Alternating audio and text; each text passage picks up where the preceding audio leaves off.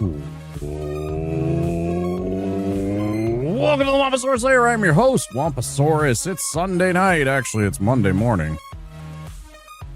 We are back. It is about 12:14 a.m. here in Minneapolis. Hello, Twitch. Hello, YouTube. I see you, Chris. Hello. Yesterday we almost had the run. I'm still salty about the fall and the the fact that my character passed right through that enemy, even though I had pressed the button and did all the thing, and we were literally on the cusp. If I had done one thing differently, if I had waited for one more cycle of that dragon's breath, I think we would have had the run. And well, somebody had said it's proof of concept. I mean, yeah, I knew I could do it. I've beaten this game many times before, so it wasn't anything specifically new, but it did make us feel good about the fact that we got the run, nearly so, and the only thing that cost us wasn't an actual boss fight, it was a gimmick fight, and that gimmick fight, kind of, I don't know, it did us dirty, but that's the way it goes, I guess.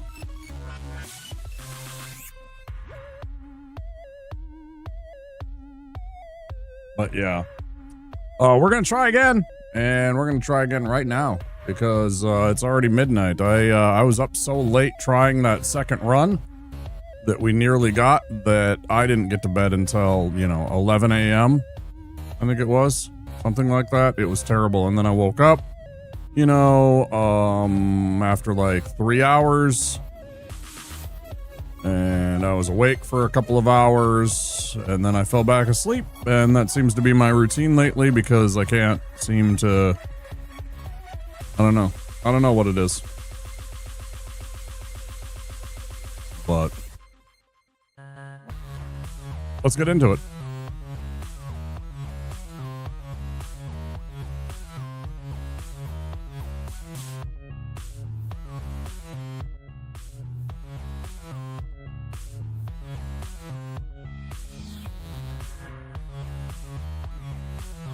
You say invader, what do you mean? Do you mean somebody from, like, an actual person, or do you just mean one of the,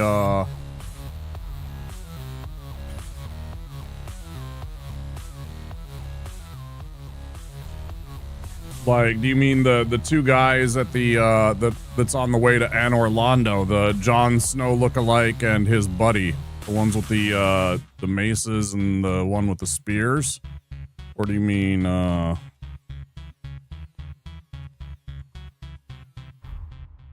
something else?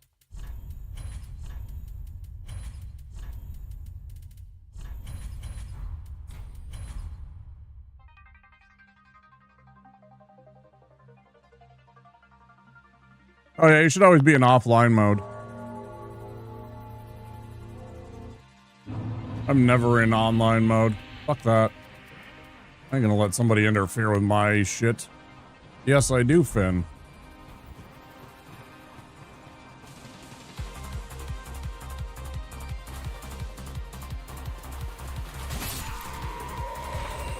Leprechaun in Space is a particularly bad movie.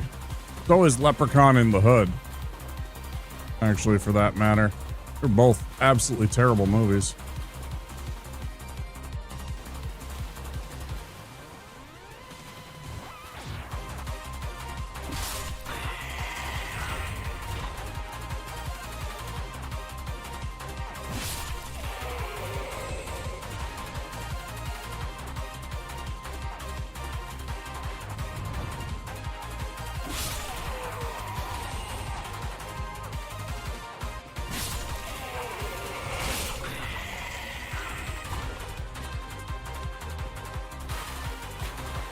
Hope you both are having an excellent start to your Monday.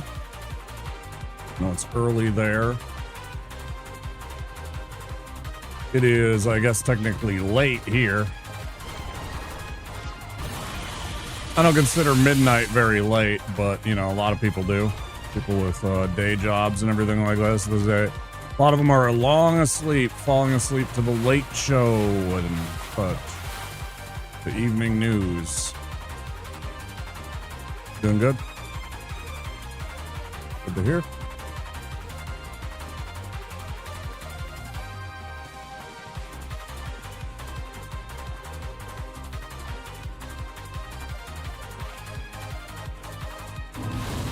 I am aware. I know what time it is in England.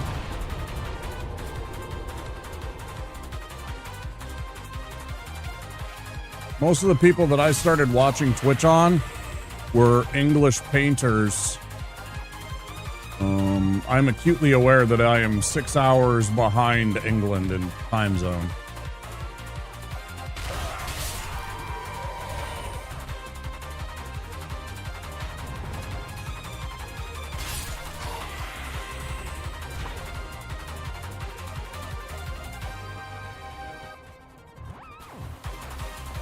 Ooh. Whole bunch of English painters and then some Italians too. But because Warhammer is such a big thing in the UK,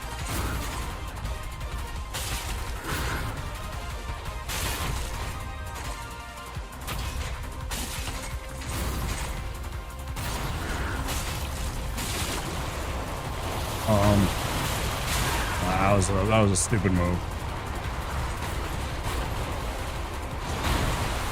Full heal here.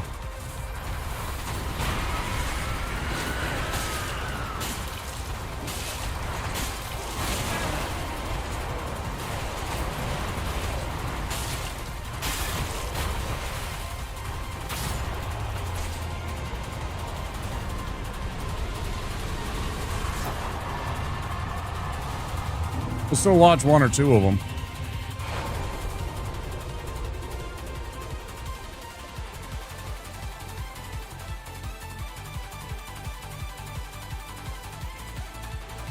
No, it was started in England.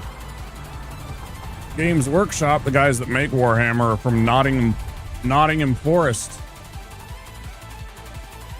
That's where their big base is. That's where their headquarters is. Where Warhammer World is.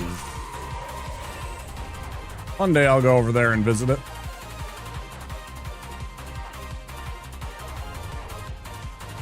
Yep, very big there.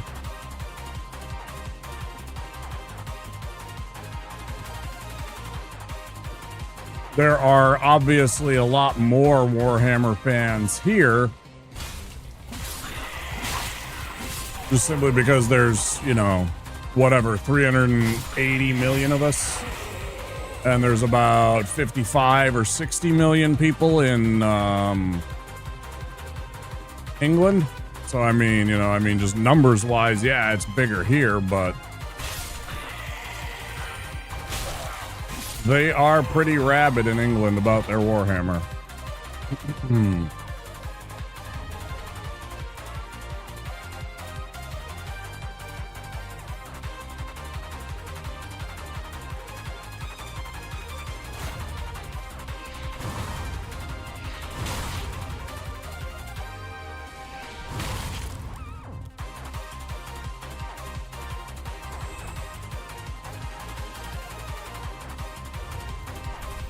You've seen Warhammer World? Yeah. Big place.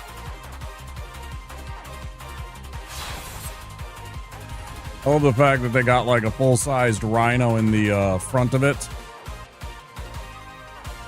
Not the animal, but the in Warhammer, if you guys aren't aware. The tank transport, the like standardized tank transport for Space Marines is called a rhino.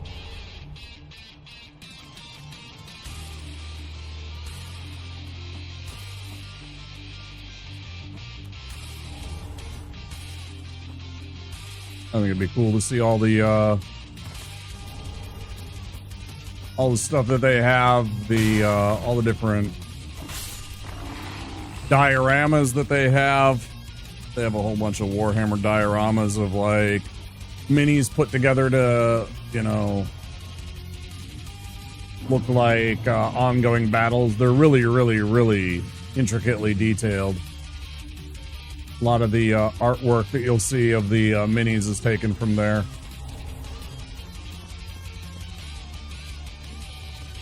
Pretty cool.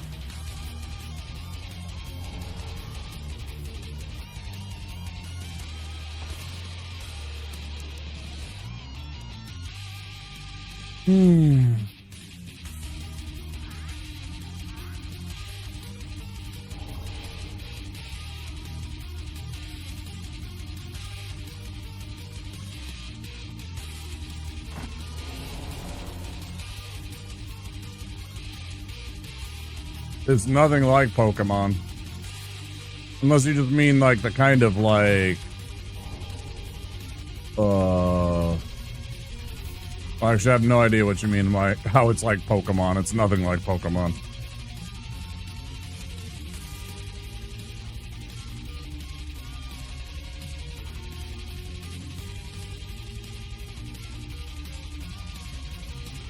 Massive Battle of the Minas Tirith. Nice. That's pretty cool, dude. Yeah, they do a really cool job with those, too. They got that whole thing. I never got into the Lord of the Rings minis. I do have.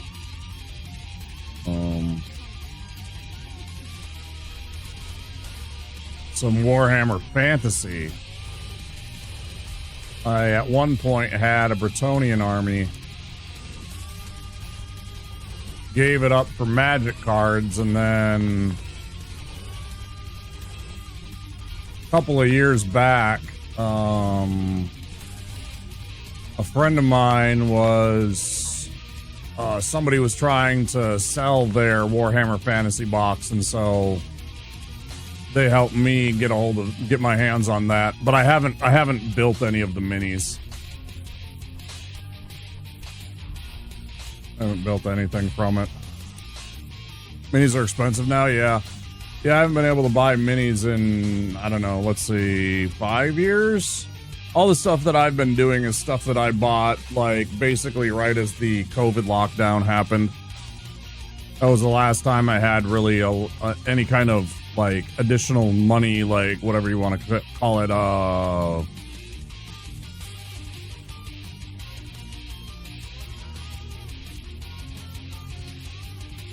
disposable income that I could throw at miniatures. I'll buy paint because, you know, a pot of paint costs like $4, but I in no way have the ability to buy a $60, $70, $80 box of miniatures. Ages ago, came with a pin of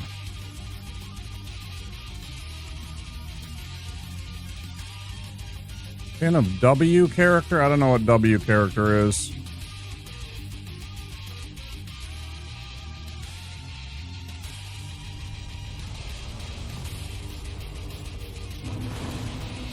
Holy cow, look at that.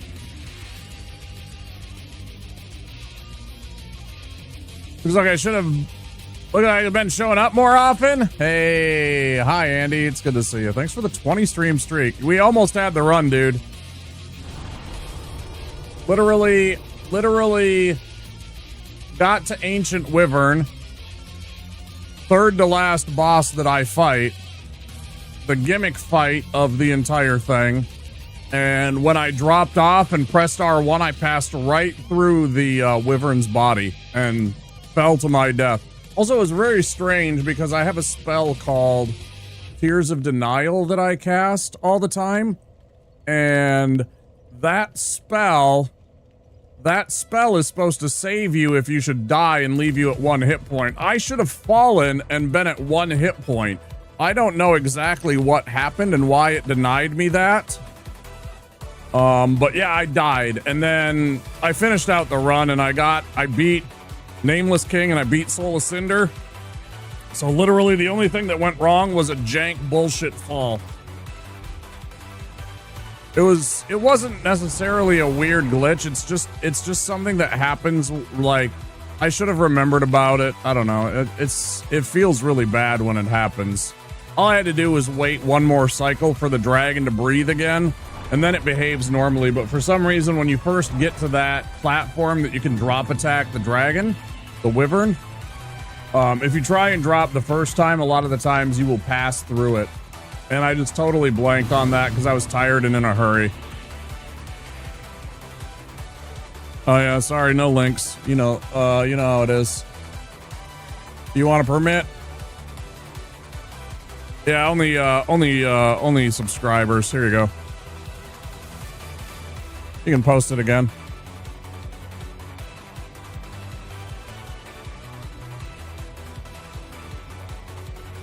Keeps the bots from posting any kind of messages.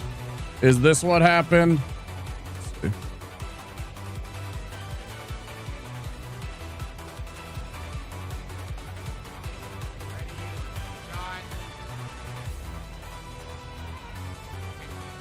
Yeah, more or less.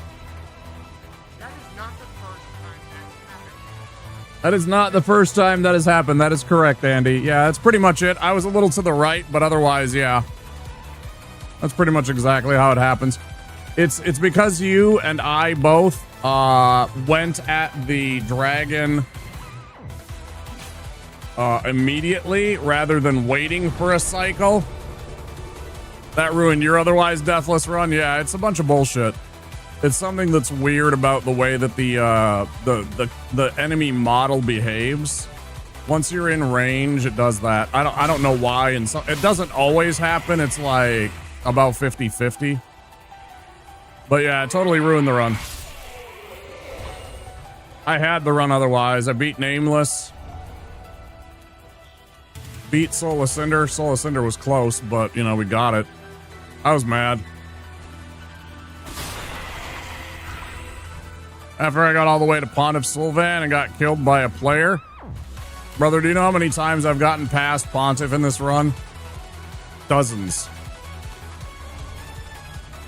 Get back on that horse.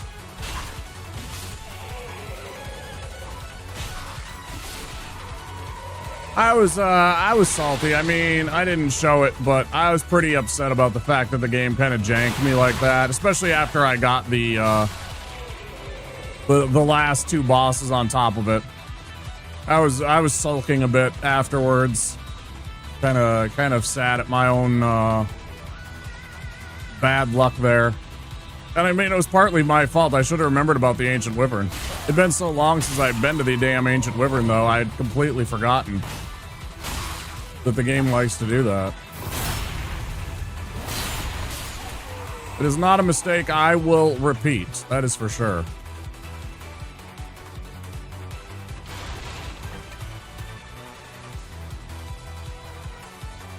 Yeah, like, do you know how many times I've died to Aldrich? I've died at least 2 or 3 times.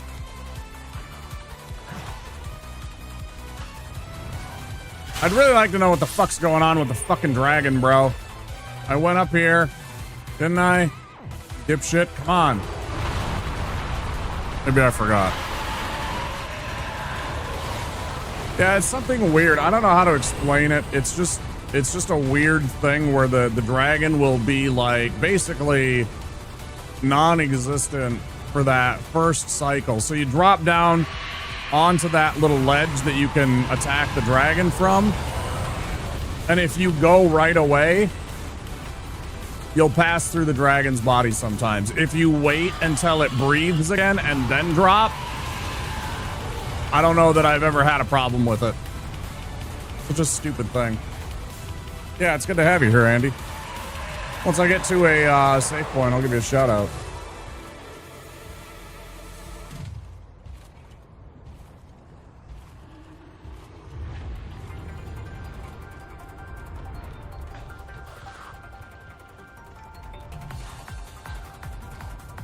I don't know how many peeps are here yet at the Twitch end, but that doesn't matter. That's not the point of it. The point of it is the courtesy of it. Hey, fuck you, buddy. Punk. Yeah, that's what somebody said too. It was proof of concept at least, which is cool. I'm still trying. Try it tonight, and if we fail, we'll try it tomorrow as well.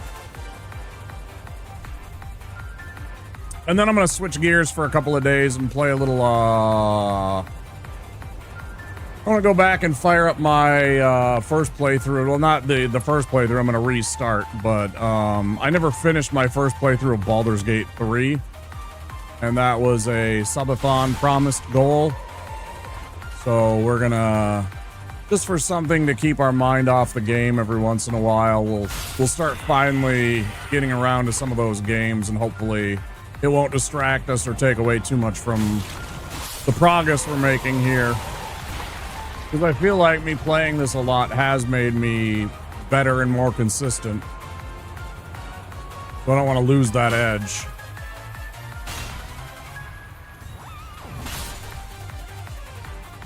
I prefer Baldur's Gate. Oh yes, make it so.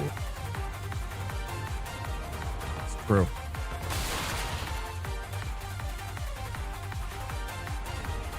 Why go Baldur when you can go Baldest?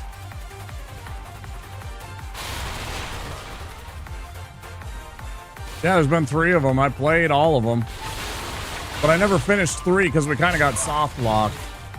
I ran into a strange fight that I couldn't escape from, and my characters were just underleveled. I wasn't properly. Apparently there was ways to get around it, but I don't want to go back and like try and pick up the game like 2/3, 3/4 of the way through. That doesn't sound like particularly something that I would want to try and do. You know. Fine, it gives us a chance to play a new character and experience the game again. Oh, what am I doing? Vampire boss.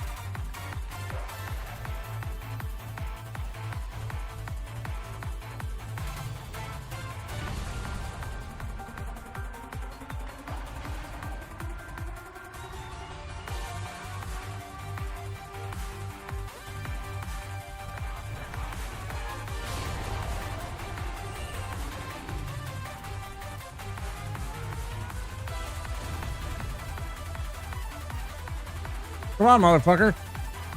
Ain't nothing but space and opportunity.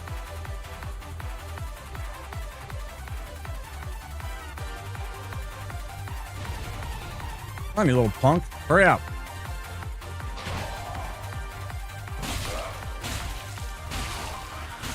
Ooh, you didn't get backstabbed. Congratulations, dick.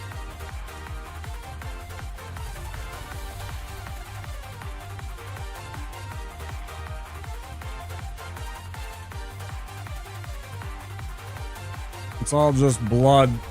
Ooh, halberd. Good to see it. A good weapon. Oops. Such a fantastic weapon.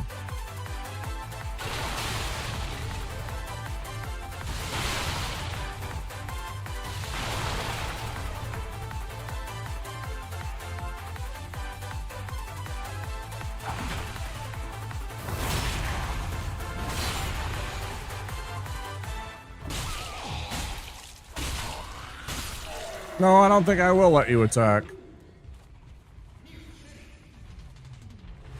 No mute city. No mute city.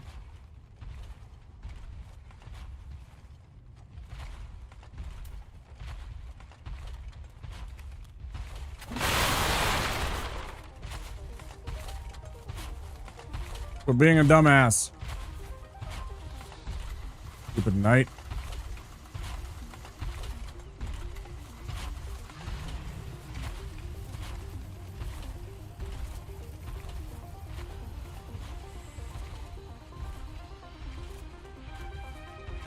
Yeah, it's funny. I don't remember there really being a thing where in Dark Souls 1 or 2, your character would get covered in blood like you do here.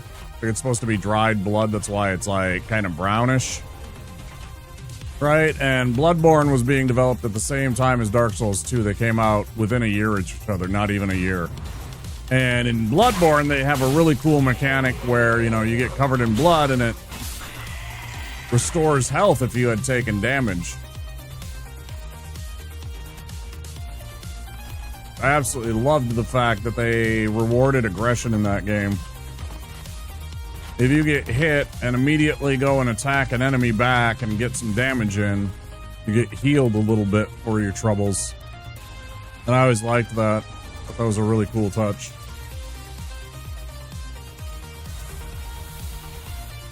Character looks like Horalu.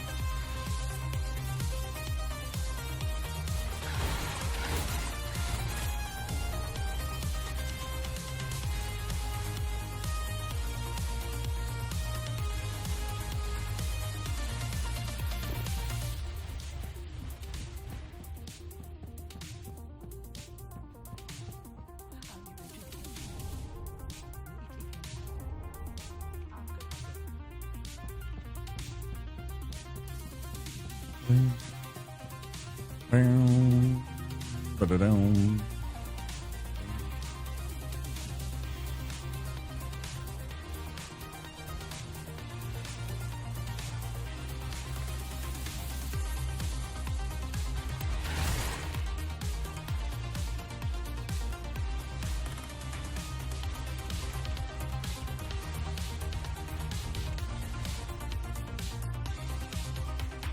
Andy, have you ever played Bloodborne? Did you like Bloodborne?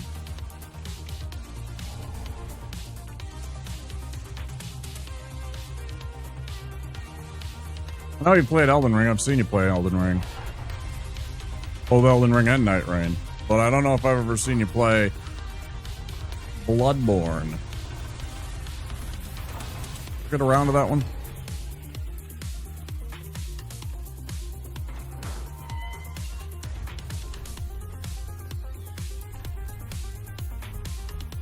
Hey, Pern.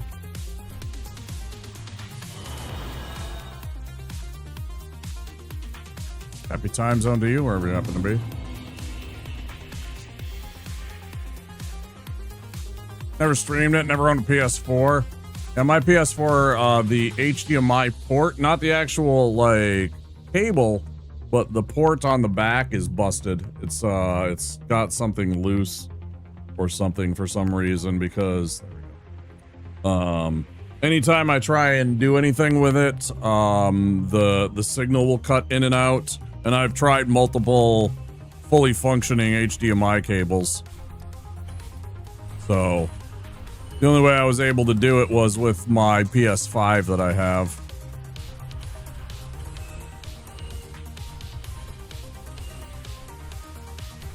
I still hate it because it's 30 frames. I just want a 60 frames Bloodborne.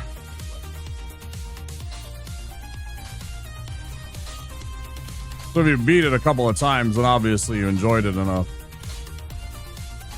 I think it's a fun game.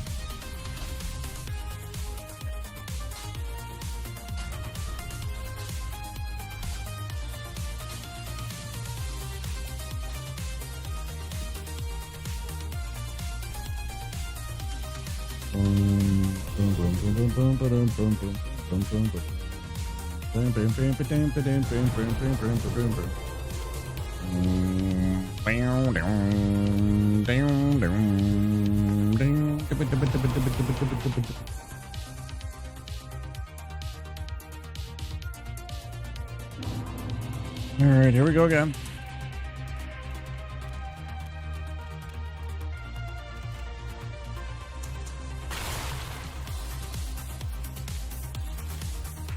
That'll never be on Xbox. For the comment and setting of Souls and Elden Ring, but Bloodborne was good too. Yeah. I like the setting quite a bit of Bloodborne. I like the story of Bloodborne. I like the fact that you're not really actually kind of the good guy. There are no real good guys in that story. Ha! Get stepped on, idiot. You guys see that? My character, like, actually landed on his head. So I bounced just ever so slightly.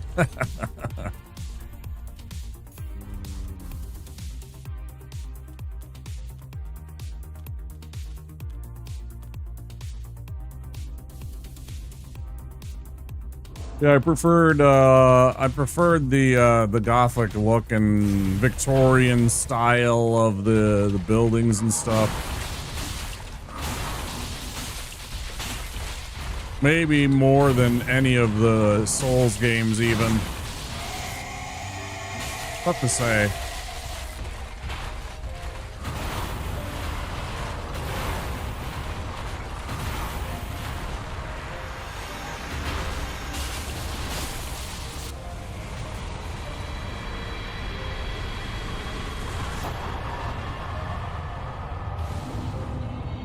But for whatever reason, some psychopath decided that they wanted to limit it and cap it at 30 frames a second.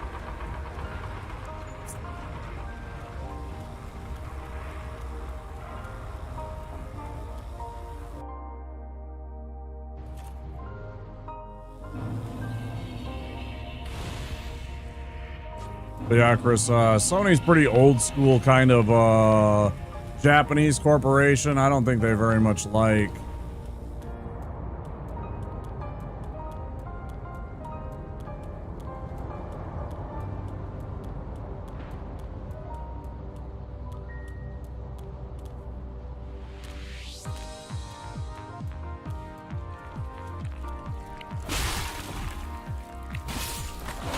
So I'm betting they probably like Xbox more than Nintendo.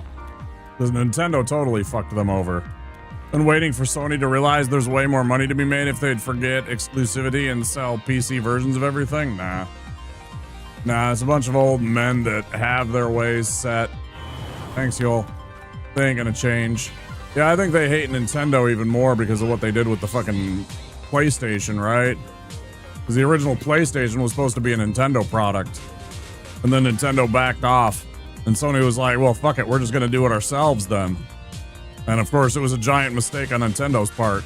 They've never had a grasp of the market like they did back then. They lost a huge, huge opportunity. Nintendo could have controlled the entire video game market, and they fucked it up. Which is all the better for all of us.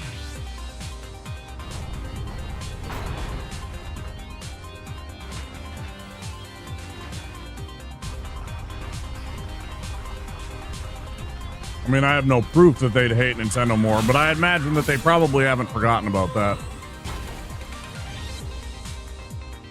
Oh, sure. I mean, they'll gladly take the money.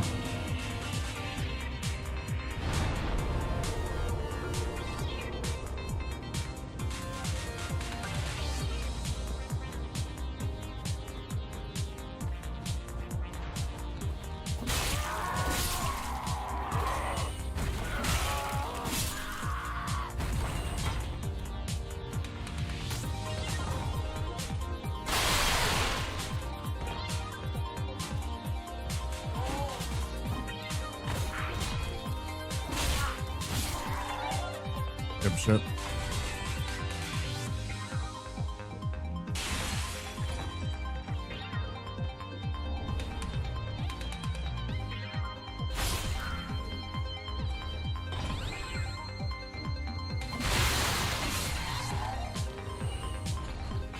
Gotta remember your Machiavelli. Keep your enemies closer, right? Yes, we will gladly accept that you have shares in our company. Thank you for continuing to contribute to us being successful.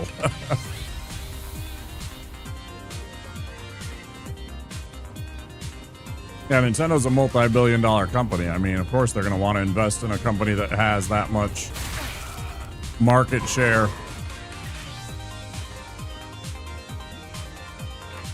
Yeah, they fumbled Sony and they fumbled Square Enix, right? They lost the exclusivity they had with Square Enix and Final Fantasy because they were too stubborn. Prime example of them making poor decisions all the time. Like Metroid Prime 4. And like making Link and Ocarina of Time remake look like a fucking monster.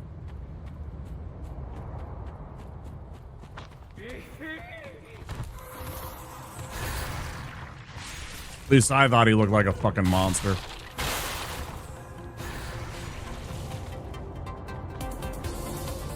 Playing 4. Nice.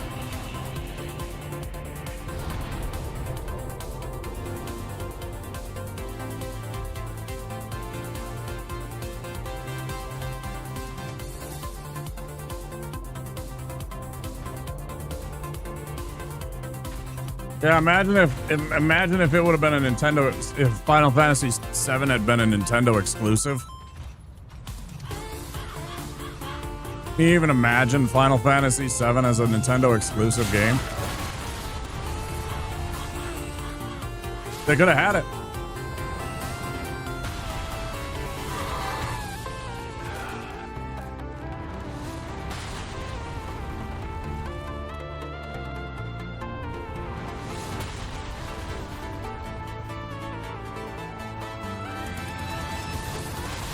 I mean, we're one decision away from that have been happening, right?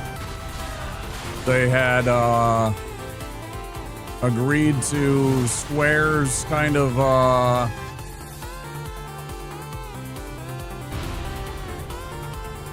input. They probably would have still been. They probably still would have been partners. I think they have the rights to my phone. Had to tell them, hey, look, this thing's not how things are gonna go.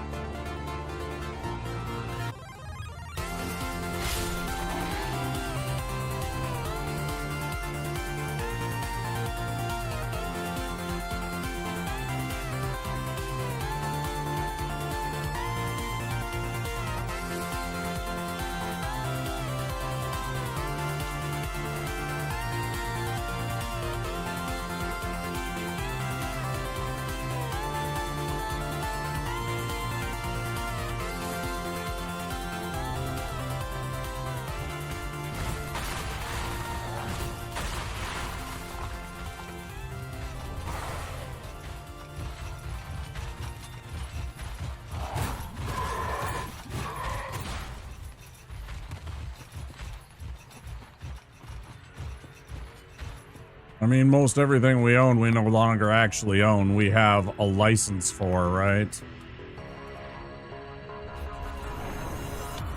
Because morons keep on putting people in charge that keep putting judges into office that continue siding with corporations rather than people. So we grow a spine and start electing people that will stand firm and say we're only going to put judges on the bench that will give a shit about people over a corporation. Nothing's going to change.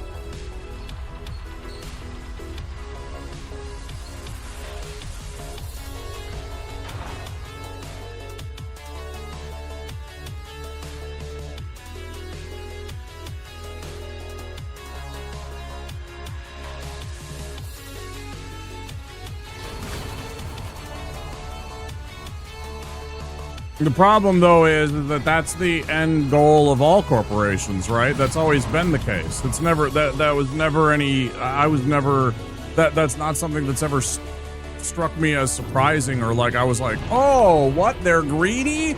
Of course they are. They always want to just make the most money, right? Because that's the entire end goal of end game capitalism, is maximum profits.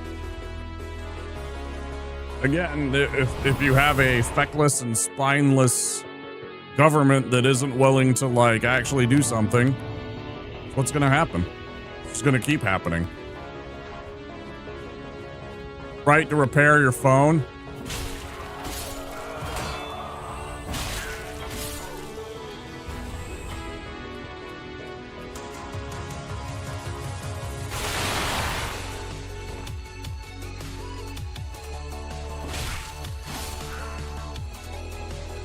And especially corporations that are publicly traded, right? Something you have to understand is a term called fiduciary responsibility.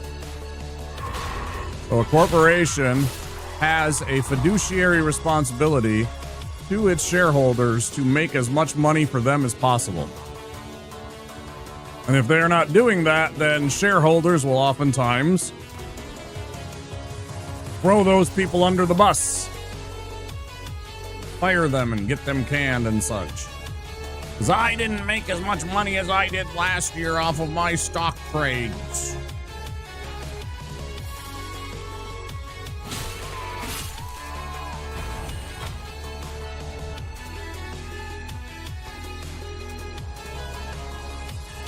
Yeah, it means that they have a responsibility financially to the shareholders to make as much money as possible for the shareholder. And that any decision that they make should be with that in mind. Fiduciary responsibility, I mean.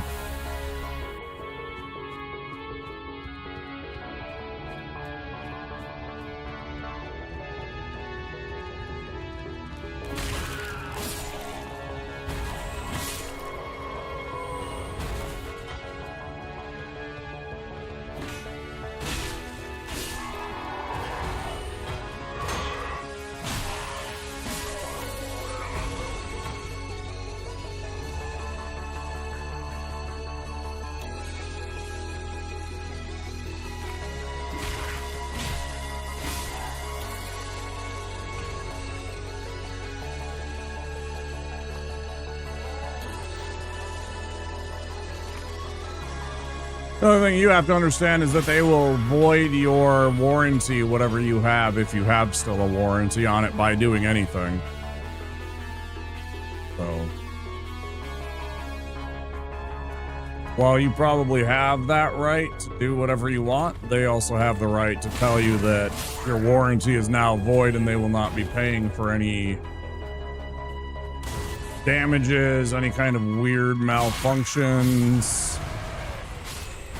If they wanted to be real dicks, they could also deny you any kind of actual updates to your phone's what's the word? Like the basic programming. Yeah, I understand. I didn't think you were worried about the warranty, but they can. I think it's also let me see, is it and waiting for Sony to realize there's way more money to be made if they forget exclusivity and sell PC versions? I don't think they ever will, dude. I really don't. I think it's... Is it FE? I think it's...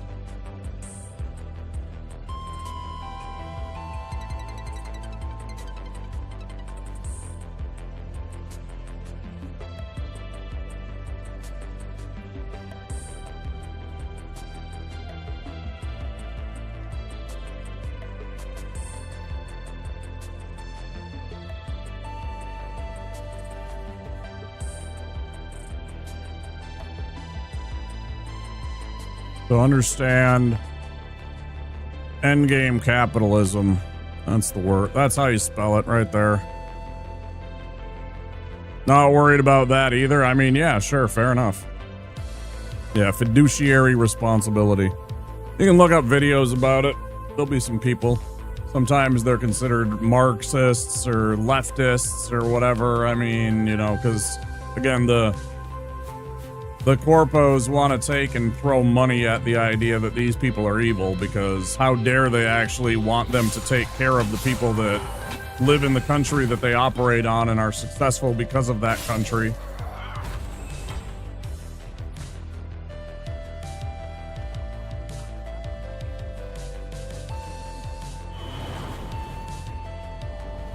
I always get concerned when I hear the politicians talking about going after taxing the billionaires, which is a great idea, but then they completely ignore the idea of taxing corporations properly.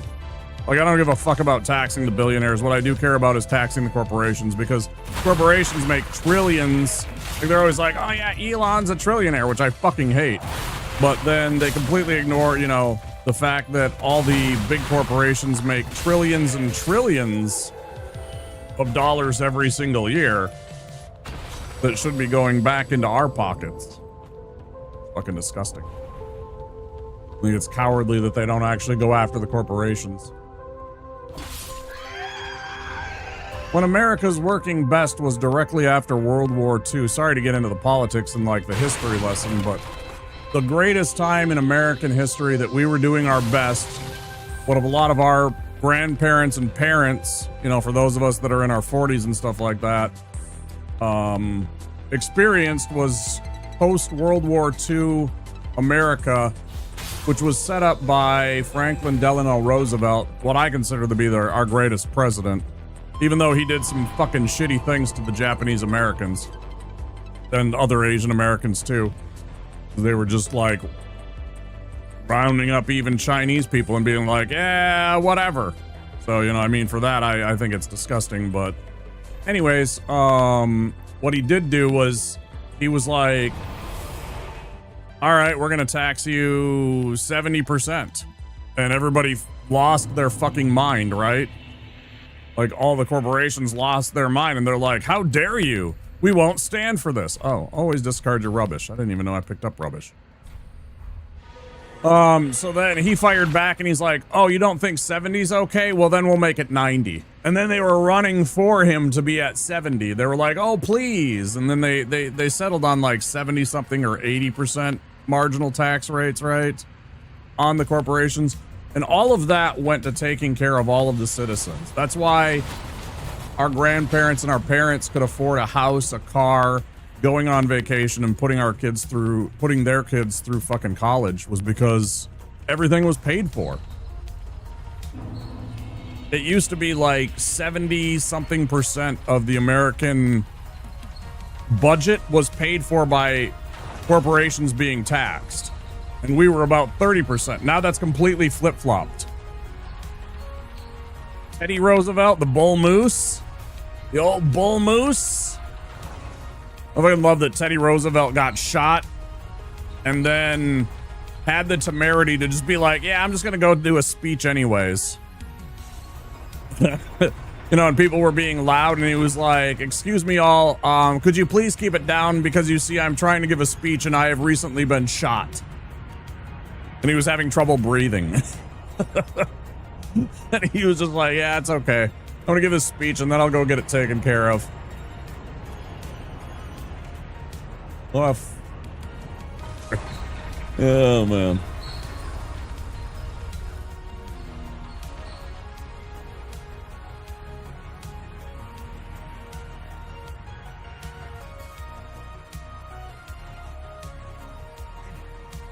Oh yeah, he's definitely top 5 for me.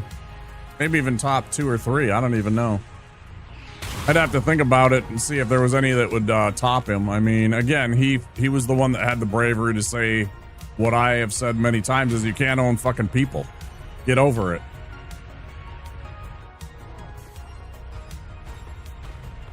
Like, that should be rule number 1.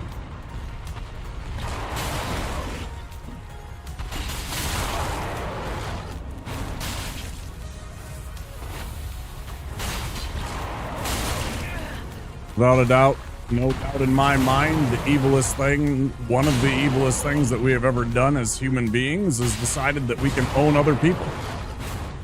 Like, it's fucking disgusting.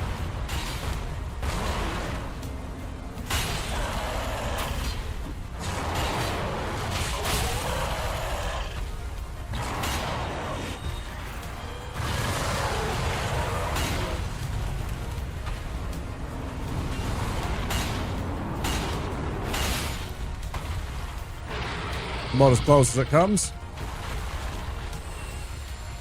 He was about to do his bomb. That would have killed us outright.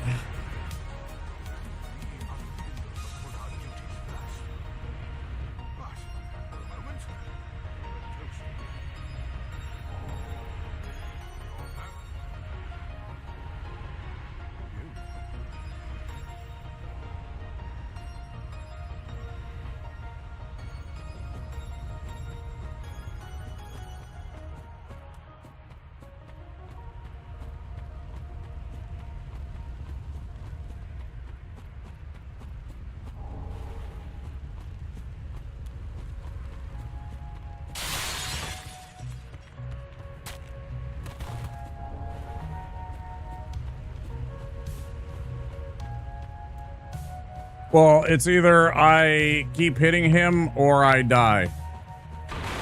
I wasn't getting away far enough where I would have survived the explosion anyways.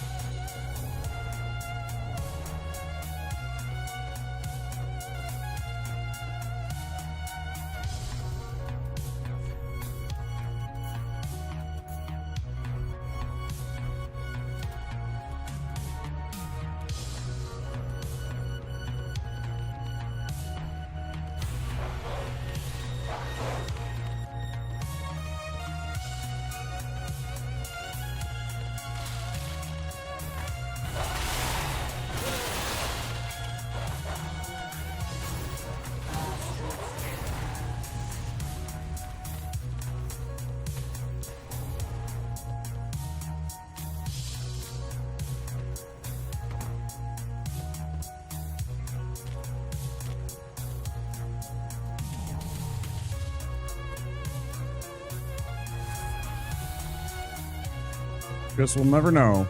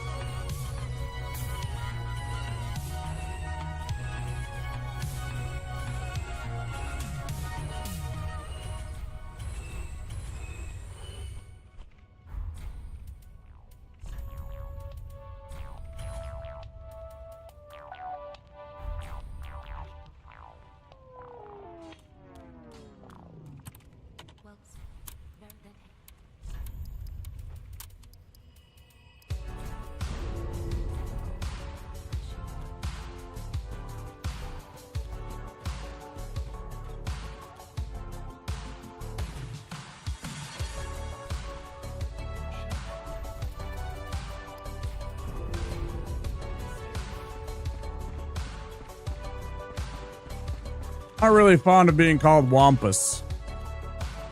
I think I've said that before. Don't really prefer that nickname. Thanks.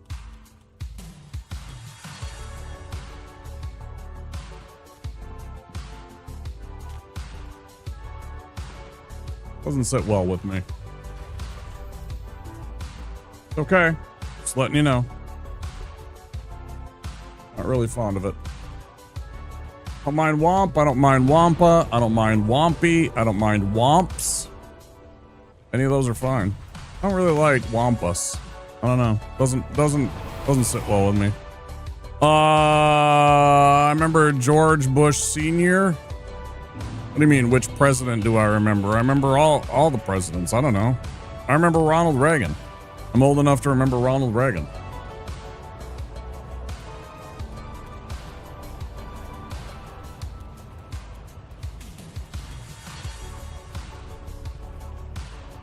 And what a piece of shit he was.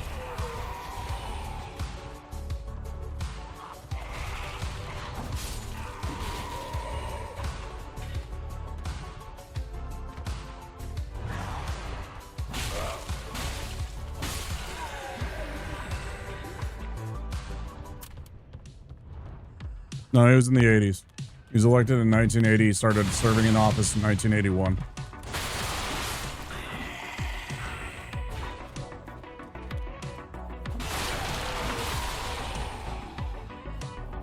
Well, I just answered that question.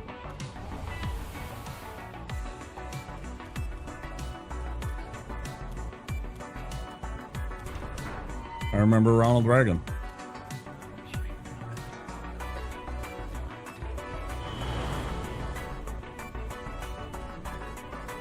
Ads coming in 1 minute, guys. If you're not a subscriber or have Twitch Turbo, there will be 3 minutes of ads.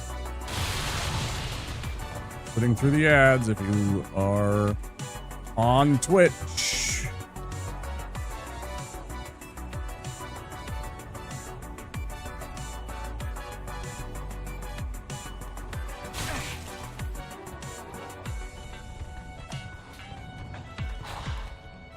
There you go, asshole.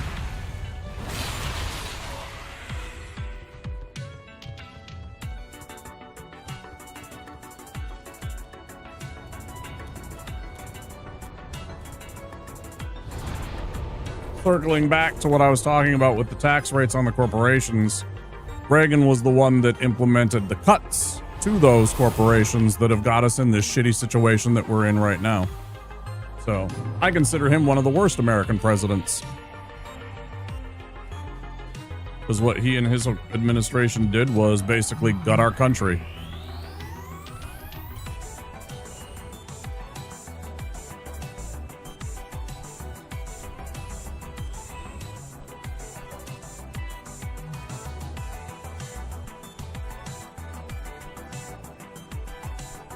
Seems pretty tame what he got impeached for, getting a blowjob, especially compared to nowadays. Like the notion that getting a blowjob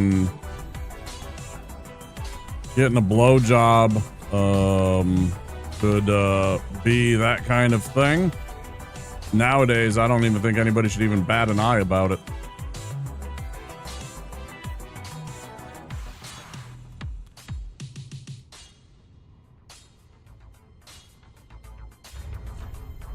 Oh yeah, let's go talk to old Gray Rat and get this going.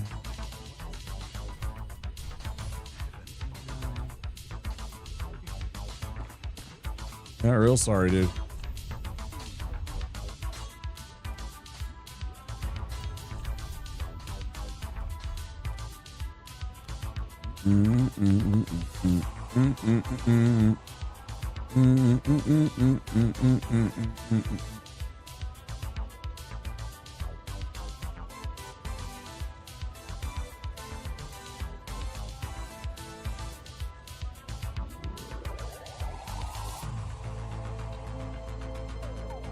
I don't think if there's anything else that I'm forgetting.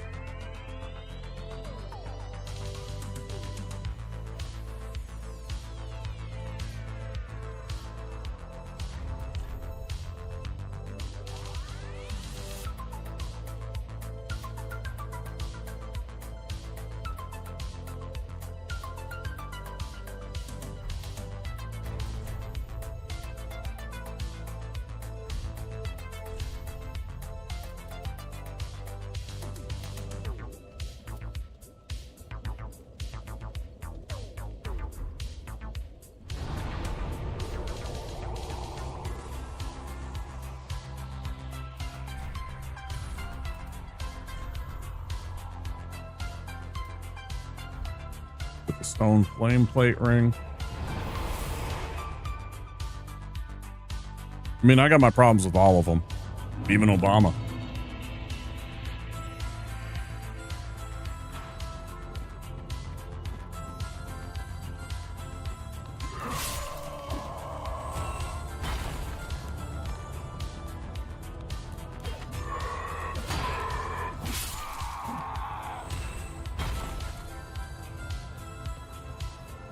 Wearing that dude like a fucking stole.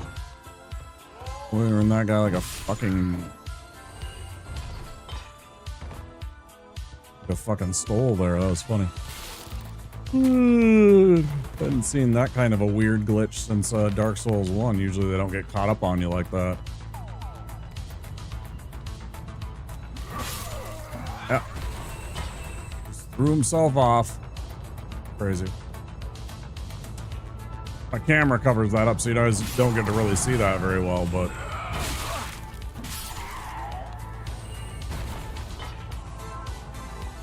You think who sorted out?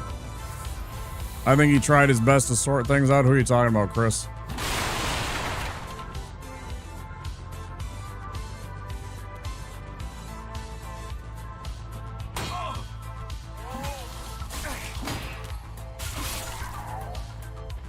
Obama.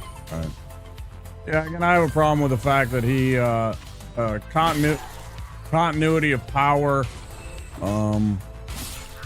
He carried out drone strikes on American citizens without giving them due process.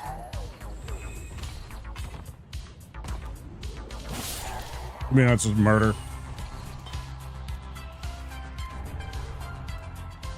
Like, I understand some of them were, you know, horrid human beings, but like, it didn't feel like they even tried.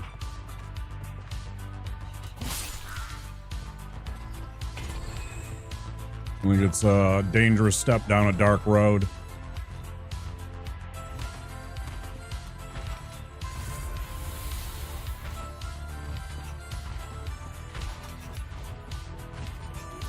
Yeah, me either. Not really. I mean, I thought Obama was okay. I was convinced that he was going to change things, and then he just did more of the same, mostly. Got stonewalled by Congress for most of his presidency, though, so I can't blame him entirely. He had about 2 years. He chose to do one thing, and then he got absolutely rocked by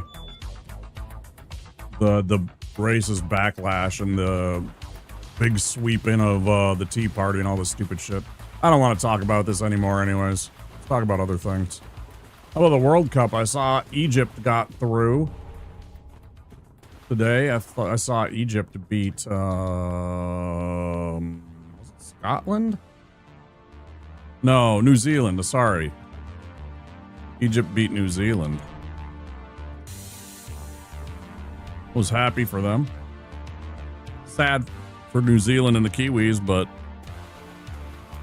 neat to see the African nations representing, you know, them in Morocco and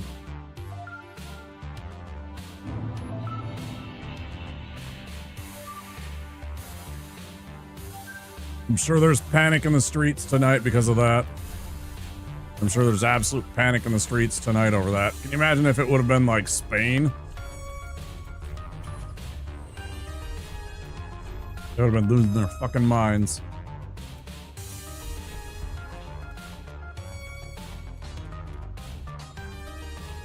But they take their soccer very seriously in Italy, too.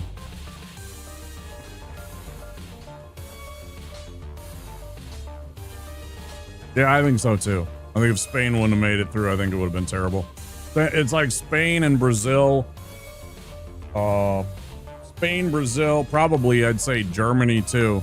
They would be absolutely, like, up in arms. Oh, 8 fucking souls. They would have been absolutely up in arms if any of those countries wouldn't have made it through, I think.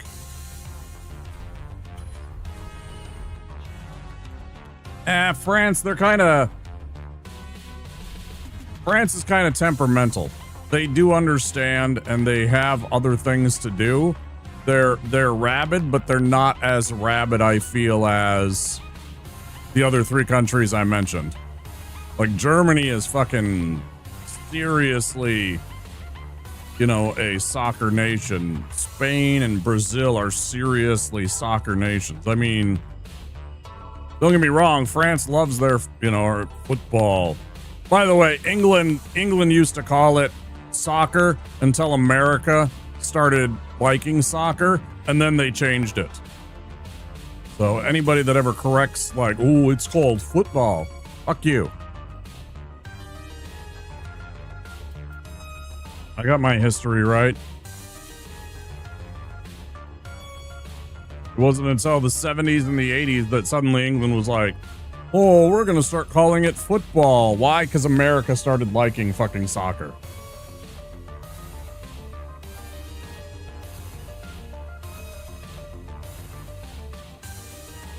But I just always call it soccer most of the time because we have American football here. So football is football, soccer is soccer.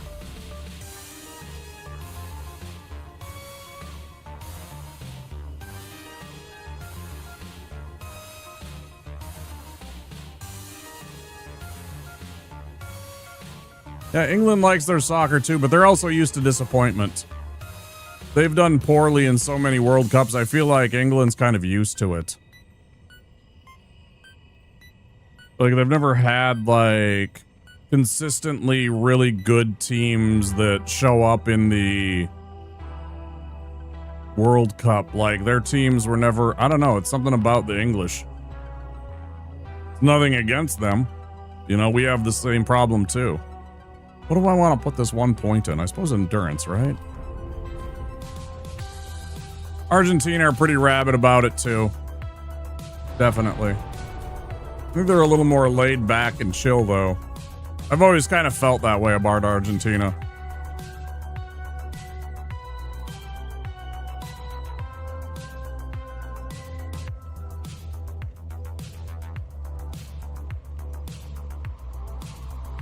But then again, I've never been there. It's just always...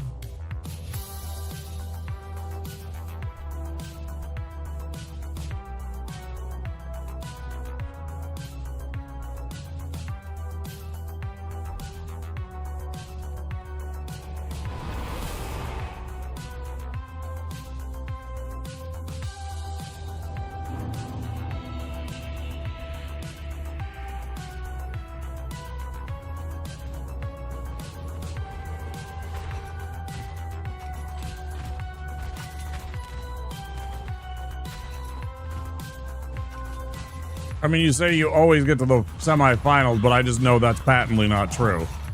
I can go back and look at not the last World Cup, but the one before that or the one before that and see that you guys didn't make the semifinals.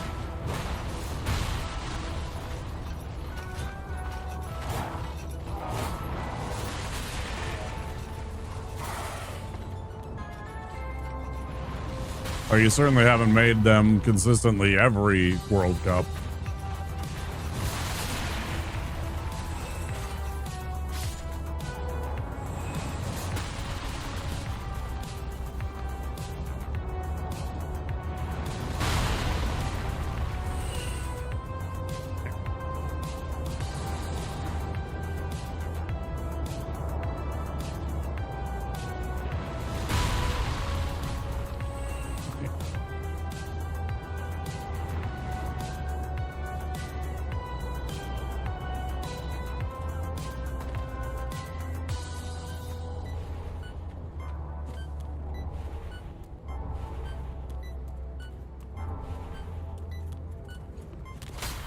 Oh, hello there. You decided to come over and say hello, huh? Finally? I got some good players. I mean, Harry Kane's been doing his thing. You know, you got some good midfielders. I'm not saying England's bad. I love watching Premier League football. Right? Man United's my team. I was really excited when they finally gave Michael Carrick a chance at being manager. I really hope that they just make him the manager full time. I think that would be the wisest choice that they could do. They probably won't do it, but you know, I think they should just give him a contract and let him be the manager for a few years. Seems to be smart. He knows how to get his team motivated. They were, I think, the second best team in the second half of the season after Amorim got sacked. One of them's from your town. Nice. I mean, that's bound to happen in a country as small as yours. I guess not necessarily, but like, I always remember that, you know, England is smaller than Minnesota. I can't imagine fitting 50 million people in Minnesota. I don't know how you guys do it. The population density there is just crazy.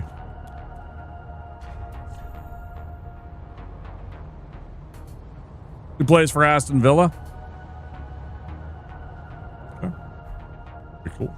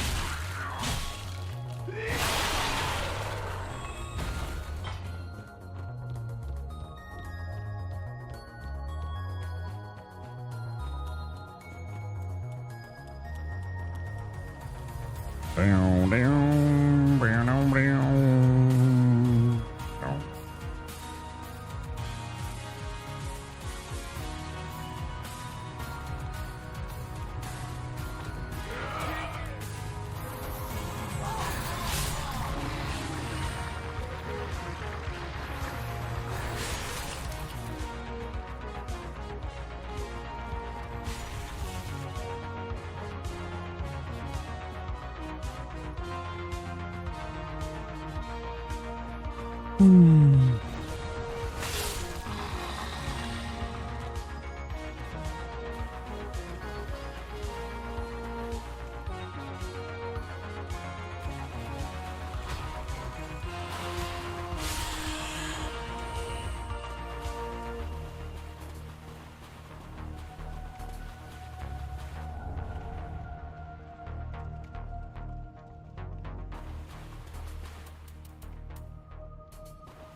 it's nice when they do homegrown talent. They have homegrown kids that actually play for the teams and stuff like that. I think it's something that Man United got away from for a long time.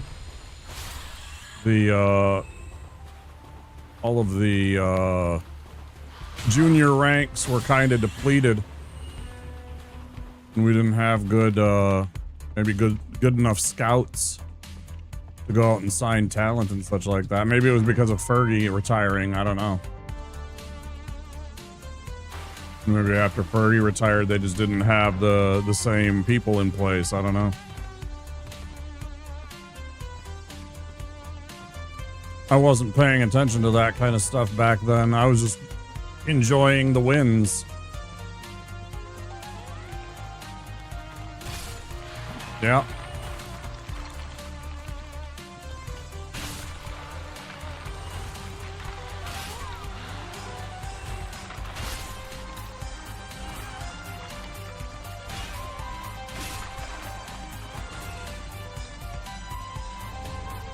Yeah, when I was young, I've talked on this before, but when I was young, you know, and growing up, and there wasn't a lot of chances to watch a lot of the European teams, right? It was only like during the UEFA that you really got to see any of the teams. So like my choices when I was, you know, first starting to be interested in soccer, it was like, you know, Real Madrid, Barca, you know, fucking PSG, Bayern Leverkusen, Dortmund. I don't even know if Dortmund was big back then.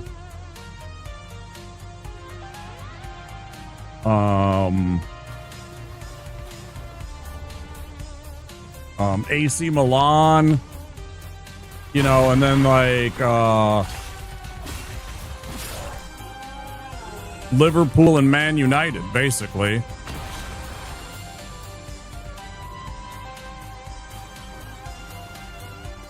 And so I had to pick a team, and I liked the mascot of the Red Devils. I was like, yeah, Devils, right? Didn't really care for Liverpool. I didn't really have an interest in rooting for PSG. I didn't know much about any of that. So United it was. They were the team, one of the teams that was good that you could actually see consistently. Fergie was always getting them into Premier Championship shape and chasing after UEFA titles. So started rooting for the Yankees of the Premier League, essentially.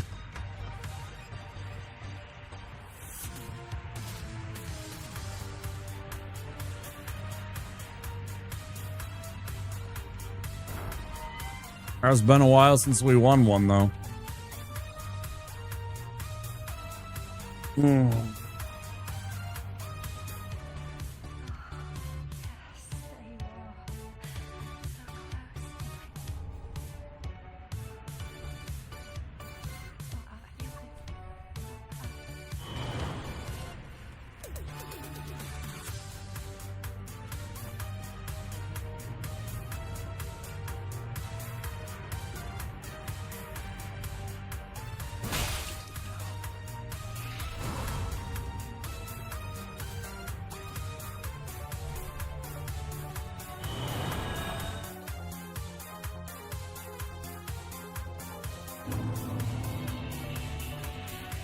Oh, my Minnesota United.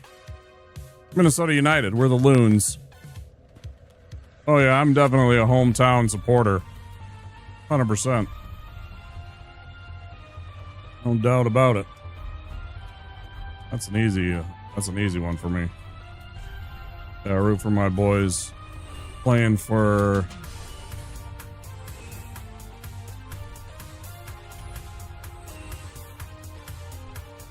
my hometown team.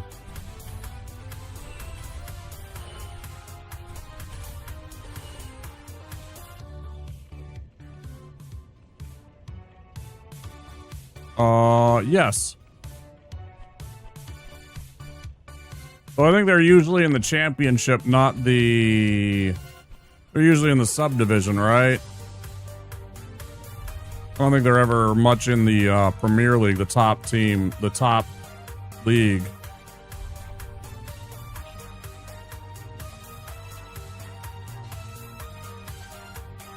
Yeah, don't they play for Wolverhampton or something like? I think it's called Wolverhampton.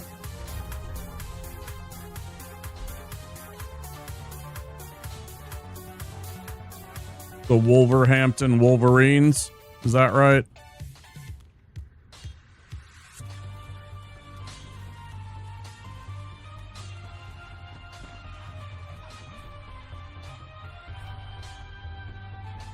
Miami Dolphins jersey and a Cardinals jersey, like the St. Louis Cardinals.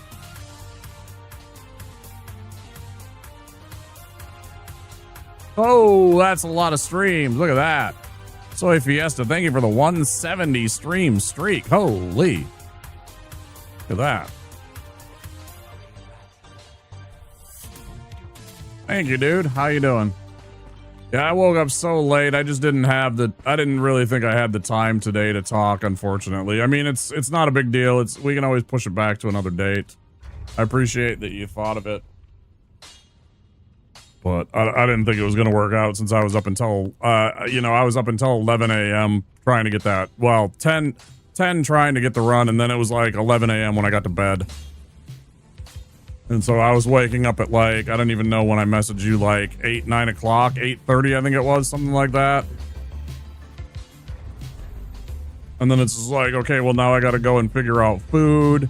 I want to get my exercise in, because if I don't get my exercise in, I feel like shit most of the day because I haven't moved my body. You know, so that's a half an hour, and the fucking cooking was, in a whole hour, because I had to use the chicken that I had, because if I didn't use the chicken I had, it was going to go bad. Well, not bad, but, you don't want to leave it in the fridge too long. And so, I wasn't even ready at 11 p.m., to stream. It wasn't until midnight almost that I was ready to stream. It's like, all right, well, might as well just make sure everything's good and go at midnight, even though I fucking hate starting at midnight, but, oh well. I'd rather start at midnight and be late and just be an overnight streamer kind of guy and whatnot than not stream at all. I got plenty of European friends that stop in. That's good. Some of you West Coasters and some of the D-Gen friends. But I appreciate you, dude. Thank you for wanting to blog away some time. We'll find a day eventually. Get that all sorted out. I just have to, have a better... My sleep have to be a little...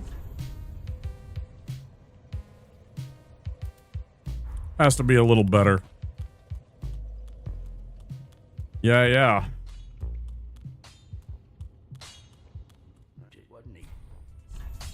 We're going streaking!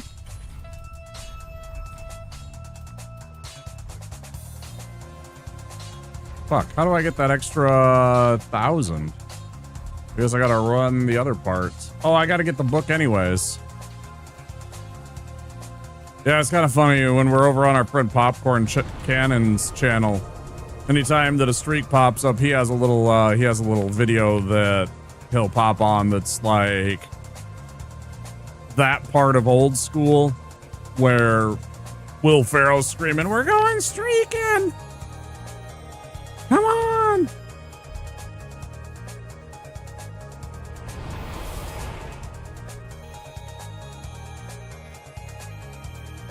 Yeah.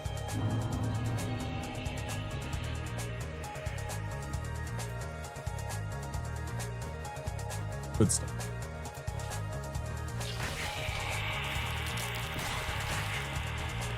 How did the Zelda go, by the way, Soy? I didn't get a chance to actually see it.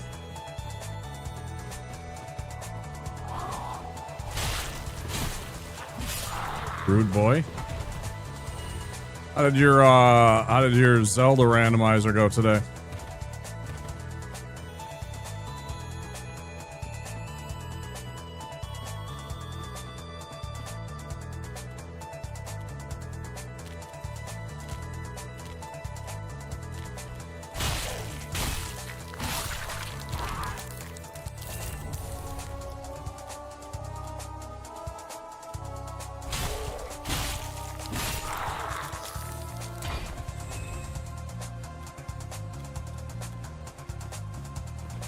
Bad, made me do all the dungeons, but the game was light and let me know that early. Still got sub 3. Hell yeah, dude. Sub 3, that's fantastic. Especially if you had to do all the dungeons, man. That's fucking rough. Well, that means that you're making a lot of progress with getting good at speeding all the little, you know, micromanaged, like, other things, you know? Getting better at all of that stuff.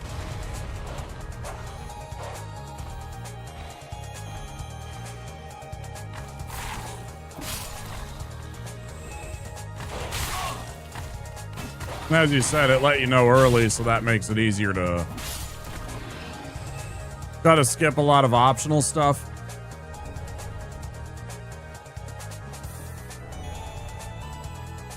Since it informed you that it was going to be kind of one of those playthroughs with the hints and such. Cool. I mean, not cool, but, you know, good that you were able to sort it out still.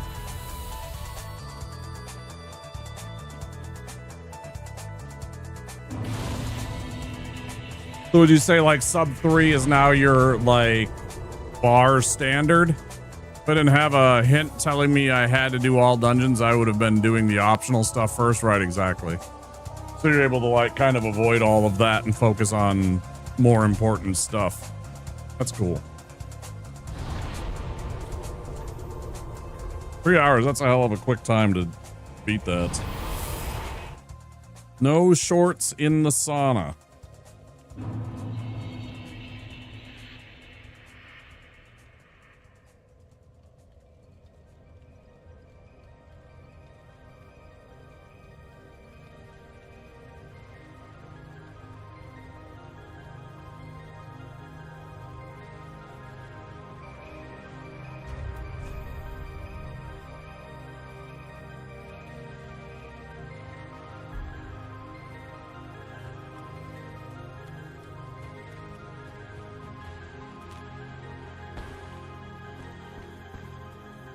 Close to 50-50. Good.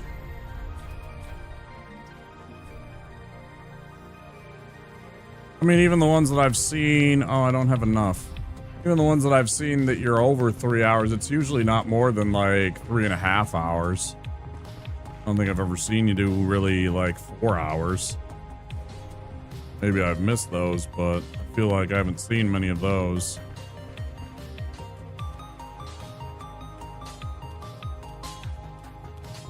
Fuck you, yawns. Been a long time. Yeah, I don't remember seeing one.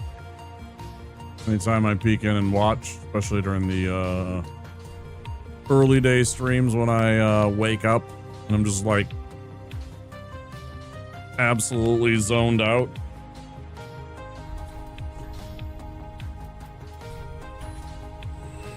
Okay, that's almost enough.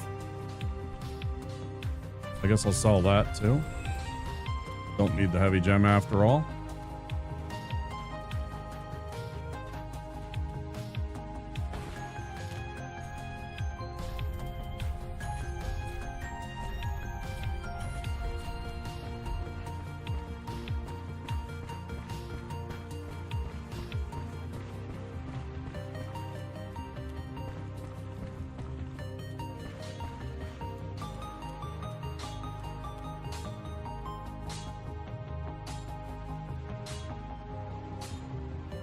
Last location, my last item the other day, and went like 348 or something like that.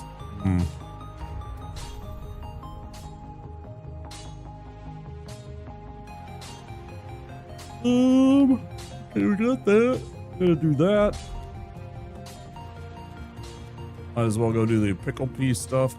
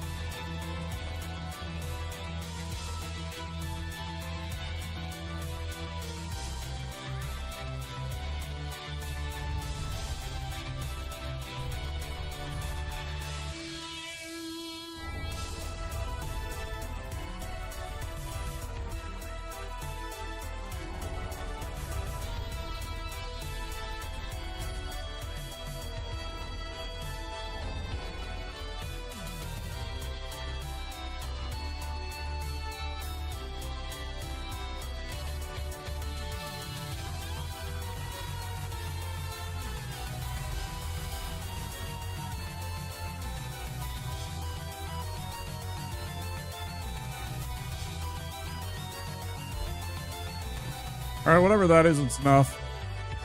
I don't know what you guys are talking about, but enough of that. Try and keep it polite. Talking about fucking women repellents and baseball bats and shotguns and shit. I'm not about it. I don't know if it. I know it's jokes, but still, let's keep it polite.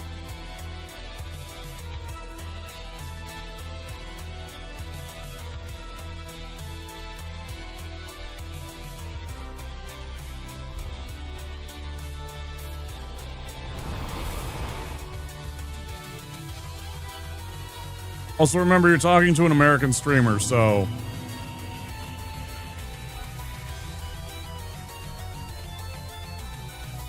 Y'all better be watching your ass.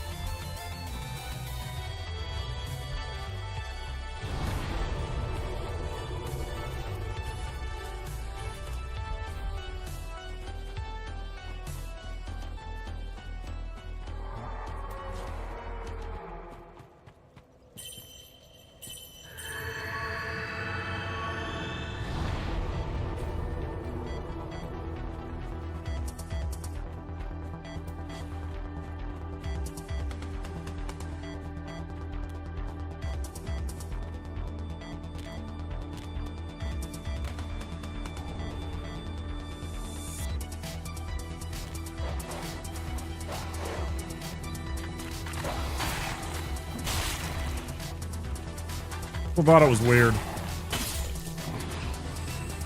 I still thought it was weird regardless. Jokes aside.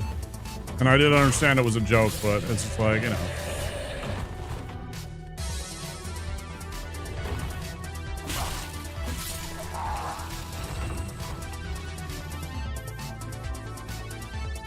Not talking about repelling women with baseball bats or such.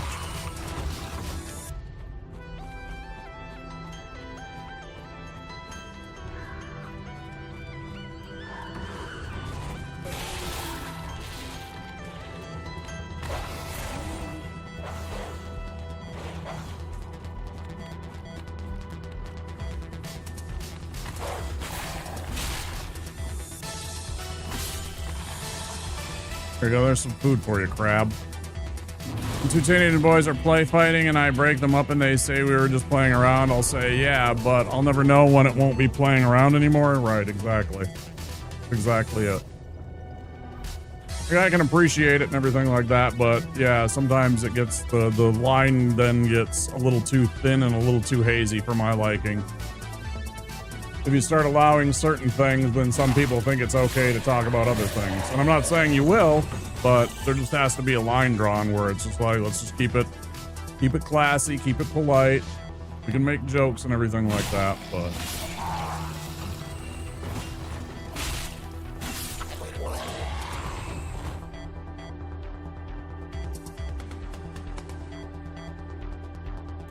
Man. I don't want to have to go and, I don't want to have to go and moderate shit. I prefer when I don't have to moderate stuff and I can just, you know, laugh along with everybody and just, you know, roll my eyes at some of the comments, but I do have to draw lines. Even if they're in jokes. It's part of my job. Make sure everybody feels comfortable.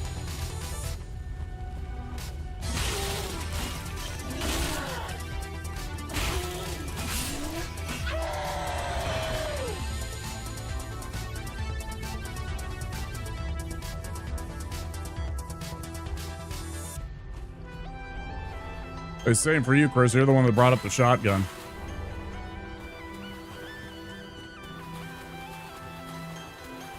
Don't make me pull the receipts.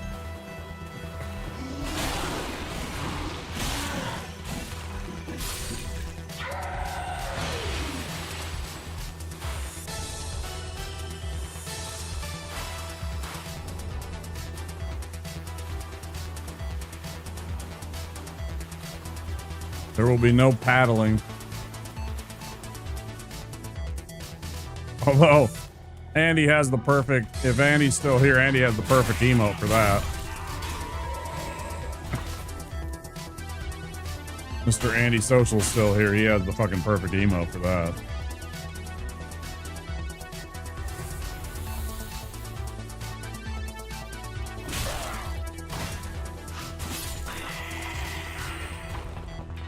Right.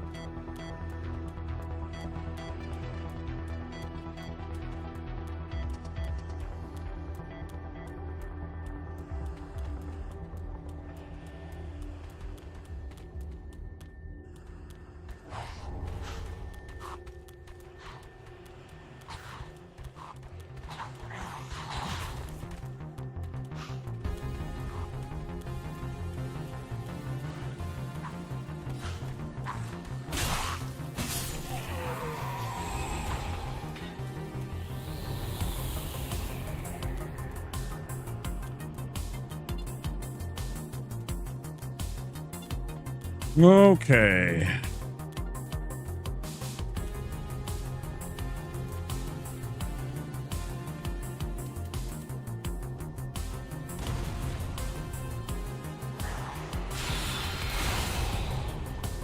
Missed clown.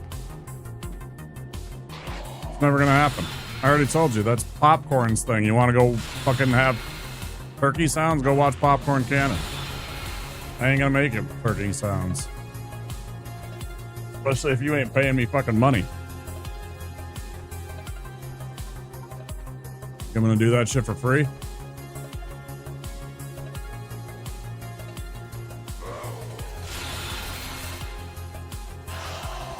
I am not your dancing monkey.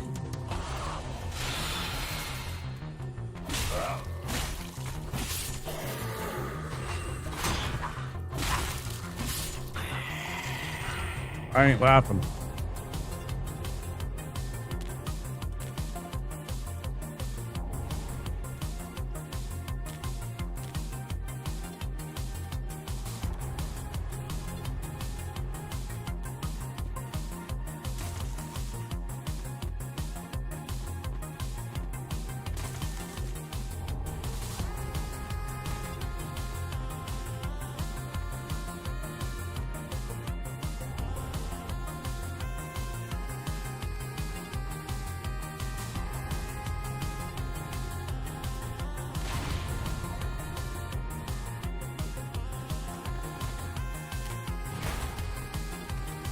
Sorry, right now is Judge Womp fucking mode. So I have to be paying attention to shit.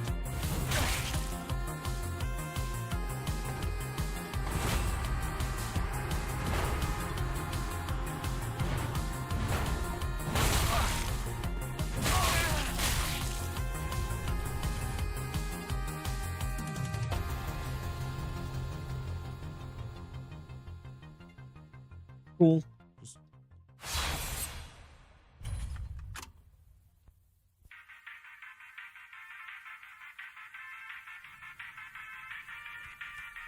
Y'all got me on alert.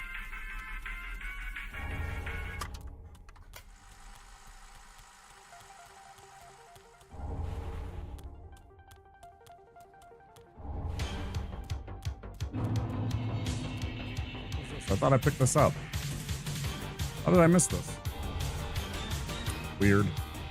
Must have taken a weird route.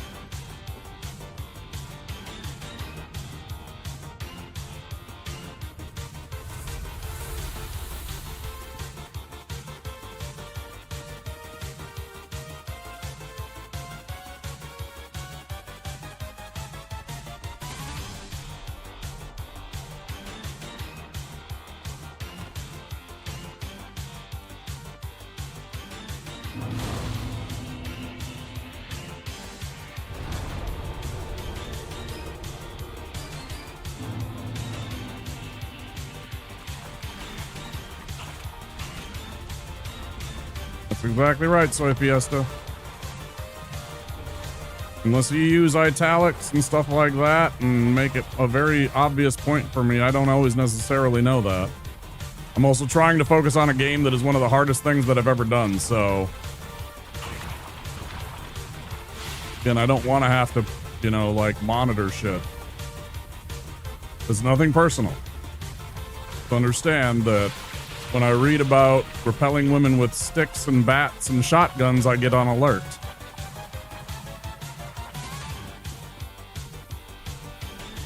I know you're joking, but I have to monitor that stuff and I have to moderate that stuff, because if I don't moderate that stuff, then it comes back on me, not on you. It comes back on me and my channel.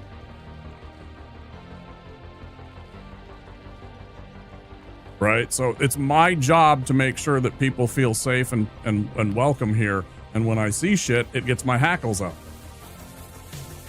I don't want to have to do that. I want to just be chill. But I also have to make sure it's a comfortable place for everybody to be. That's all. That's all.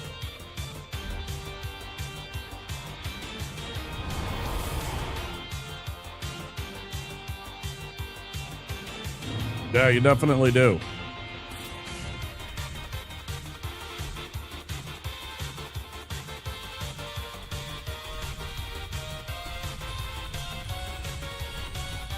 Well, I'm not mad. I'm not mad at either of you. Just understand that, Chris, Finn, I'm not mad at anybody. I just want it to be very clear the boundaries. That's all.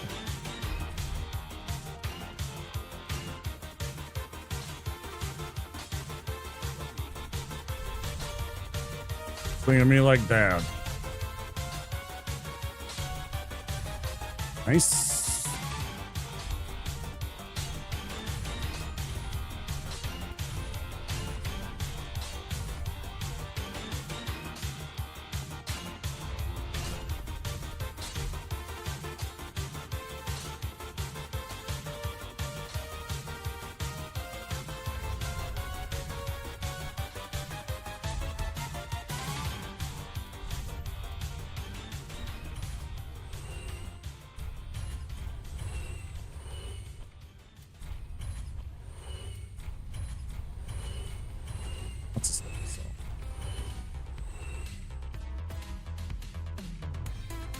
Oh yeah, fuck those guys. Do exactly what I did. Now, there is a trick to it. If you didn't notice, maybe you didn't notice, but you noticed how I, like, kind of moved up and down on the ladder? Right? That's a manipulation. I'm manipulating their AI, okay? I'm gonna show you something. They're not gonna be here and everything like that, but I'm gonna show you something in case you missed it.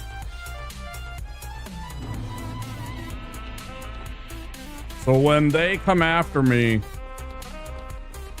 right, and I go down onto this ladder,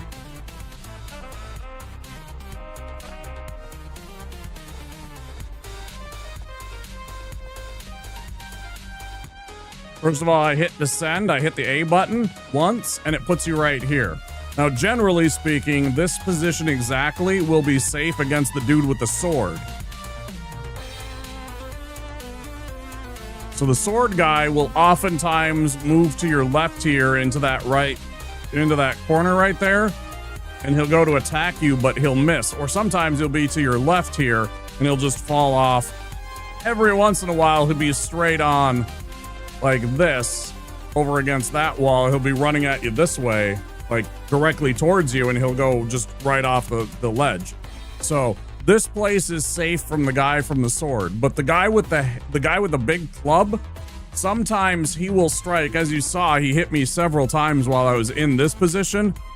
So you have to be careful, because sometimes the guy with the big club will strike you and hit you many times in your hands and your chest and your shoulders and your head when you're on this first rung. So every once in a while, you just want to take one step down. Literally just tap the controller down once till you're on the next rung. But then you have to be aware, sometimes that guy with the club will approach the ladder with the intent to get on the ladder, because if you're here, he can actually mount the ladder, and then you have to like fight him, and you will always lose that when you're how I am armed. I have no armor and everything like that, so I'm taking maximum amount of stagger from his hits, and he is not taking much damage from my hits, right?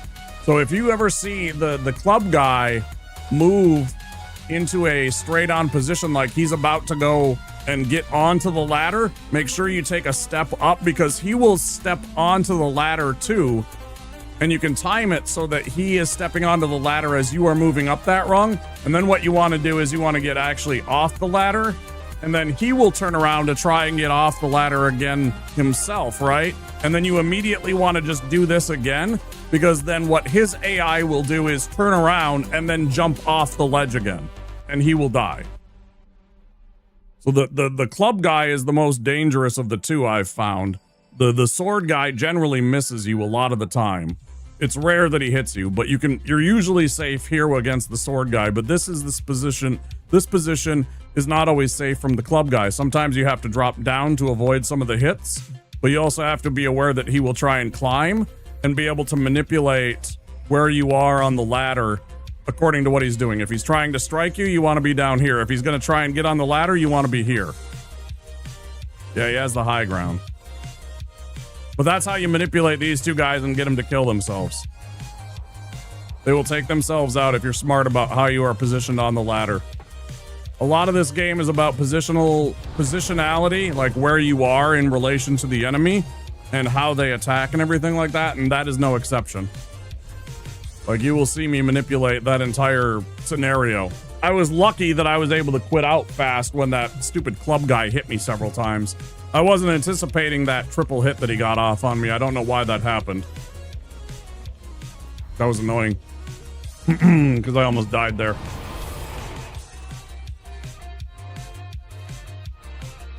I explain it a lot, Finn, but I also, a lot of the times go into it like, people that have never heard me talk about it before.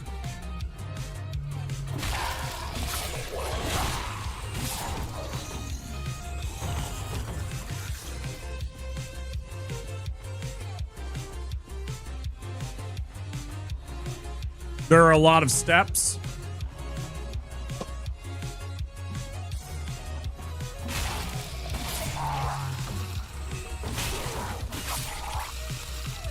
I'll award you 1 point for that one, Soy. Oh, I already did this, didn't I? Fuck. I already did this part. Why am I doing it again?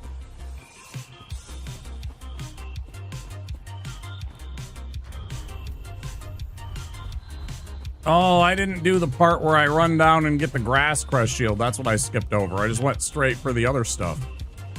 Oh, that's what's going on. Silly me.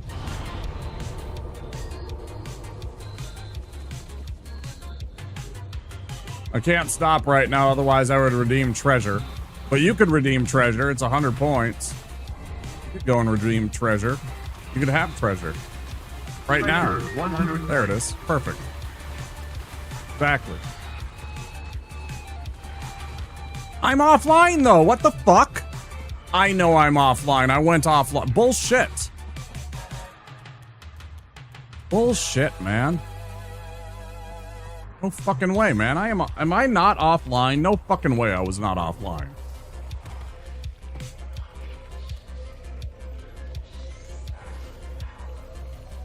I'm aware that it's an NPC. It's also in a computer NPC and not a real person. Actual fuck, man.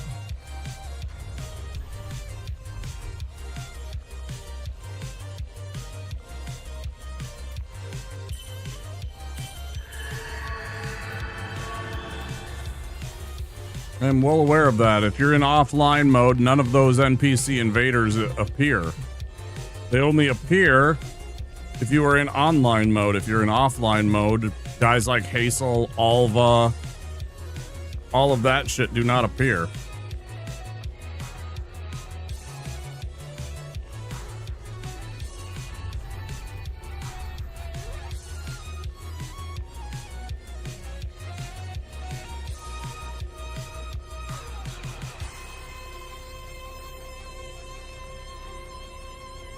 The chief guy?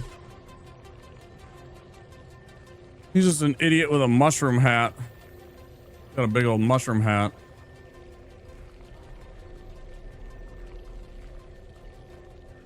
Alright, I'm not waiting for you. Fuck off. There you go. The chef guy. Oh, yeah, because it's kind of like a chef hat. Yeah.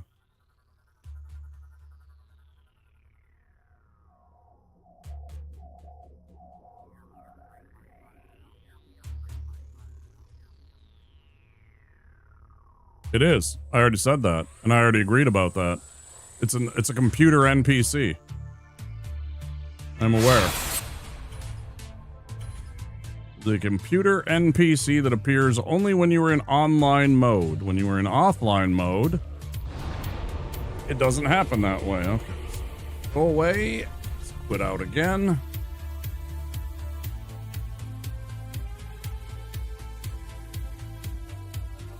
If you're on Twitch, you could always give me money.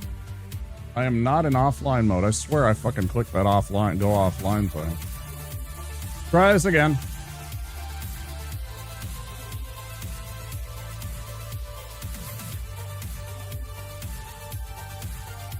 He spams a couple of spells. He spams the one that does the spray. And he does the one that he shoots like 4 or 5 mini darts at you very rapidly. And then every once in a while, he'll bust out with the little stick that he has, the little casting stick, which is actually a pretty good catalyst for being a sorcerer. Like, if you ever want a really good catalyst / weapon, it's a fantastic one.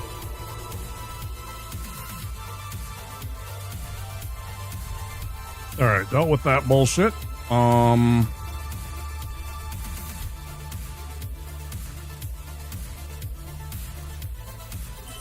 Tears. How you doing, Ogasra?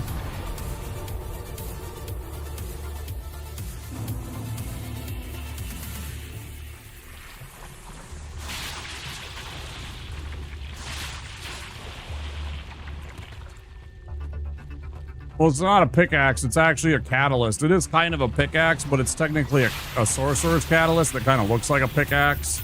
But yeah, that's what I'm talking about. It's a weapon / spellcasting catalyst, both in the same item, which makes it very valuable. Great job. Perfect fucking bad timing, idiot.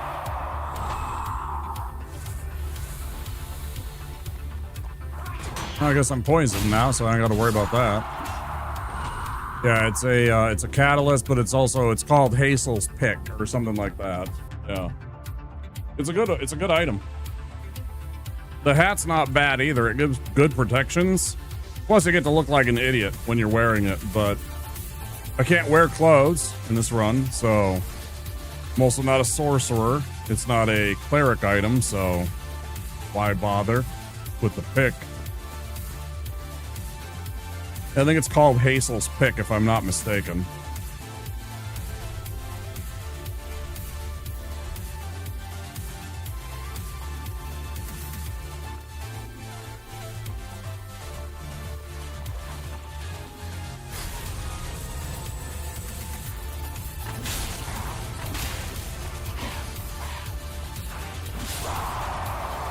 Got so much better at fighting this guy now. I used to be so troubled by him. Very rare that I get taken out by him anymore. Unless I'm just not paying attention and I'm doing things in the wrong order. Much better. Yeah, it's from technically the same kind of item as in Dark Souls, Demon Souls, excuse me. When you go into the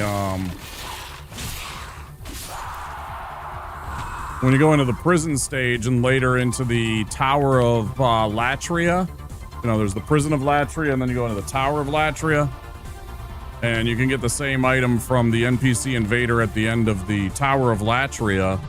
The boss. It's an almost exactly same item. The crown. It's super badass in Demon Souls. Way better. I think it even has a special ability in it. Does it have a special ability? I shouldn't find out about that right now. I want to. My ADHD says go check it out, but I should be focusing.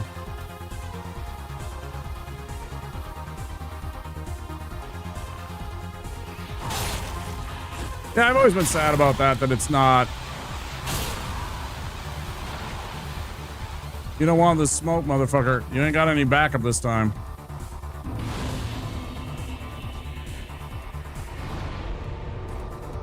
Okay, now I can check. Let's see. Demon Souls.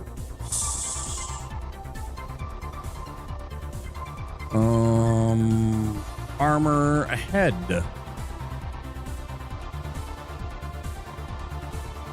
It's with an X. Oh. Monk's head collar, they call it in the original.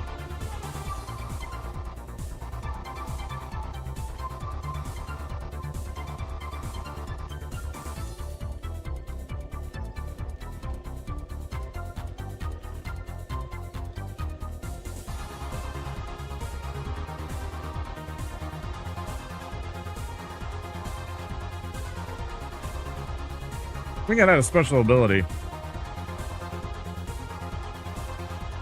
Yeah, it increased your magic power. Yeah, it gave you extra magic. Your attack went up with when you wore it, but you also took more damage from magic when you're wearing it. But it was worth the trade-off because you have less things that do magic. So it was like I don't remember what the number was. If it was like a 15%, maybe it was like 15. 30%. Holy shit. I forgot it was that good. 30% bonus to your magic power. Yeah, it was really good back in Demon Souls. It was like having a fucking extra ring on that boosted your magic. Just wearing that stupid crown. Fantastic item.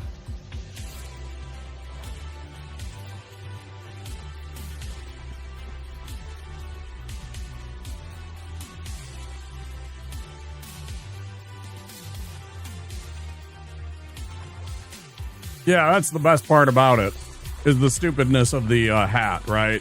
Just running around looking like an idiot. I always love doing that stuff. Especially if you're running around bare ass like I am, but then you have this one hat on. You look like an absolute clown and it's great. I love doing that stuff.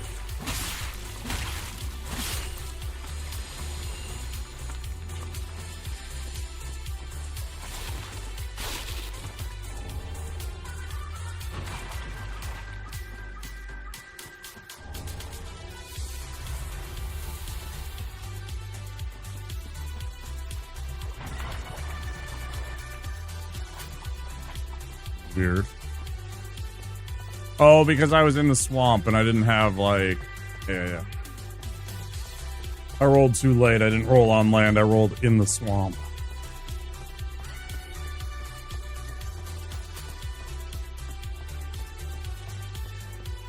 Is that the 2-hour mark already? Ah, I've already been going 2 hours. Yes, I did slow down a bit. I was doing a lot of gabbing. Let me actually snooze these ads for 5 minutes so I can get 1 or 2 things taken care of before I go on my first break.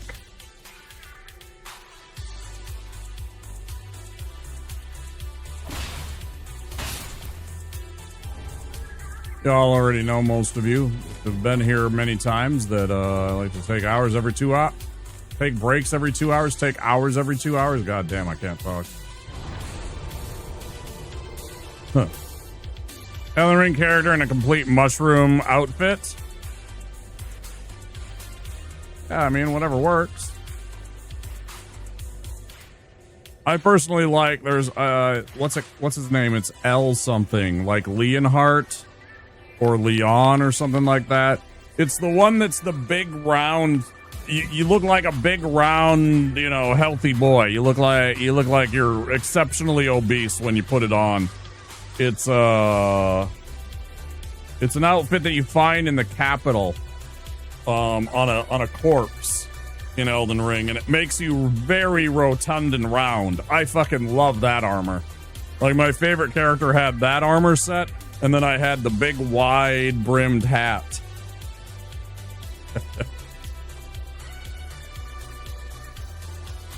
It kind of looked like a tea kettle with a weird, like, lid. The Lionel armor, yeah, I loved that armor. Super tanky too. Super tanky. That's one of my favorite sets of armor, just because you look so ridiculous in it.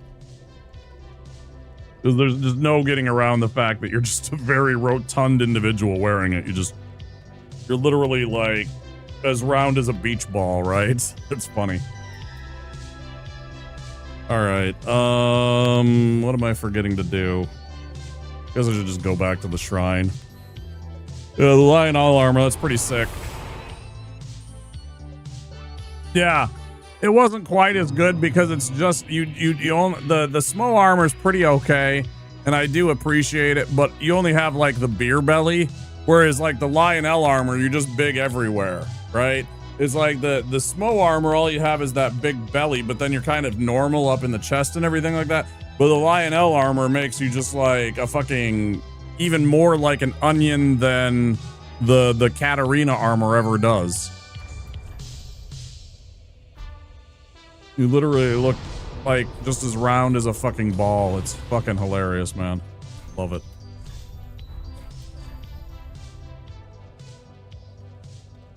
Ooh, fuck.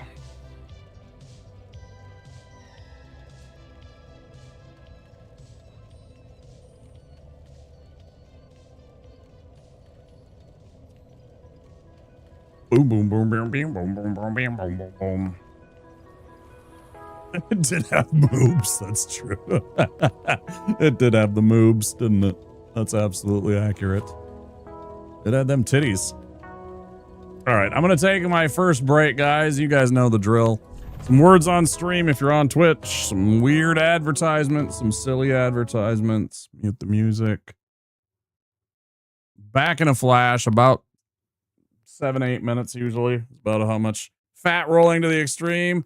I mean, unless you really tech yourself out to get above that threshold. But yeah, a lot of the time you were fat rolling if you didn't have the stats and all of the, you know, talismans in Elden Ring. Talismans for the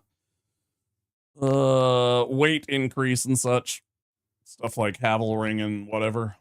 I know there's not a Havel Ring in Elden Ring, but whatever the talisman is that boosts your carry capacity or weight limit. Arnold, it won't be the Arnold adverts. I usually save that for a little later, so it's a little later in the evening, because then it's a little bit more adult themed, since he swears so much and there is a little bit of, you know, cartoon TV type violence in it. I usually save that for the overnight hours. I try and keep it to my strange other video game ones for the first break, just to make sure that, you know, there's no, I don't know. I think it's better if it's a little, I mean, because it's, you know, US time. I always go with US time, but any of my US audience, it's like, I'm not putting out, you know, fuck you, asshole, fuck you, asshole, fuck you. You know, I mean, it's a little rough. I love it. It's one of my favorite videos on the internet, obviously, but yeah, I try and save that one for a little later. It will be there eventually. Back in a bit, guys. Enjoy the words on stream. I will see you soon.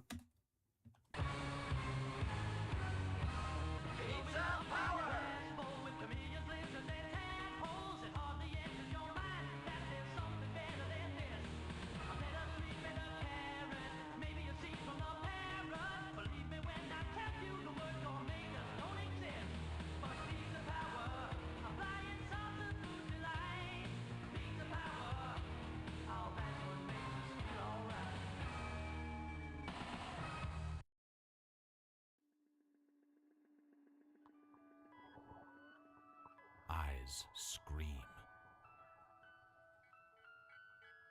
You scream. We all scream for Little Baby's ice cream. Handmade, super premium Philadelphia-style ice cream. Available in a rainbow of delicious flavors.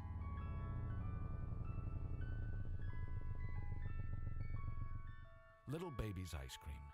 Ice cream is a feeling.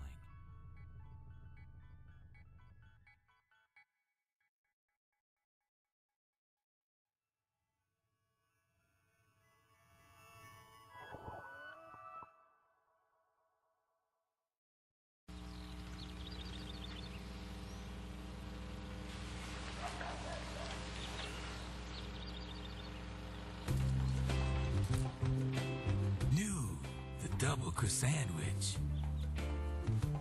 Egg and meat and cheese and meat and cheese. That's right, the double croissant-wich. Wake up with the king.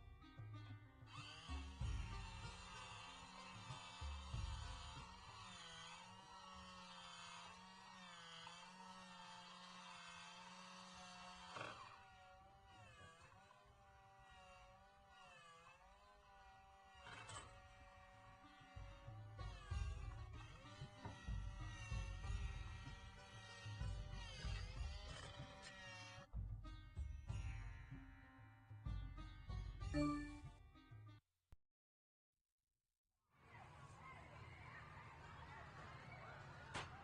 is cool. Hey, I want to check this out. Cool. Hey, can I try that? Hey, hey. You're not my friend.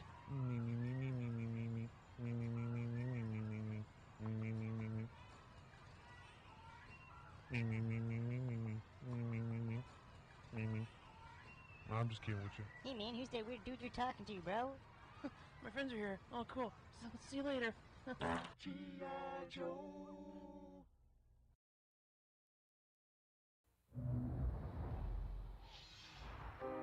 In a world beyond dreams lives a heart without hope. The struggle for freedom is a quest for the truth. A journey begins. The fantasy returns. Rated T for teen. Square soft. After these messages, we'll be right back. Yeah. We love these songs, 'cause they are good to us. The Quiznos subs. They are tasty, they are crunchy, they are warm because they toast them. They got a pepper bar. Quiznos new Santa Fe Trio subs with smoky chipotle sauce. Fried chicken, roast beef, or smoked turkey. The Quiznos subs. Quiznos. Toast. I've replaced your shoelaces with fruit by the foot. So you did. I replaced your fingers with fruit by the foot. Bravo. I've replaced your bones with fruit by the foot. Indeed you have. I replace your guitar strings with fruit by the foot. Seems like a step backwards, but alright. I replaced your DNA with fruit by the foot. That would be end game, my friend. Fruit by the foot. Fruit-flavored snacks. Just a kiss of golden honey on those little golden grahams. A kiss of golden honey makes you smile and wanna say, tastes like honey graham crackers, crispy, crunchy all the way. It's a golden part of this nutritious breakfast. Oh yeah, it's gonna be a golden grahams day. Now there's a new graham cracker surprise in Golden Grams. A package of rich, fudge-tasting Keebler Deluxe Grahams. Free in specially marked boxes. Those elves really know how to make an uncommonly good cookie.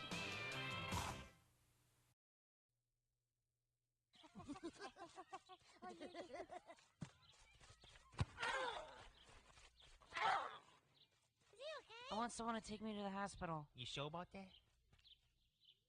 Hey, look, he's gonna hurt me. Nice catch, Blanco Nino. But too bad That your you ass got sad. G.I. Joe!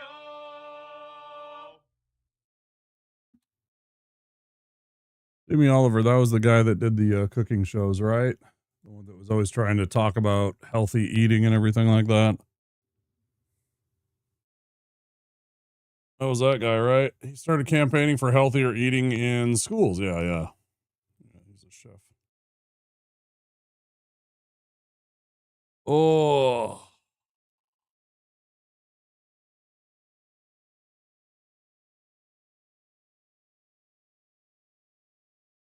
Yeah.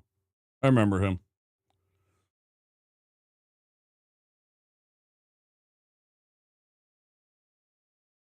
Yeah. Most of my high school was either a little, basket of French fries, chips as you would call them, Chris, or a slice or two of pizza. Was pretty much the only things I ate during high school.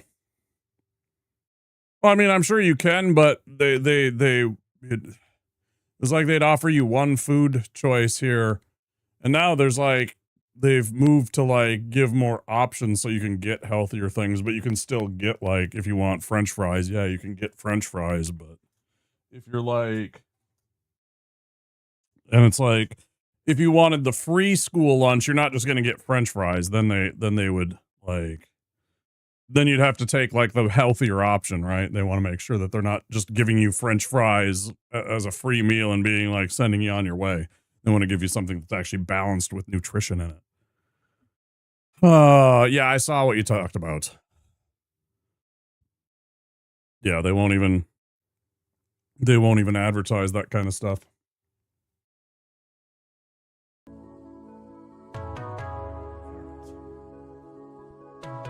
Thanks for sitting around during the break.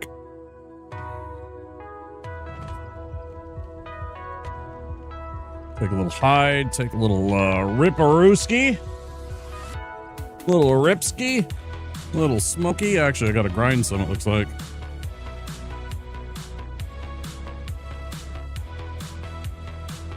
Ugh. Now I got to do all this. No Maca Fry ads? Probably not. I mean, they probably do have those, but they're not like... The other difference is that a lot of the times the countries have stopped putting them in the middle of like in America, one of their favorite things to do is to put those advertisements like directly after school while the kids are watching the cartoons, the after school cartoons that they would play, you know.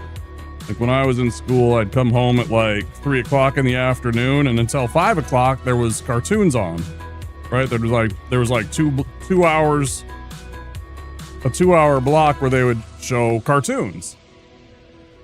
You know, things like Gargoyles and, G.I. Joe and, well, whatever. It was just, any of the cartoons that kids would watch.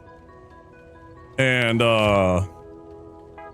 boy, they would bombard those time periods with like sugary cereal commercials, like McDonald's Happy Meal commercials, anything that was bad for, the fruit by the foot, like some of the stuff that I put on my BRB. is from that kind of stuff. They would bombard us kids because, of course, the idea is I'd see it 7 or 8 times and then I'd be like, Mom, I want that. You know, that was their whole entire marketing campaign. Yeah. They'd basically trap the kid and trap the parent because the parent would be forced to deal with a child that was overly bombarded and stimulated with these advertisements over and over and over again. You know, you'd see them like fucking 5 times in a 2-hour period. Like, it's just poisonous kind of behavior. They're basically taking advantage of how easy it is to manipulate a child's mind to get them to fucking harass their parents to buy the fucking sugar cereal. Or bring them McDonald's, or, you know, Mom, I want to go get chicken nuggets at McDonald's. Why? Because they saw a fucking advertisement where Ronald McDonald was smiling a fucking giant grin because he was eating McDonald's cheeseburgers and fucking chicken nuggets. Yeah. It's also why they put like cereals, sugary cereals. They stopped doing this as much, but they started putting, they used to put sugary cereals down at the bottom of the aisles, like literally like at like basically shin level for the parents. But for the kids, it was almost at eye level. And they did that deliberately so that the kid would see that and be like, I want the sugary cereal. Oh, look at that. That's chocolate. It even went as far as to the grocery stores. The grocery stores would manipulate how you would view your food by doing fucking shady stuff like that, man. They put like sugary cereals down at the bottom where the kids were. And at the eye level of the adults, it would be bran and, you know, healthy foods. Yeah, they love putting like fucking sugary snacks down at the bottom shelves. They do it less now, but because we caught on that they were doing that specifically to target children. And we were like, knock it off. But it's still bad. Maybe.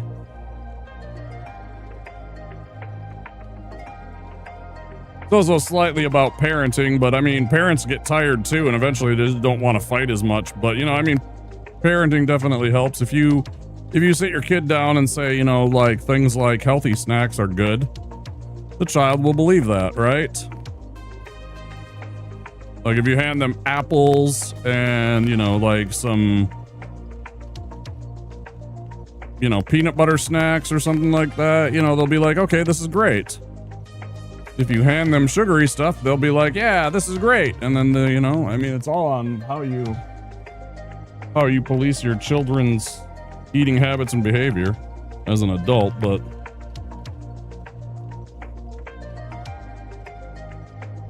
it is also I won't say a losing battle, but it's definitely an uphill battle when you're competing against suspicious behavior from advertisers that do shit like what I was just describing. They stopped using Ronald and Mac as advertisements in the UK about 10 years ago. It's probably scaring the kids. Maybe. Sometimes kids are scared of clowns. I was never scared of clowns.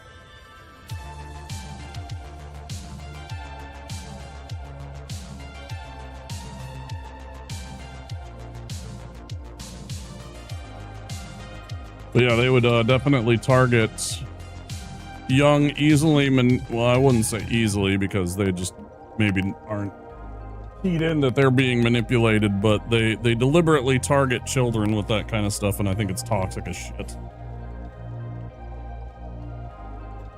Trying to get the kids to harass their parents and fucking bother them to the point where they're just so exhausted that they just give in. Which is why I say that they need to target fucking corporations with more taxes, because they're shitty. They want to be shitty, we'll be shitty to them.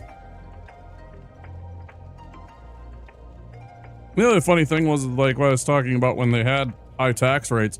You look at the pictures of all the rich people back then, they weren't frowning. They weren't having a shitty time. They weren't like fucking living in the poorhouse. They were all still on yachts, wearing tuxedos, smiling and having a good time. The only difference between it is we were actually being taken care of, we the people. There were still plenty of rich people, they just weren't as rich. They weren't so ostentatiously rich that all of us noticed and got pissed off because they were so rich and they won't even fucking, you know, help us in any capacity unless we force them to.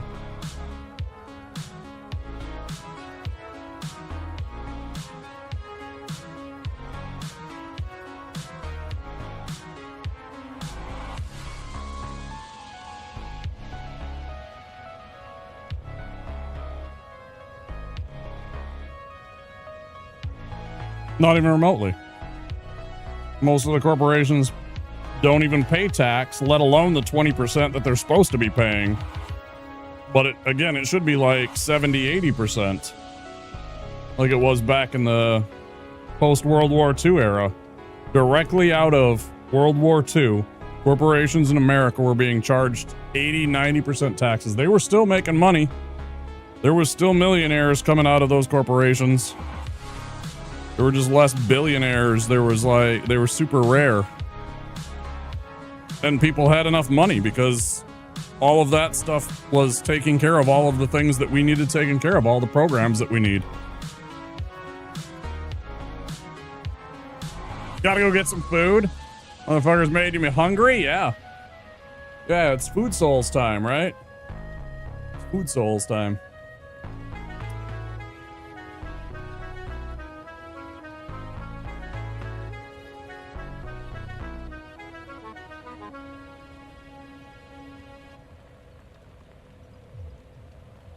Lots of loopholes. Lots of loopholes. Lots of loopholes that they don't enforce with the tax codes. Loopholes that were put in there by lobbyists. You know, they pay this politician to go write this incentive into a bill. They bury it on page 200 of a 375-page bill, right? And they put that bill up to vote, like you get to see it like an hour before the vote's supposed to happen. It's all a manipulation. They'll go and they purposely put this kind of shitty language in there, and then you pass the bill, and then all of a sudden you're like, oh, I didn't actually see this, but they worked it in. Some lobbyist put it in there, and they were like, hey, and they don't say it out loud, but it's like, hey, if you put this provision in the bill, we'll give you the max donation for your next campaign. And it's not even just about that, the max donation. The real kicker is what they will do that doesn't involve giving, because they can only give like, $2,000 or something like that directly to your campaign, right? They'll go and they'll start a PAC, a political action, where they don't directly give you money. They'll just put out advertisements for you that you have nothing to do with, but it's still like a contribution. And then they'll also like host a dinner and a ball, some kind of dance or some kind of fundraising thing where everybody comes in and they pay for the whole entire event, and then people can come in and give you money for your campaign, and they covered the expense of that whole entire event. That doesn't count towards your campaign. So, they spent like $500,000 to put on this event. Well, they can't give you $500,000, but they can certainly rent out this ballroom and feed people fucking luxury food, and take care of them and send them on a golf trip and stuff like that. Oh yeah, there's tons of manipulations. There's tons of shit that they do to get around the fucking system. It all just needs to fucking stop.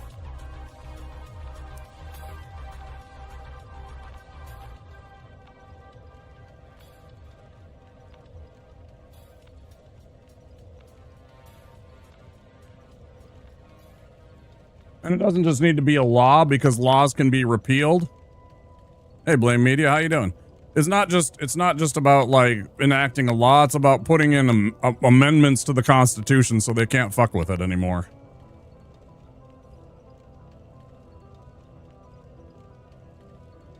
I love that you have a Patrick emote, Blame, because I got plenty of Patrick emotes. I love SpongeBob. I got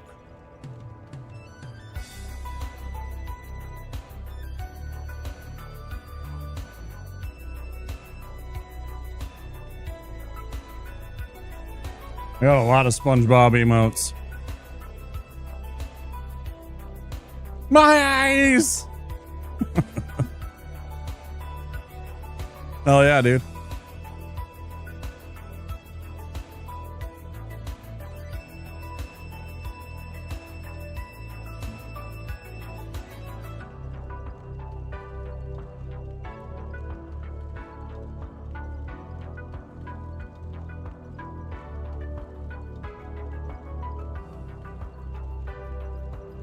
Yeah.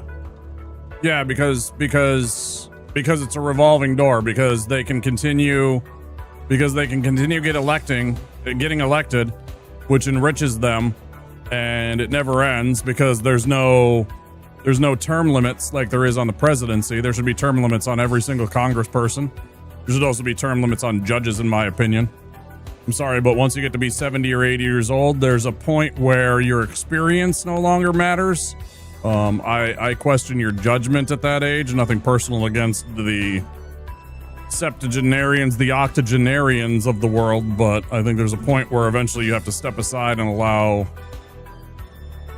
a younger mind maybe to look into things.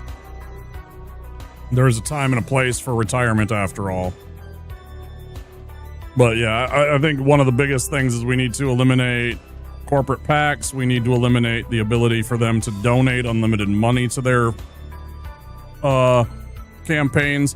And then we also need to institute term limits on all of them. So that way they have to go in there and do a job because they know they only have so many years. And then they got to get the fuck out. Because they can just sit there in the fucking fat cat seat and just, soak up all the fucking, bullshit that goes along. It's supposed to be a fucking public service. And if you make it so that they only have 6 years. Damn, son, where'd you find this?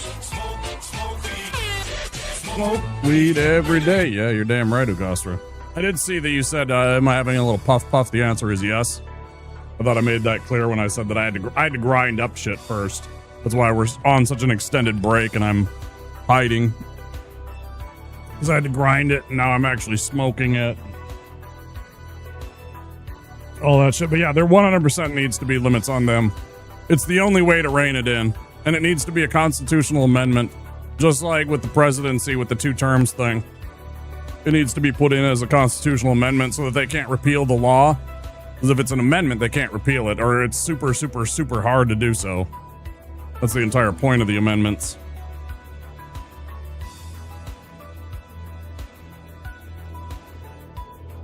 And the fun thing is we actually can get around that because you say they won't pass such a bill. There actually isn't a requirement. If we got enough people in enough states to actually just override that, there is a plurality. There are plurality clauses where if enough people actually, like if it's put to a vote, if it was on the ballot, for example, nationally, they wouldn't have a say. If enough people in enough states voted for it, it would just pass automatically. There are like 3 ways that an amendment can happen. One of them, only one did 3 terms. And he actually tried to do 4, but he died in office on his 4th term. And that was Roosevelt. The only one that had. I don't think that's...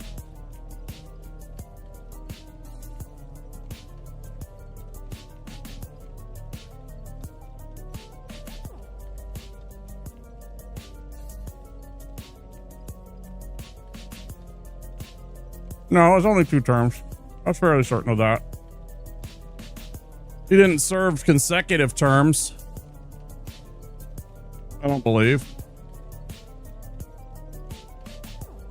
He did take over for William McKinley after McKinley was assassinated.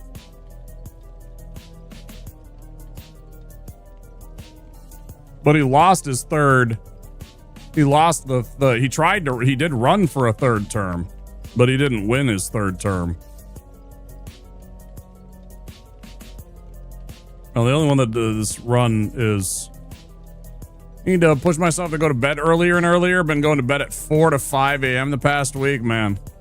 I would love to be going to get bed at 4 or 5 a.m. That would actually be like a more normal, reasonable. I'd be waking up at like, noon, 1 o'clock in the afternoon. Instead, I'm going to bed about that time, which is why my streams are so late. Also why when I get into the winter time, why I get so depressed, because I never actually ever see the sun. And he did 4, not 3.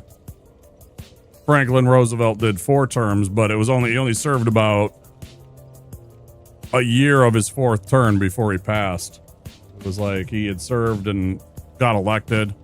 Yeah.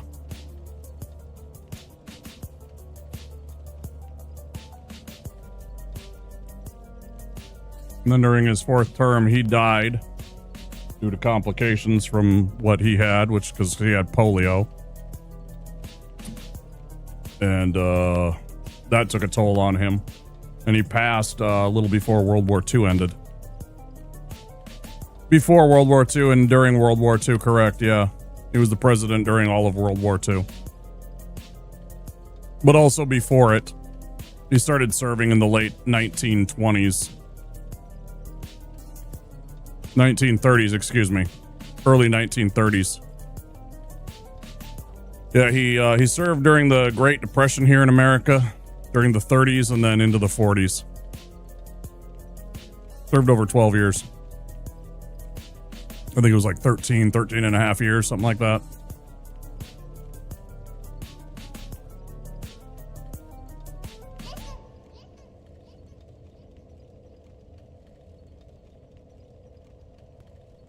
Fuck yeah, Camacho. He's endorsed by Brondo. It's got what plants crave.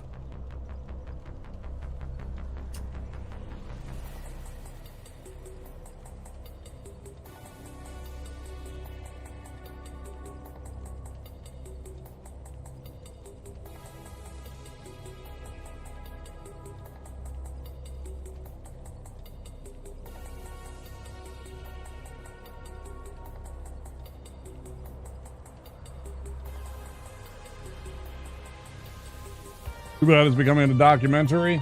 Only if we let it. Only if we let it. But again, if we started taxing corporations and took some of that money and actually put it towards the education department, imagine how smart the kids would actually be then. And how much, again, if you educate people and inform people, they grow up to be informed adults. It's already happening with Gen Z and Gen Alpha. A little bit because of the COVID thing, and definitely, just partly because, again, they've stripped so much of the education department's funding. Got to build more bombs to blow up brown people, right? Can't pay for schools. Got to pay for 2,000-pound bombs that go and blow up fucking brown people.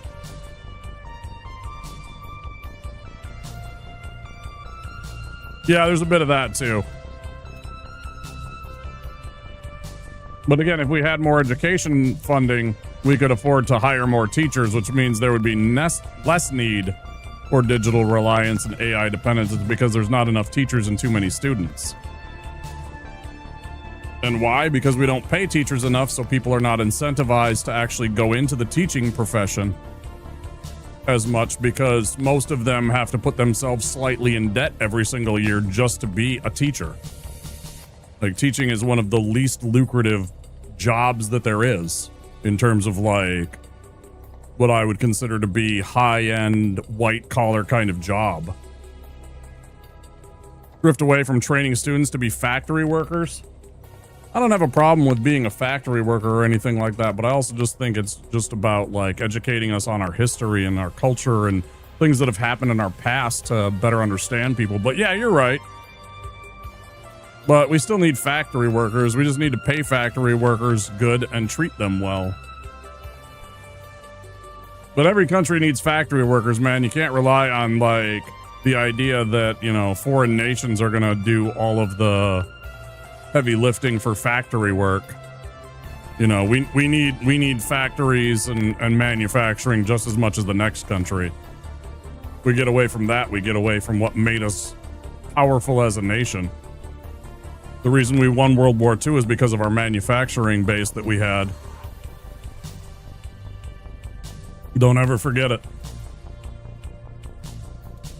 All right, we got that. Did I get the... I got the one, so I haven't gone up to do the thing, I guess? Or did I? I definitely didn't. Okay.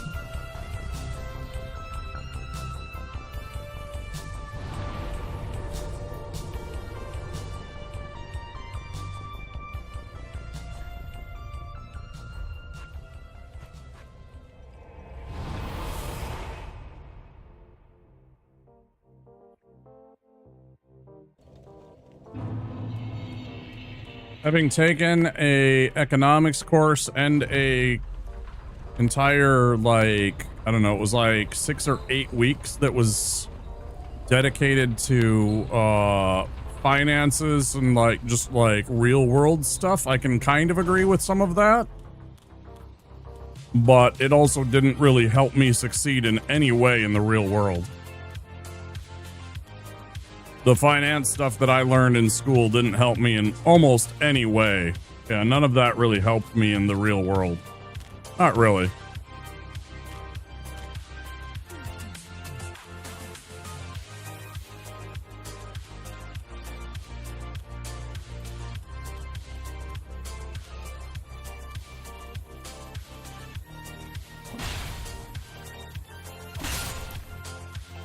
It's a good sentiment, though. I get your point.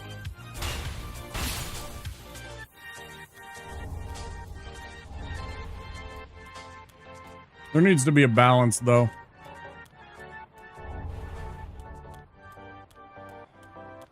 Try to teach you useless crap. I don't think any of it's useless. Because, I mean, most of what education is not about, like, necessarily the thing that they teach you.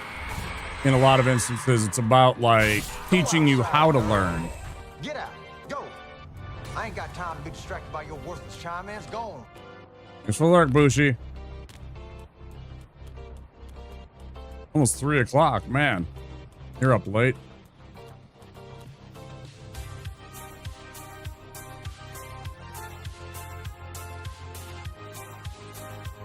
Well, again, you don't even need to do that. You just need to tax corporations enough that we can actually pay for the all of the programs that we used to have money for, that they have cut and cut and cut and cut over the last 4 decades. They have cut all of those programs that they had taking care of the public and things that you're talking about, what they love to call discretionary spending, even though they gladly spend 56%, almost 60% of our budget on military spending. All of those programs that used to take care of all of that and help bring people out of the poverty and into the middle class have been cut from the past 40 fucking years of government.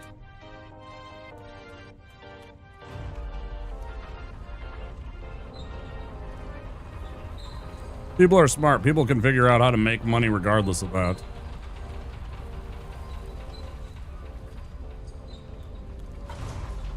Oh wait, I didn't want to do that. I think art's way more important than any of those 3. I think art and civics and history are the 3 most important ones. Knowing where we came from and appreciation for art and culture makes a more rounded human being, in my opinion. Math is nice. You don't use math much in your life, except for, like, paying the bills. Like, you don't need to learn calculus unless you're going into a fucking rocket science job for NASA. I don't need calculus. It does me absolutely no good. Teaching me math beyond, like, the basics. I'm gonna be honest. Show me where you need to know how trigonometry works in any capacity. There's no need for stuff like that unless you are, like, planning on becoming a scientist. None. So I disagree. math is, I wouldn't even call it tertiary in terms of priorities for me. Getting them to algebra is fine, but anything beyond that I think is a waste of time.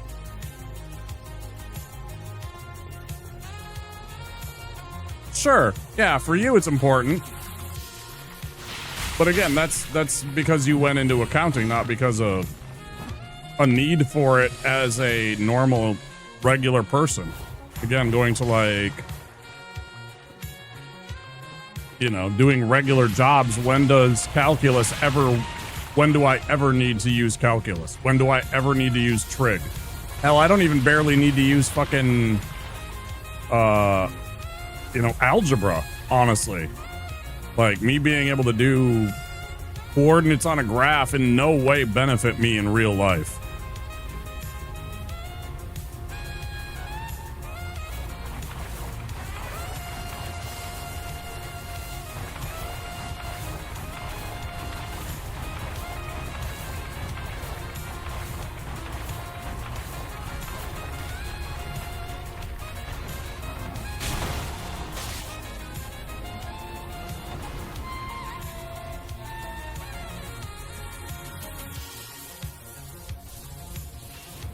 Don't get me wrong, English class is important too.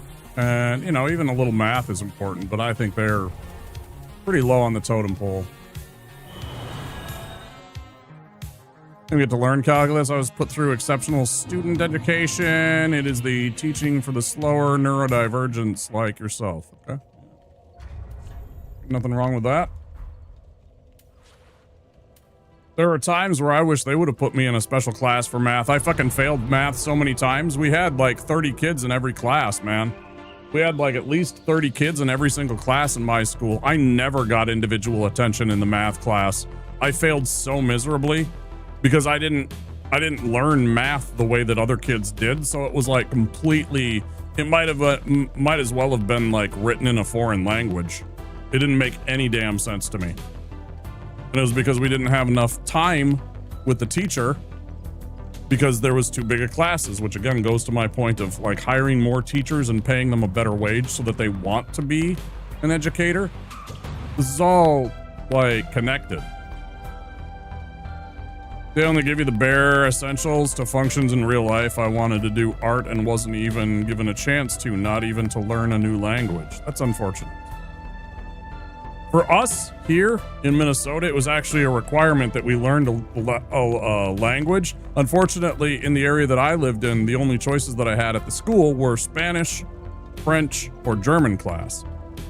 Now, in retrospect, I should have chose Spanish. It would be more useful to me since there is a large population of, you know, Mexican American, Central American people that are, you know, living here now that have immigrated, and it would be great to be able to communicate with a lot of them. German class does me absolutely no good. I don't even remember most of my German class, honestly, but I chose German because I'm a little bit German. Some of my family came from Germany a long time ago, back in the 1800s. We have a very German family name. I found the same with French and German. I never understood either. German's actually pretty easy if you speak English, because English comes out of German.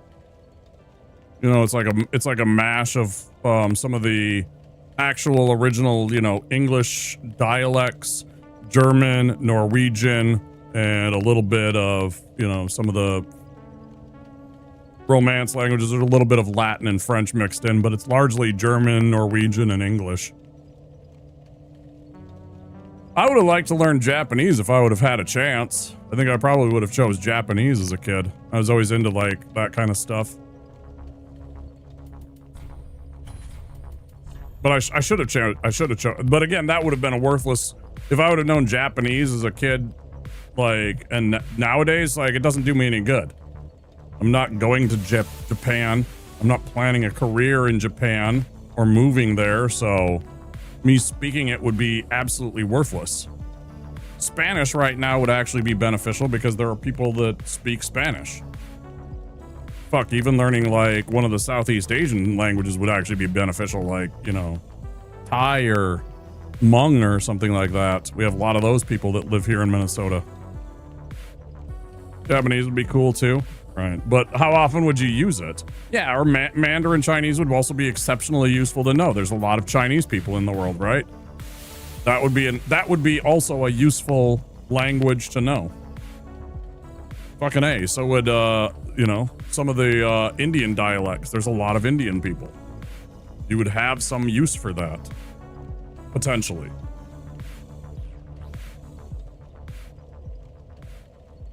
He is the largest country in the world in terms of population.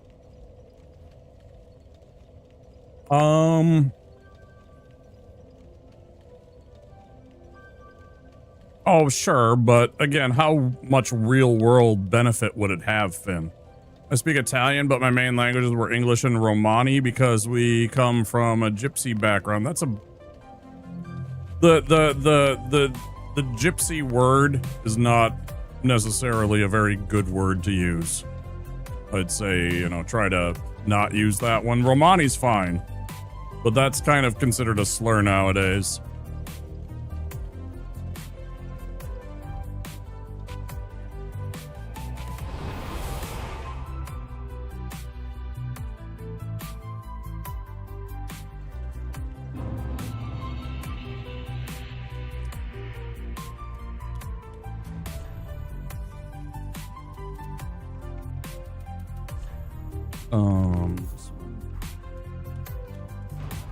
The Romani people don't really care for that, to be called that. I understand that you were just trying to, but, you know. Yeah, you know, I mean, they have other terms for it and stuff like that, right? What's your boy, Tyson Fury? I know that he calls himself that, the Gypsy King.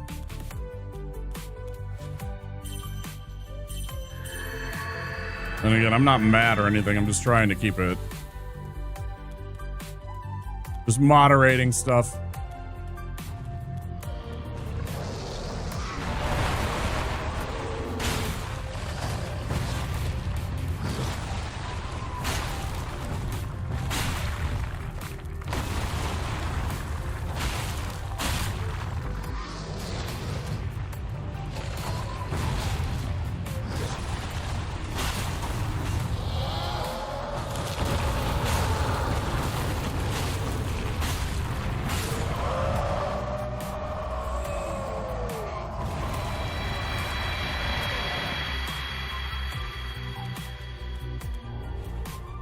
Also, I do know this from two of my longtime friends who are Romani. I have two Romani friends. Another one, lady that we kind of danced around in a situationship for a while. And then things just didn't materialize, but...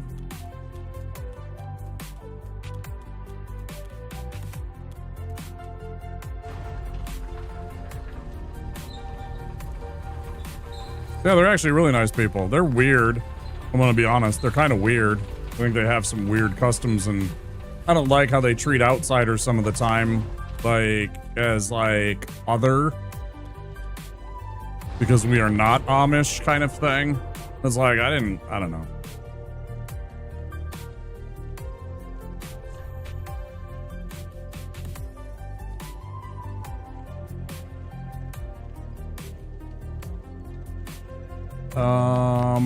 Did that. Now I need to kill the crap. The UK definitely has an interesting history. They have been conquered so many times. One of my favorite things is still the fact that Winston Churchill says that the United Kingdom didn't exist until the Romans conquered you. Have you ever read The Sceptered Isle by him? Like, one of the opening passages, like the introduction, he talks about that, about the fact that Rome was essentially the one that established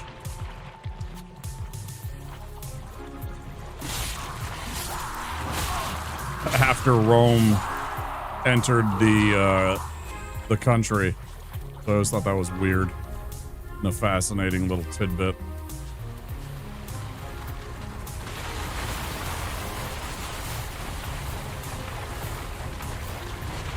Didn't know the Amish was a thing.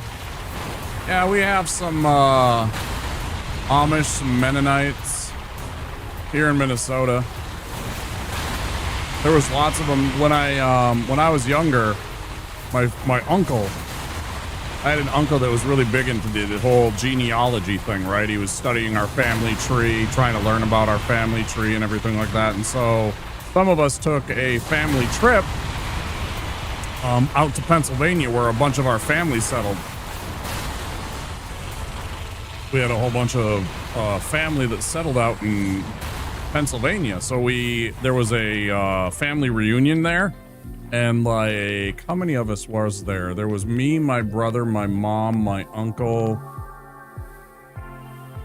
my grandma. Was that it? Was there a sixth person that I'm totally blanking on? I think it was just the five of us.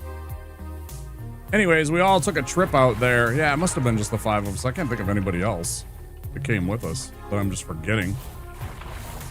So we went out there and there was a lot of Amish people out there.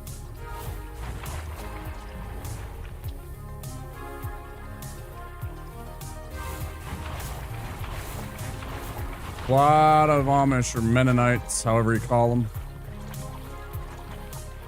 I think their religious affiliation is Mennonite, right?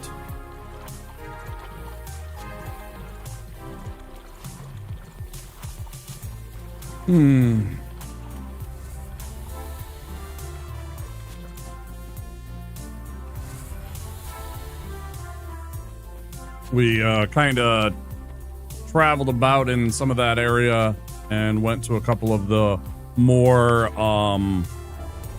inviting communities that had businesses that they were selling stuff, right? You know, because there's plenty of the Amish that sell, that make, you know, very fine quality things that they will sell to you, you know, furniture, clothing, etc. So we kind of tooled around for one of the days when we were in Pennsylvania and explored that a bit. It was interesting. Yeah, go to bed. You should have been in bed like when you were talking about it, when your mom was yelling at you or whatever. Thanks for stopping in, Ogasra. It's good to see you. Thanks for the good luck. Get out of here.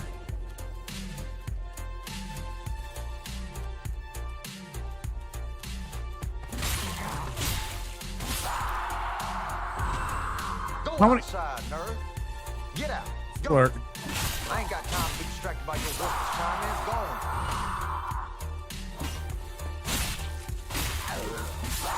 Can't remember, was it 3 bottles of champagne a day that Winston Churchill would drink?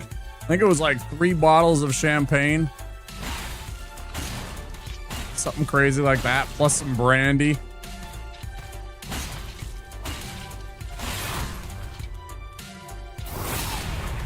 Well, no, he drank brandy too, but I'm pretty sure he had at least 3 bottles of champagne every day too. He had both. They got this weird paint stuff to keep moisture out.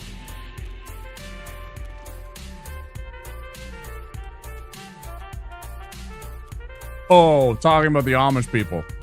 Right. Suddenly I realized that we were talking about that, and that's what you're talking about.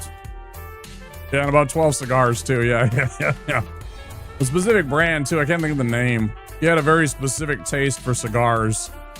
He would carry around boxes of that specific type of cigar. I remember hearing about that too. But it was a specific brand. It was Cubans, but there was a specific Cuban cigar, like a brand that he always wanted. He was very specific about that kind of stuff. He had very particular tastes from what I understand. But yeah, it was definitely the stuff from Havana. It was Cuban cigars. But I think there was a particular brand that he was rather fond of that he would offer people too.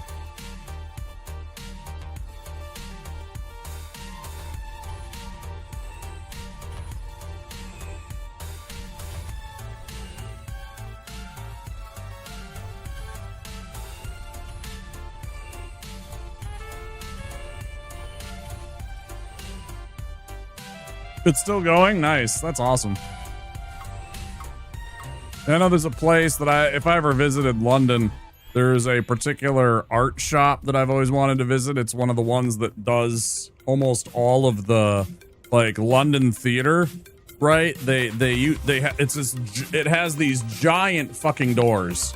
They're like 20 feet tall because they're the only way that they could fit the painted backdrops for all of the theater shows. So when they'd have like, you know, curtains or a backdrop for like a scene, they would go to these specific shops, and the one that's still going in London has these giant like 25 foot tall doors so that they can fit the backdrops through without like folding them and damaging them and everything like that.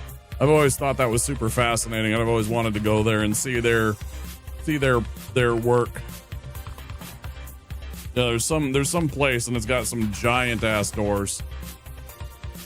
And it's still going today. But that's really cool that the cigar shop is also still going. Sit in his smoking chair. I got a buddy that would love to do that. He's a big Churchill fan. He always likes to point out, he's like, you know, both me and Winston Churchill are Sagittarius. As I'm like, great, what does that have to do with anything?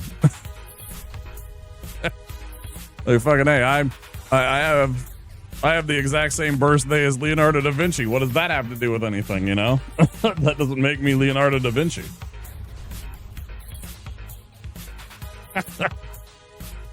He always likes to point out, he's like, yeah, Winston Churchill was a Sagittarius. Awesome. And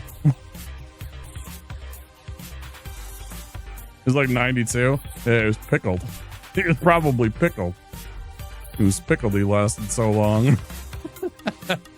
Pickled from all that champagne and brandy. Fucking sick.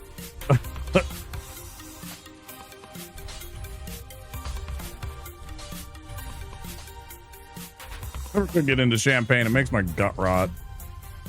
Maybe I just haven't had really, really good champagne. Maybe we just haven't had the really good champagne, and it doesn't do that when it's...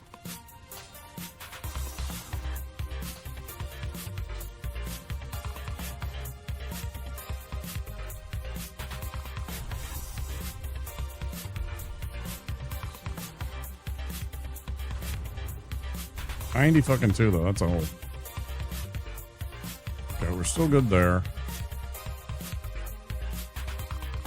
Dubonnet and gin, I bet she was... yeah, I know she had the gin. She had plenty of gins every single day. I know that. Yeah, that's true. I read about that too. Let's boost that. Let's boost that. Let's put that up. And then some strength. That's pretty good. Alright, I guess it's tree sack time.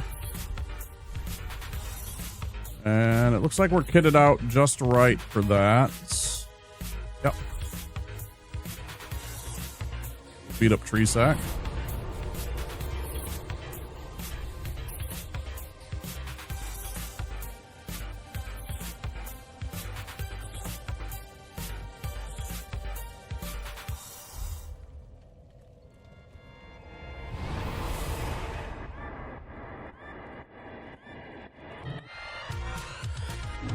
I tried to get my friends into gin. They didn't like it because, of course, it tastes like juniper berries, which is what it's made from. Which to them, always their complaint was it tastes like pine sol, because it's juniper is part of the same family as pine trees, right? So it has kind of that piney taste. They never could get into it. I don't mind gin. I prefer bourbon. I like bourbon and scotch the most. I can drink gin. It's definitely not my favorite alcohol.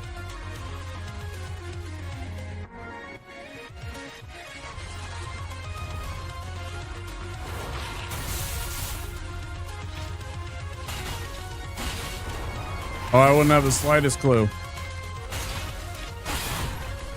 Never looked terribly into like the intricacies of making gin. I just know it's made from juniper berries, and that the juniper berry is part of the same family as a lot of pine trees.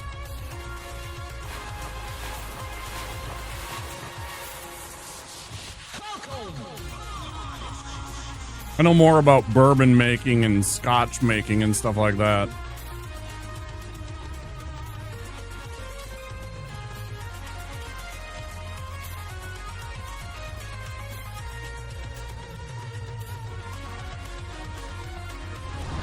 Anytime I bring up the fact that whiskey and beer are the same thing, people are like, what? What do you mean? No, they're not. I'm like, yeah, you just take beer, you make beer, and then you distill it, and that's what makes whiskey. Finnish alcohol that was done for the Olympics? Huh. Specifically for the Olympics, huh? Strange.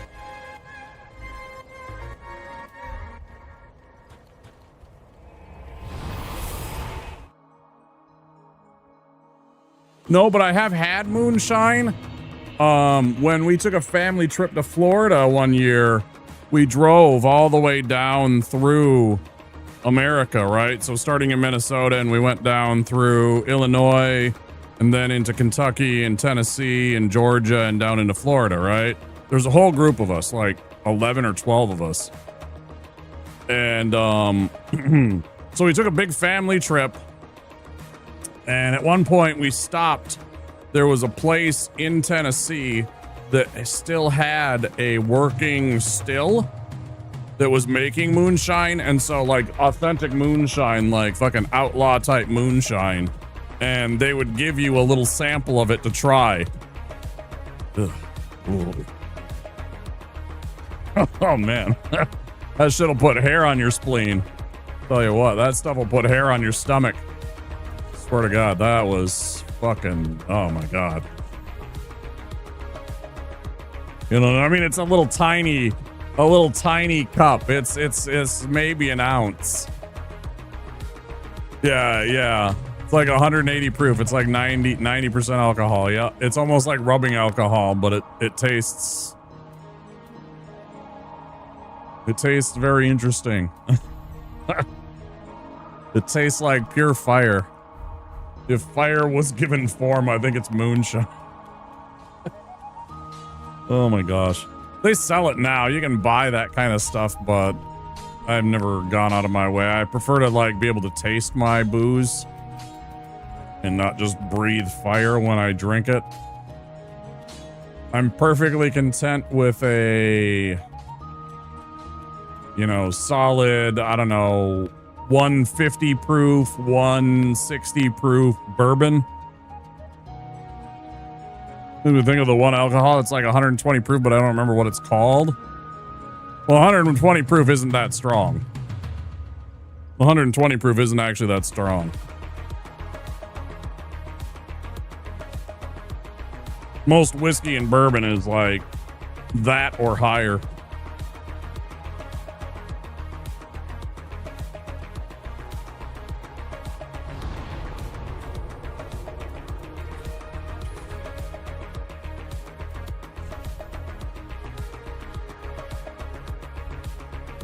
It's actually kind of low end.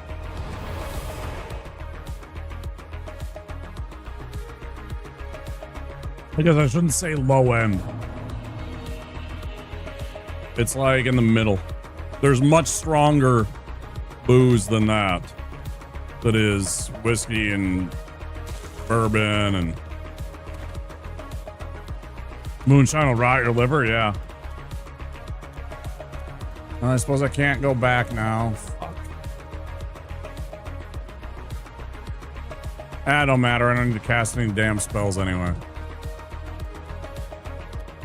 It's fine. I always short myself the Tears of Denial because of course I can sit back at the bonfire and get all of my blue bar back if I do it right, but I don't really need it for this boss fight, but it is nice to have as a security blanket. But I should remember it more often. I'm still bad at that. About casting it when I'm at the bonfire. Everclear is like 160, 150, 160 proof. No, it's way stronger than that. Way more than 120. Everclear's like 150, I think.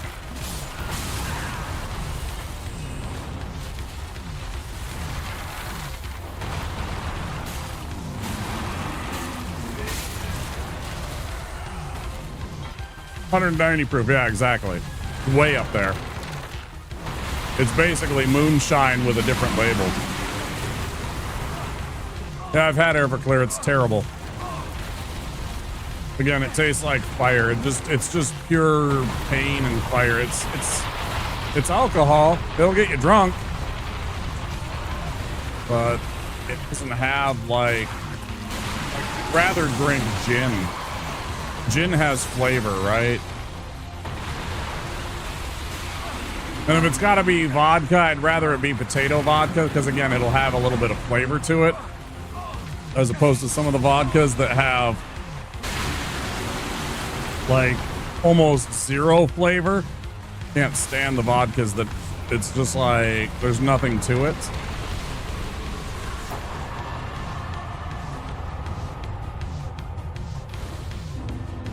Like, I don't mind a good like Polish potato vodka. Yeah, it does. Yeah, exactly. Gin at least has some kind of flavor to it. You might not like that flavor if you don't happen to like that, but at least there's something there that you can identify and savor.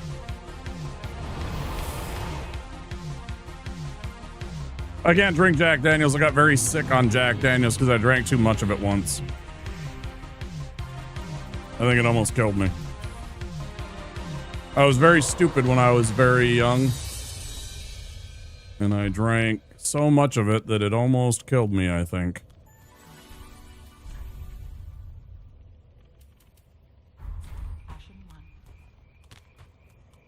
Very foolish of me. I can't even barely smell it. I don't think I could drink it. Maybe I could now, but it's been so removed, but nah, I'm good. I don't really like the sour mash whiskey anymore either because I don't like it when it hits you here in the jowls, like down in the neck meats parts. I'm not really fond of the sour mash whiskey that kind of triggers this spot, you know, and makes you really salivate and stuff like that. I fucking hate that. It gives me PTSD. Captain Morgan rum, yeah, I have a problem with that one too. Same thing. That's why I don't drink as much as I do, because back when I was first legal to drink, I drank a lot. Me and my friends drank a whole lot, and I already had my whole share of booze. I drink a lot less of it nowadays. I still have some, but, you know, it's just like, I didn't want to become an alcoholic, and I didn't want to spend half my paycheck at the bar. So I kind of shied away from it and got less of it. And also, I got really fat on beer. I mean, that was part of it. It was because I was eating too much and also drinking a lot of beer, so.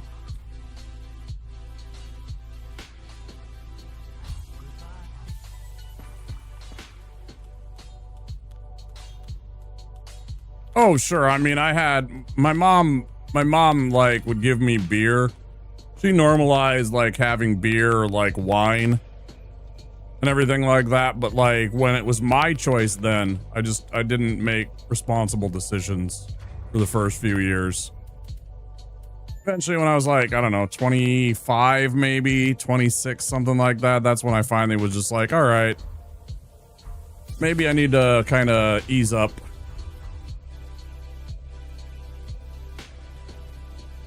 Too many nights waking up with hangover, days waking up with hangovers, too many, like, couple of times where I'd black out and I was just like blasted. Didn't want that anymore in my life. It's unhealthy. You know, you gotta have moderation with shit.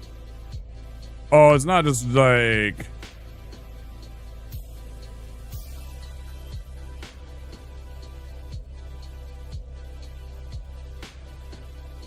Yeah. This wasn't a good idea. Alright, we killed Tree Sack. Now we gotta go fight old Abyss Watchers. Very slow today. We did all that. We did that. We killed the demon. Just making sure we didn't miss anything that I'm forgetting. Killed tree sack. We got all that. Did this.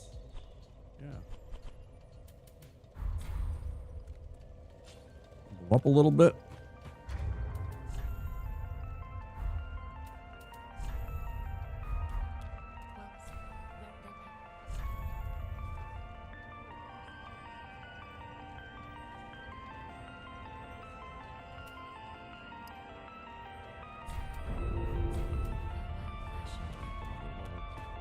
You know what I really like actually is a Czech beer. I like Pilsner or Kel. I do like German beer too. I've had a lot of German beer.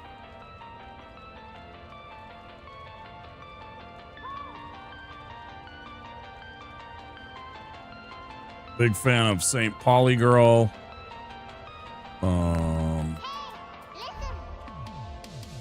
What's the one I'm trying to think of? It comes in a brown bottle. Fuck. Swedish vodka, yes. Hated vodka as a kid, but Swedish vodka is not bad. I've had some Swedish vodka. I've had Swedish vodka, I've had Polish vodka, Ukraine vodka, Russian vodka.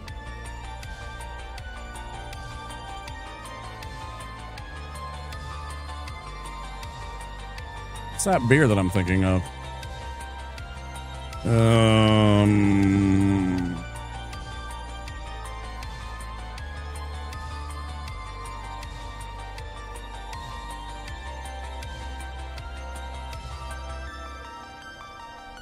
Warsteiner. I don't know why I couldn't think of Warsteiner. Yeah, I had a bunch of Warsteiner. Oh, what's the Dunkelbach that I had that I really liked?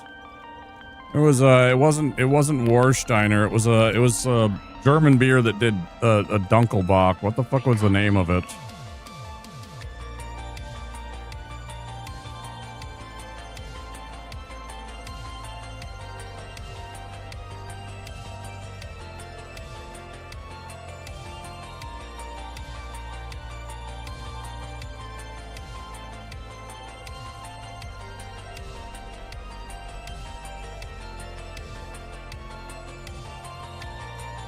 Eyinger. Yeah, I fucking love me some Eyinger. That was good stuff. Yeah, I used to drink the shit out of Eyinger. That's the one. It's been so long I had to go and look them up.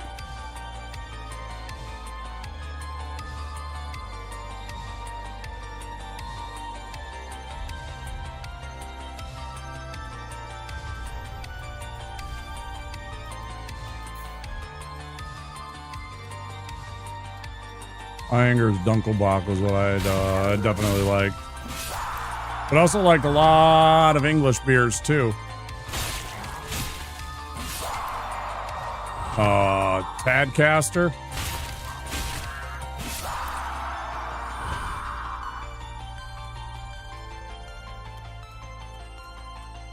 Was a fan of Tadcaster.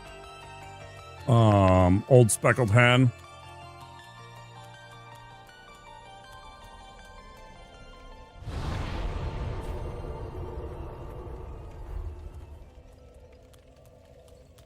Near the end, I was into bitters. Various bitters, which are very popular, I know, in England.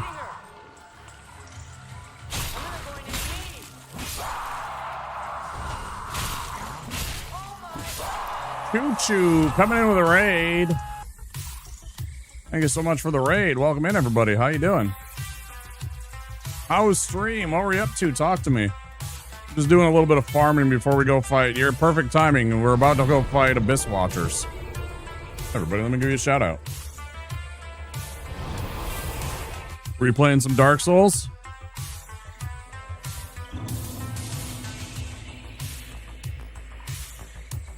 Mage Run. Ooh. Like sorceries only? Having a tough time, not gonna lie. It's definitely challenging at the beginning. Number one thing is, of course, Fair and Flash Sword makes a huge difference. Spell Fair and Flash Sword. Hidden Body. Spending enough to Ornbeck and getting Hidden Body and the Slumbering Dragon Crest ring. So you can sneak by a lot of the problems. You're onto the DLC. Nice. Yeah, I never did the DLC with my Sorceries Only run. Pestilent Mist. Pestilent Mist melts Aldrich, Chris. Pestilent Mist is the best sorcery in the game. And it's really the only one that works on Aldrich. Yeah, you just cast Pestilent Mist over and over on him. Absolutely melts him. Got the DLC. That's really cool. Thank you for the raid. I'm doing a Deathless run. Cast time is all the issue for me, in my opinion. I've switched to melee for a couple of bosses. If you go, do you have the Saint Tree Bellvine? If casting times is your problem, your best bet is to go and get the Saint Tree Bellvine, which is in... No, the Sage Ring is okay, but you want to free that space up. Sage Ring provides you, I think it's 25 or 30 virtual dexterity. The Saint Tree Bellvine, if you hold it in your offhand while you are casting, it provides you with 99 virtual dexterity. It will be night and day the amount of time that you cast when you have that in your inventory. So it's right off of the Cathedral of the, not the Cathedral of the Deep, the chapel where Gale is and everything like that, you know, as you're starting the run in the Cathedral of the Deep and everything like that. If you go down into that little area right where the Estus shard is, if you take a right, there's that little area that leads into kind of like a reservoir, and there's those wormy boys, those disgusting wormy boys. And if you go there, that's where the Saint Tree Bellvine is. It's really easy to find. And it'll provide you with 99 virtual dexterity when you hold it in either hand. Way bigger a difference. Plus, then you can put another ring on, so you can double up on some of your magic rings. Like you can have, you know, the bellowing, you know, Dragon Crest ring, but then also maybe another one to boost your magic even further. Or, you know, something else that might provide utility, some kind of defense or something like that. The Sage Ring's great, and even I used that for a while, right? Even I got Sage Ring, because it's good. It really is. But it pales in comparison to the Saint Tree Bellvine. And you can hold it in your opposite hand. You do not need the stat requirements for this to use the that ability. Like if you don't have the faith, it doesn't matter. You just have to be holding it in your hand when you're casting, and it'll give you the virtual dexterity. Super handy. Thanks for choosing me. I appreciate the raid. Yeah, you don't even need the stat requirements. It's a fantastic item.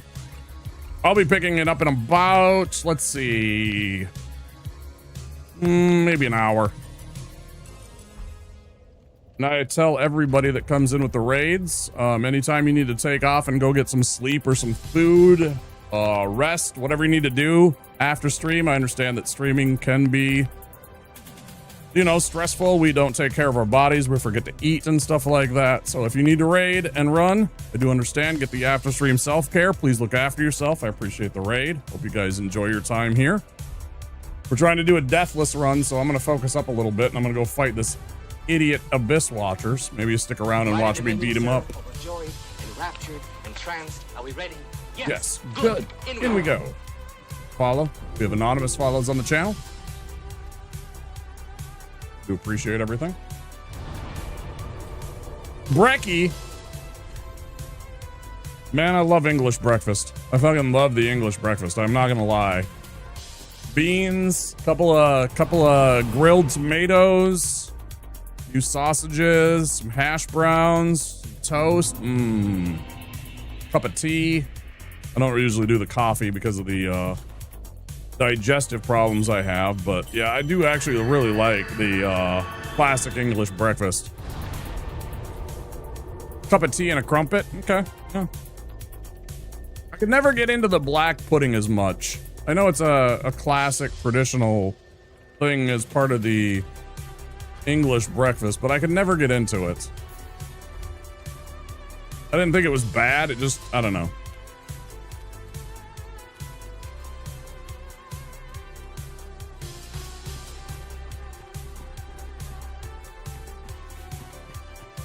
Well, the rest of it I would absolutely devour. The beans, the tomatoes, hash brown, the fucking sausage, that whole entire thing. Fantastic. Covered everything.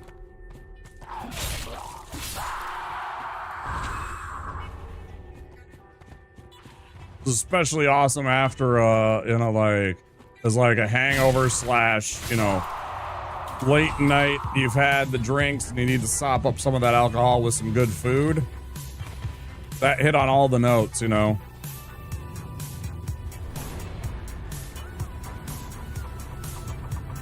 Oh, it's like blood, isn't it? I don't give a shit. That's not about what it is. That's not the problem. It just didn't have the right taste for me. I don't care that it's made out of whatever, blood or something like that.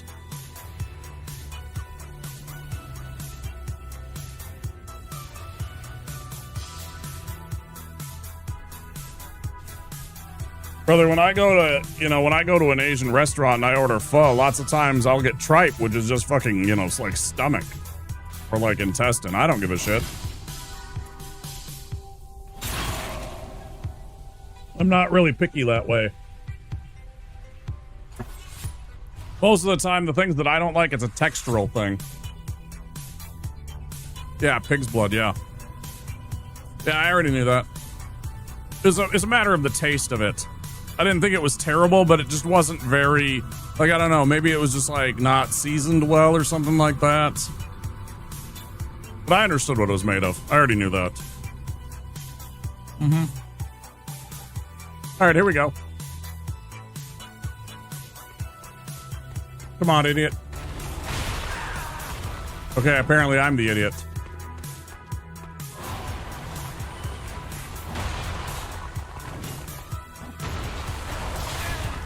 No fucking way that hit me, bro. I am playing so badly right now.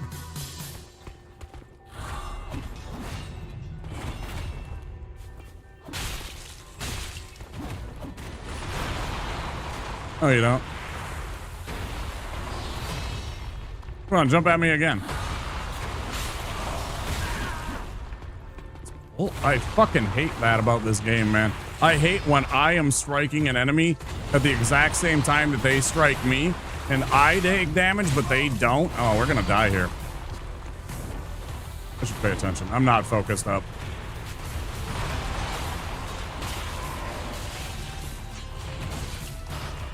I am playing absolutely atrociously right now.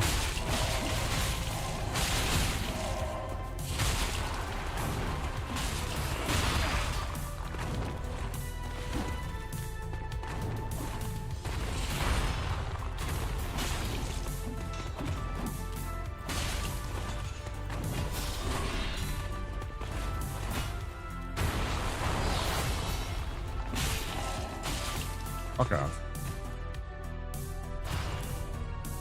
I had rabbit once, and when I went to Crete and was very upset, I ate Bambi. Thumper. Yeah, Thumper, not Bambi. Yeah. I don't know, rabbit's good. You can't eat rabbit forever, though. It's actually such a lean meat that you actually can die if you only eat rabbit. You actually have to get other food in you that has fat and such. If you try and exist off of strictly rabbit as a protein source.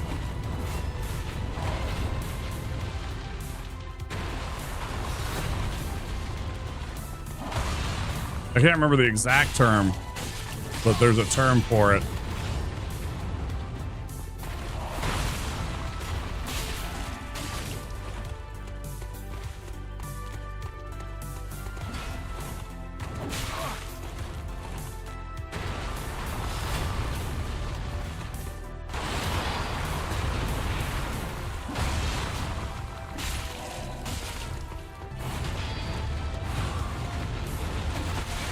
Finish him off with a backstab.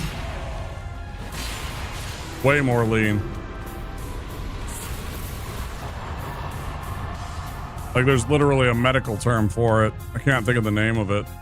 But if you try and, like, subsist off of just rabbit, like, say you were, like, some, you know, person living in a cabin out in the middle of the forest, if you were only catching rabbits, you would eventually, succumb to a lack of things that the rabbits don't possess in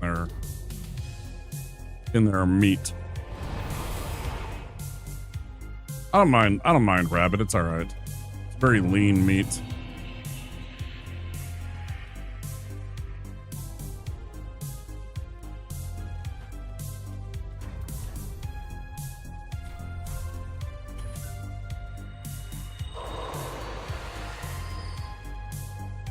You know what I think about it?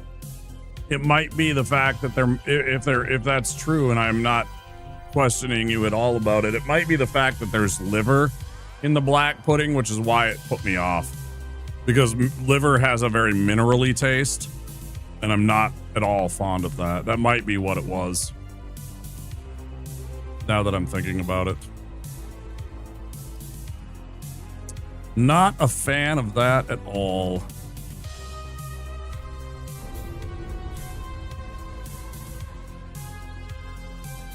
Leaves something to be desired. No, you want rich. Try having bear or moose. I have an uncle that used to live in Montana. And in Montana, lots of people, including my uncle, that was how they subsisted a lot. He would get a bear hunting license. He would get a moose hunting license. What do you call it? Pronghorn. You know, he'd go and hunt just about anything. And then he'd go and bring the meat, and he'd have, you know, protein for most of the year. He brought back one time, he brought back some bear jerky. Holy cow, that stuff was freaking rich. Man. I'll never forget that stuff. That was wild.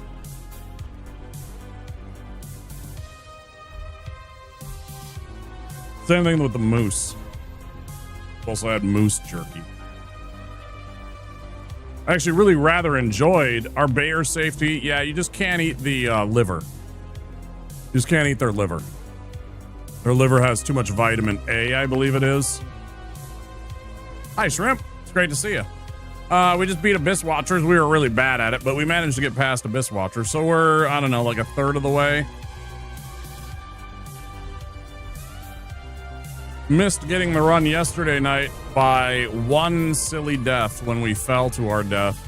I was very sad about it. We almost had the run already, Shrimp, but we died. We died when we were trying to fight the ancient wyvern. Yeah.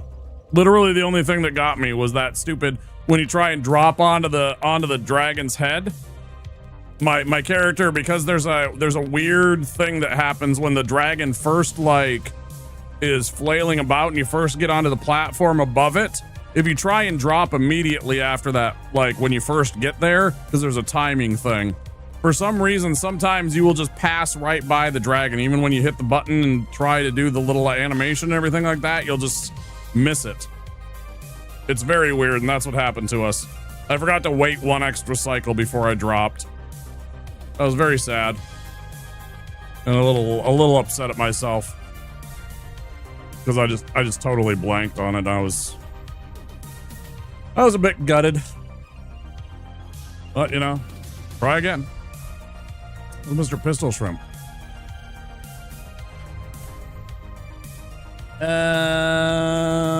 I feel like I'm missing something or forgetting something.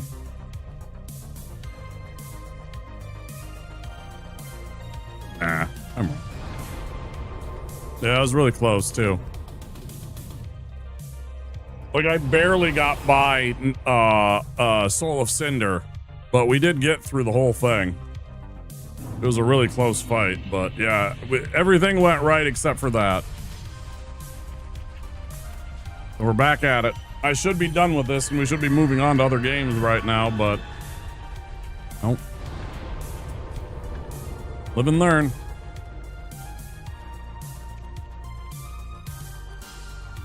still, as a couple people pointed out, it gives me confidence that I've done it now. So all I need to do is actually do it without that death. You know, it's a proof of concept. I've proven to myself that I can do this run. So, you know, that helps. Just seeing myself finish the run and be that close to it made me feel pretty good. It's kind of a mixed bag, strangely.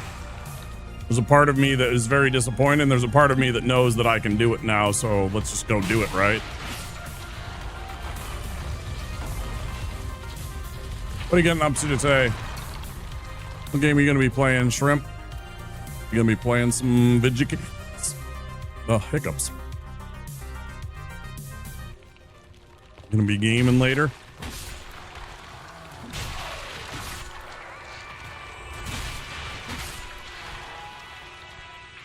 More mid. That's all you know, huh? Me, it's DS3. You, it's Medieval Dynasty, the game that never ends for both of us. You got the Medieval Dynasty. I got the Dark Souls 3.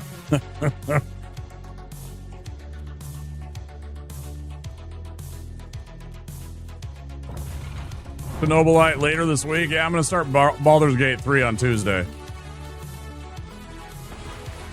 I'm gonna restart my first playthrough of Baldur's Gate 3 on Tuesday.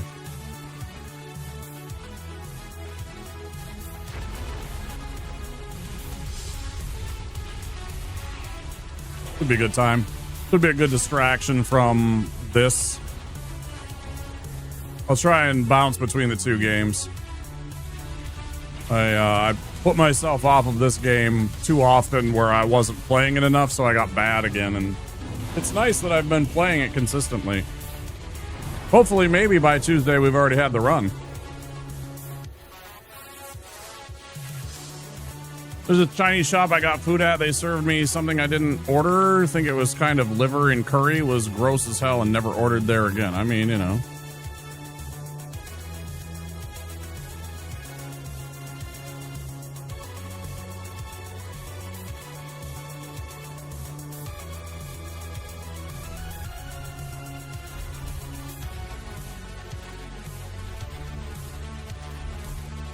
Okay, back.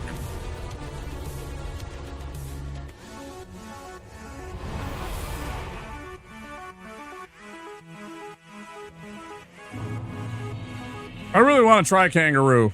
I've been told by Aussies that it's pretty good. Shrimp's a Aussie.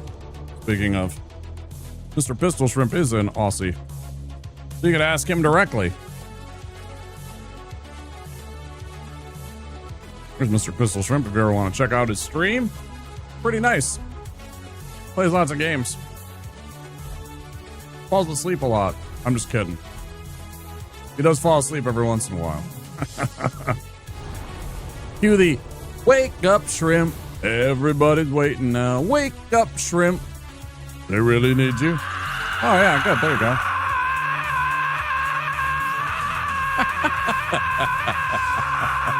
I like it. I like it.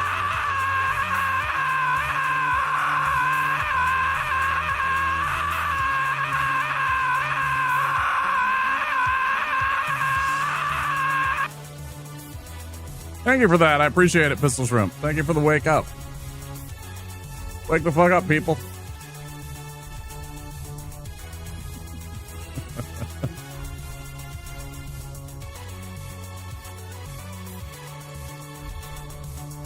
All in good fun. He's a really nice guy.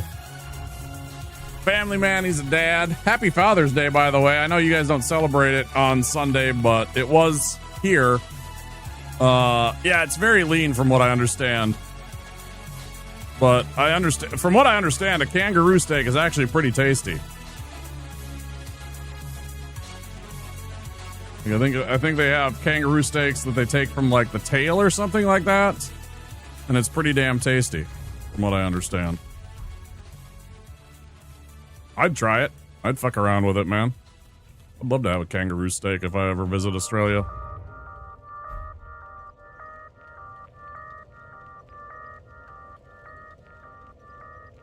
What am I forgetting? What am I forgetting? Nothing. We got the bone shard.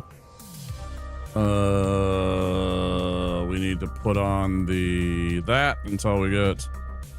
Yeah, ground. Yeah, they grind it up and then stuff it. Yeah.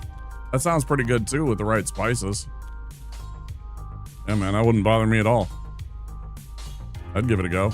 Like I said, just earlier, I tried bear, I tried elk. I really like elk. I think elk's pretty good.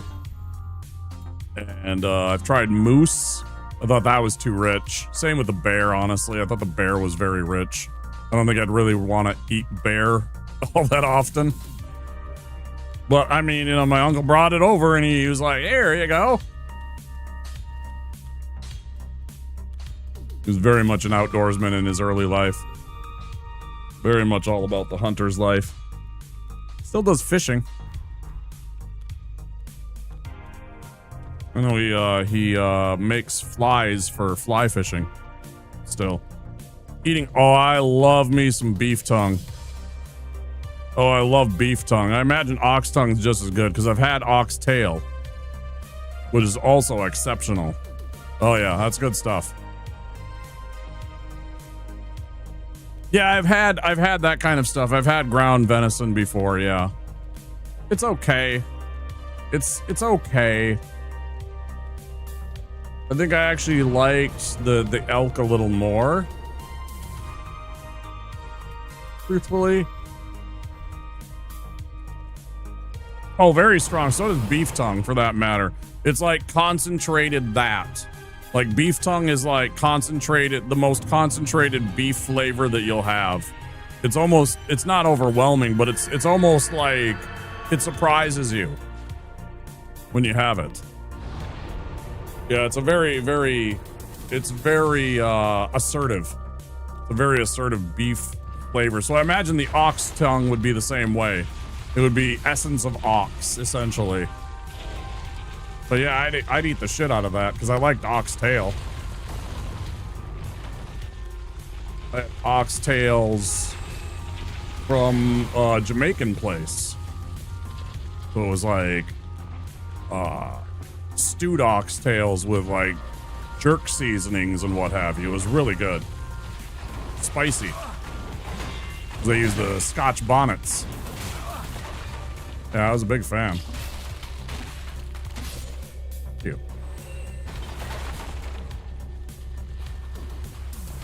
I'm gonna drink one and let's also get out of the line of sight. Oh no, I didn't smell at all. No, I didn't smell at all. It smelled delicious because it was well seasoned, and again, it had like,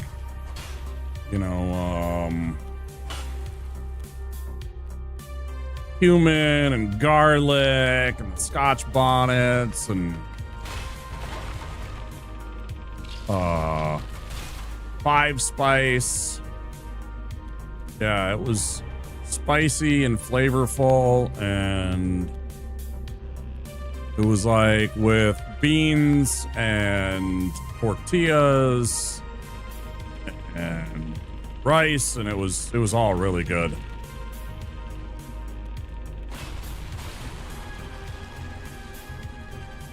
Yeah. I've had veal a couple times. It's all right. It's really delicate. It's like the opposite of the beef tongue. The beef tongue was like essence of beef. Veal was like the exact opposite. It was like very mild flavored beef, right? It was like the exact opposite.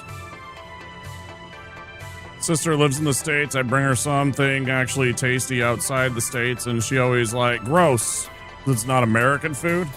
I mean, everybody's got their own taste, their own palate.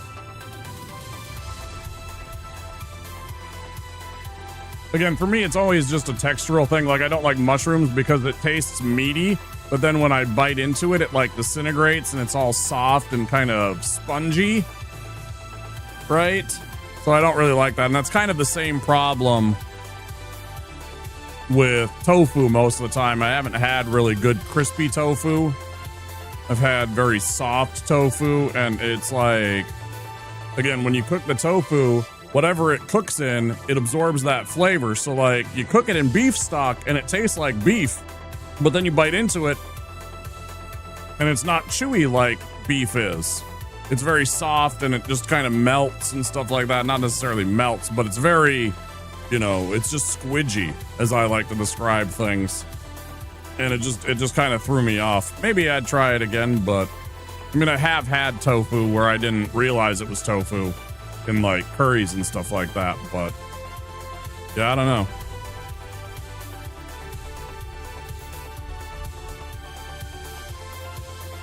It was a matter of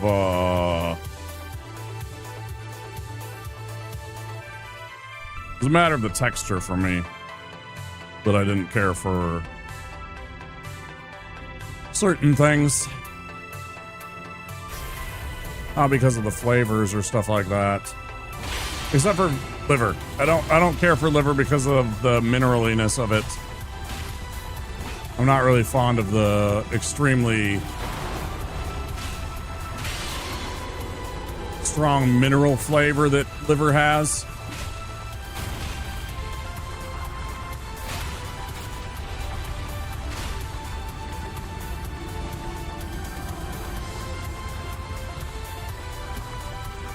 I really hate when he summons the sword. I'd rather he just try and punch me and slam down with his fist.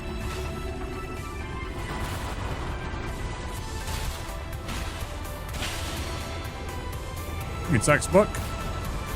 Pretty clean. I like the flavor of mushrooms. I just don't like their texture. I don't mind the flavor. Yeah, like if I can have, or like a deluxe pizza. Right? The everything pizza where it's got pepperoni and sausage and onions and peppers and olives and mushrooms. If it's in something like that, I don't mind the mushroom because it's just part of the overall flavor experience. But if it's like mushrooms all by itself,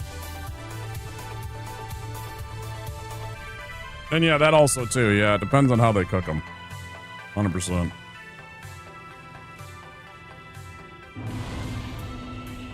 But I can eat mushrooms as long as they're in something else. Like beef stroganoff. I like beef stroganoff a lot.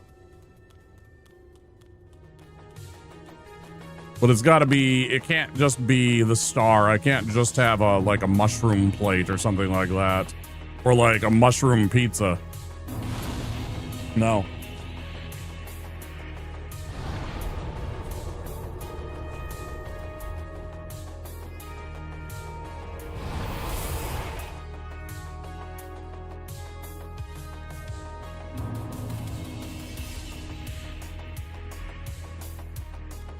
All right.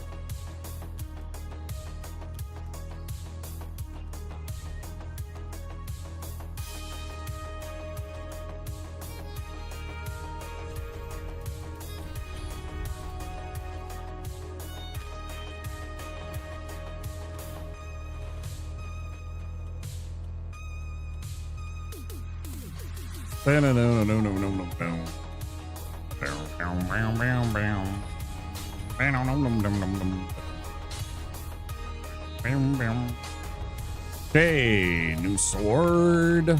Gold. And okay. Need to get my attunement up too.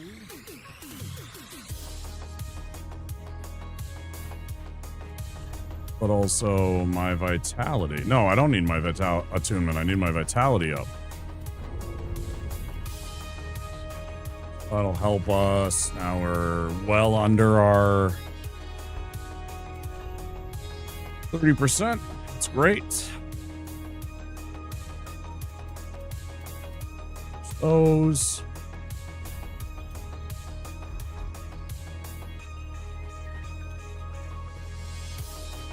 Yeah, that's what they were talking about, Finn. The ones that have the psilocybin.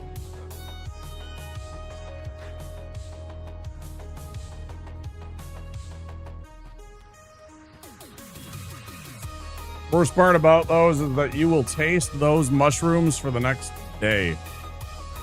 They are god-awful tasting.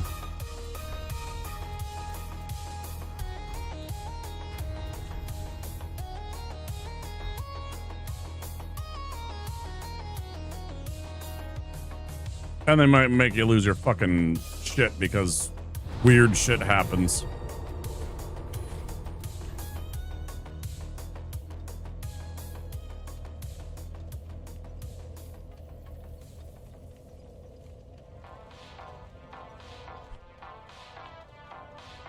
There's actually a lot of studies that have shown that the stuff that's in those magic mushrooms actually are very good for your mental health, like helping with problems like depression and stuff like that. Giant puffballs?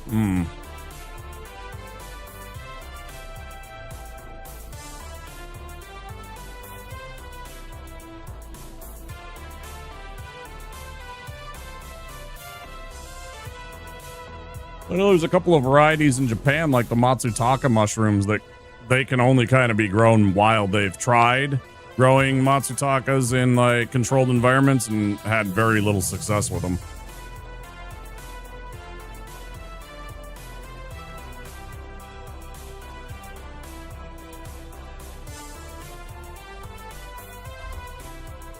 Go kill the Sylvan beast, and then we'll turn around and go down into the smoldering lake.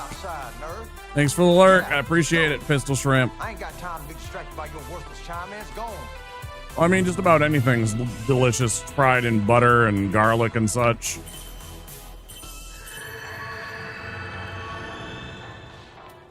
You put about anything in a bunch of butter and garlic and such, and it tastes delicious.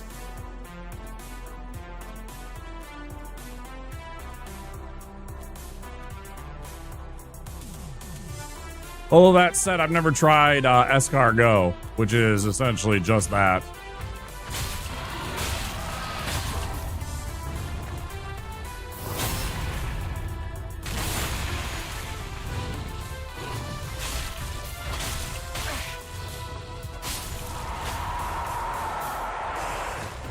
On my way, asshole.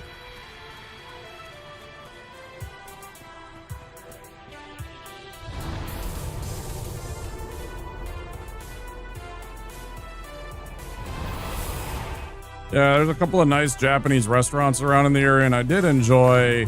I had some miso soup that had mushrooms in it. I don't remember which type of mushrooms they were. Definitely not like the standard white button mushrooms. They were like little. They were thin. I wonder if I can find them. Varieties of Japanese mushrooms.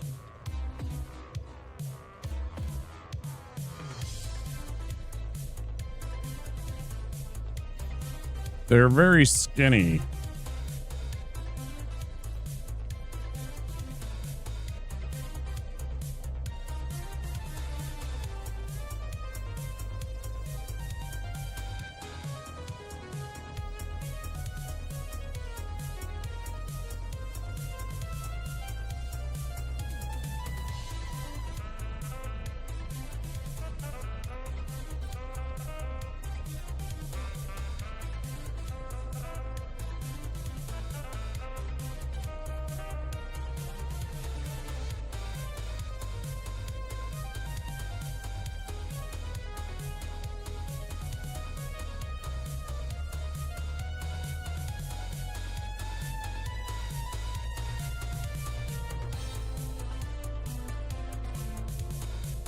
Okay, I see what looks like them.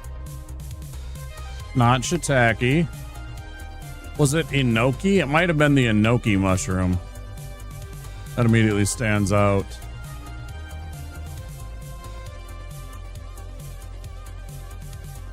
Definitely wasn't the king oysters, because they were like whole. It had to be the enokis. Matsutake. Regular white button mushrooms. Yeah, it had to be the enoki mushrooms.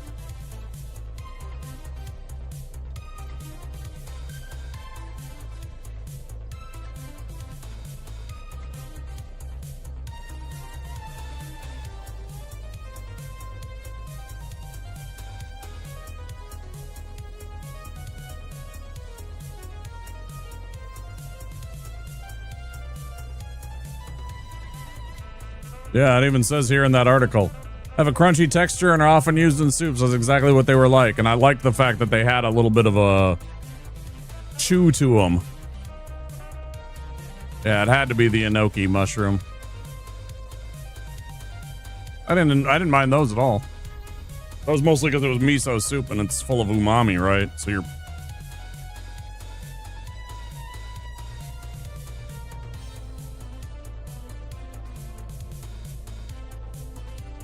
Yeah, that's what I understand about the about escargot, is that it's just mostly you just taste garlic and butter and, you know, seasonings, herbs and salt and such like that, and it just kind of just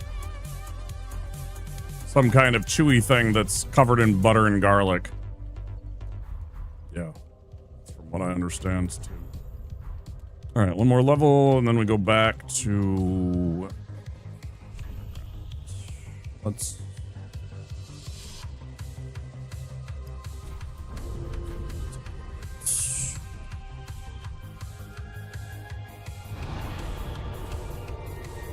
It was one of those few things like growing up, if I didn't want to have a food, there was a couple of exceptions. If I didn't want to have a food, I would generally have to have a no thank you portion, which is a little tiny portion. You have to try this and eat a little bit of it because, you know, you're the kid and I'm the adult and I paid for this and cooked this and this is nutritious for you. You're going to have a little bit of this. You know, parent being a parent, that's totally fine.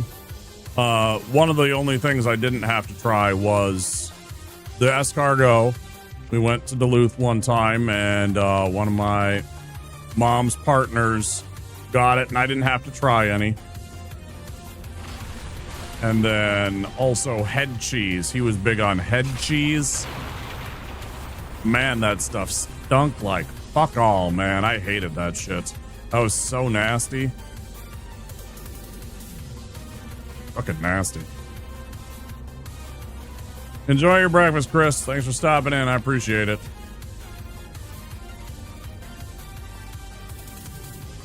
Hope to see you again.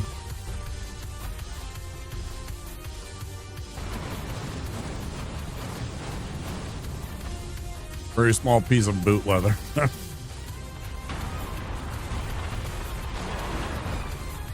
Hey, idiot, I'm over here.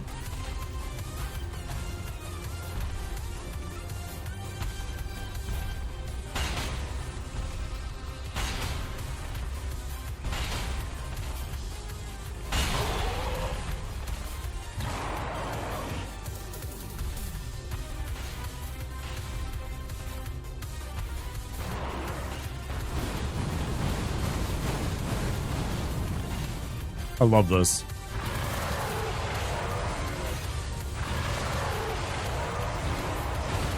Ah, skeleton.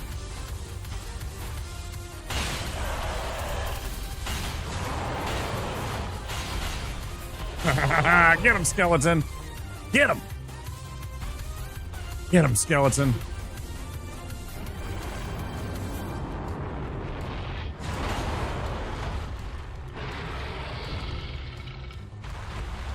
Oh, double KO! Oh, it was a double KO. Oh, I can't believe. Oh no, the skeleton actually survived. What? Skeleton actually won. I love that.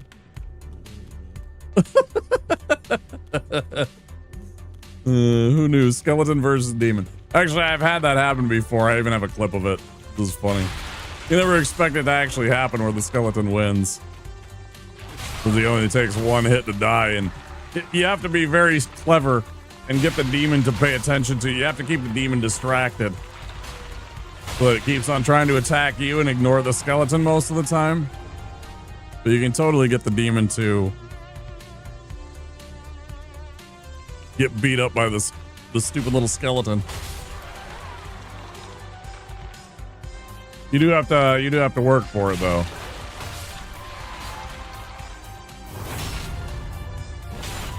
Get out of here.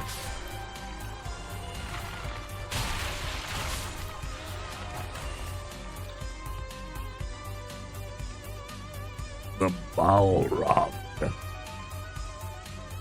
Man, if one of the coldest opens in all of cinema history isn't the opening to the two towers, man, that gives me chills every single time I watch that scene.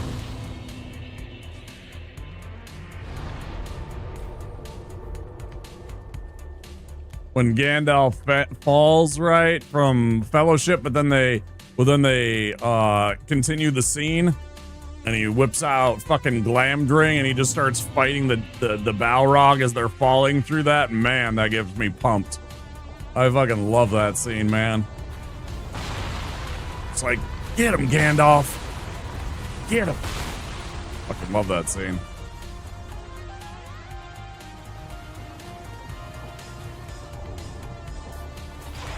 You know, because it was putting to life what I read about as a kid.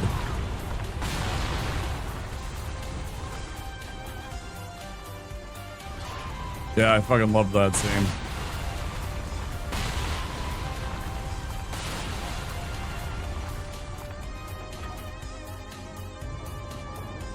I mean, I literally almost stood up in the theater. I was so jazzed about that. I was like, yes.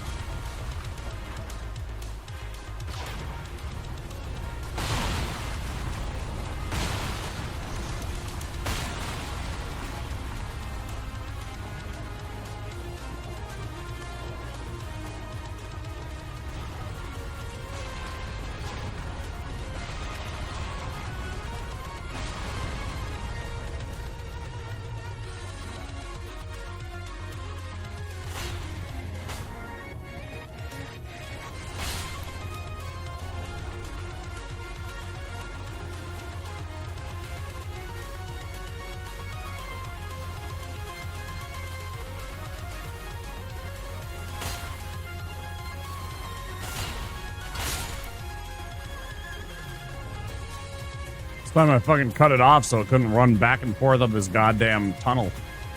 Stupid fucking crystal lizard. God, I hate that crystal lizard. More than I think any of the other crystal lizards in the game is that one.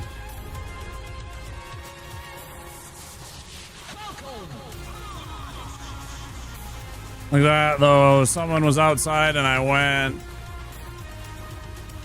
That might be Womp yelling at the game. I don't know. Maybe I was. I was more excited about talking about the Balrog and Gandalf fighting the Balrog. I've always liked wizards. I've been rather fond of being a wizard in D&D.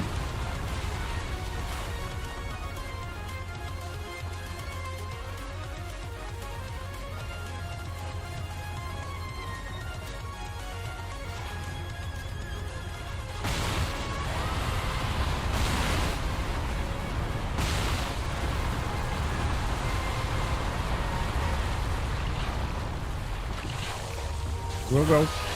Go.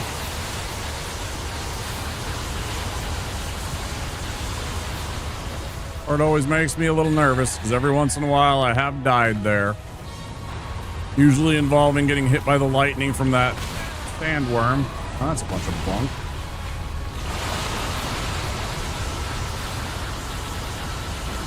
Now we get to chill and relax for a second. Womp the Wise.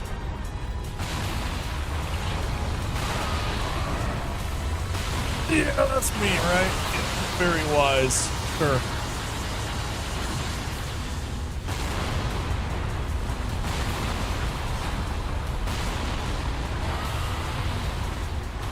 Yeah. That's what I think of. That's what I think of, is Womp the Wise. Hey, Gurn. Why did I miss that? I apologize, you kind of snuck in there. I don't know why I missed your name.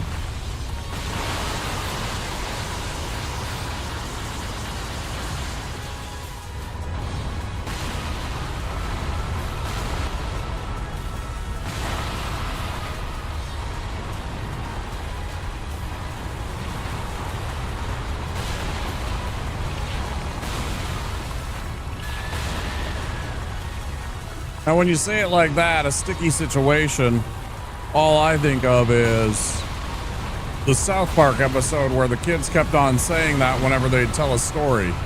Now, that's what I call a sticky situation. But no, we're not in any situation. This is totally normal. The ballista is killing the worm. You can use the ballista out there that's firing at us to kill the worm by standing here. One of the only good ways to actually kill that thing.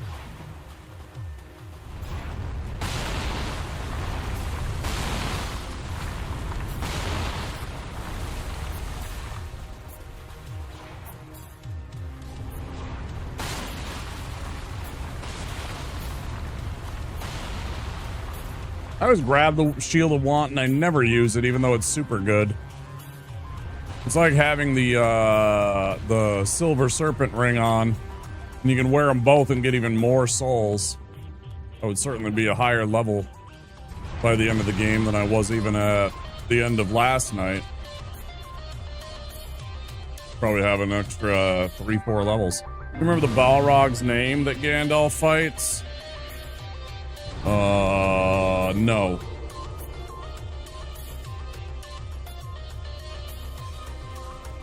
No, I do not especially remember its particular name. Because it definitely wasn't something simple like Pete.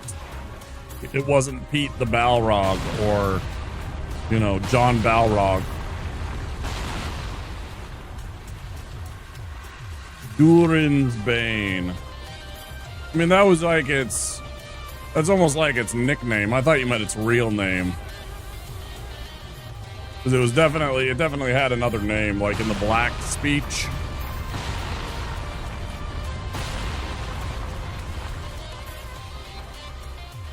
But yeah, that's right. It was called Durin's Bane because it was the one that killed all the dwarves in Moria, right? It was the one that took out Durin and all of his family.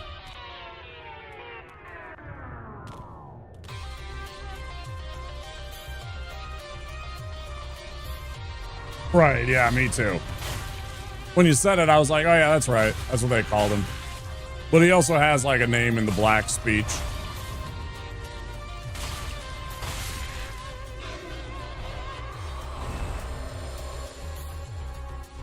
I don't know, I might be able to find the answer. I got an RPG book back there. Hold on, I'll grab it. Not that. Let me get back to the shrine. Take a look.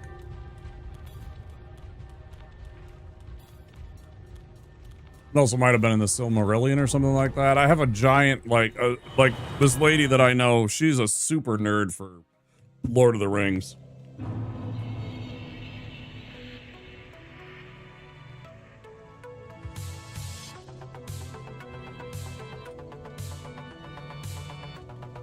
I actually have a Lord of the Rings role-playing game book.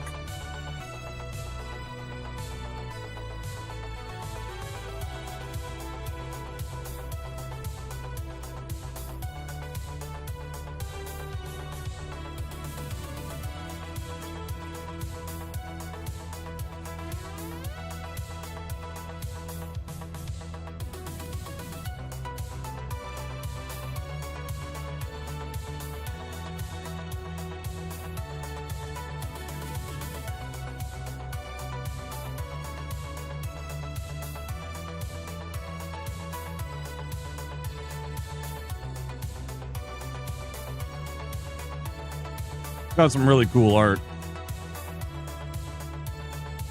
Oh, here we go.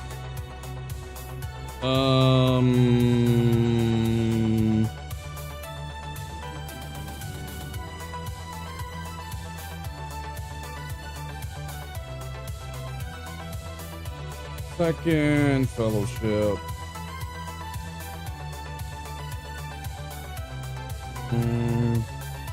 It might not actually have another name. Okay. I don't think it does. Yeah, check out this cool artwork. It's inside the book. It's pretty cool. I mean, it's just a picture from the movies, right? But still. Yeah, there's like a full page worth on the Balrog, specifically of Moria. And then there's also page 25. Another passage at the beginning of this. Might talk about it. Moria Khazad-dûm.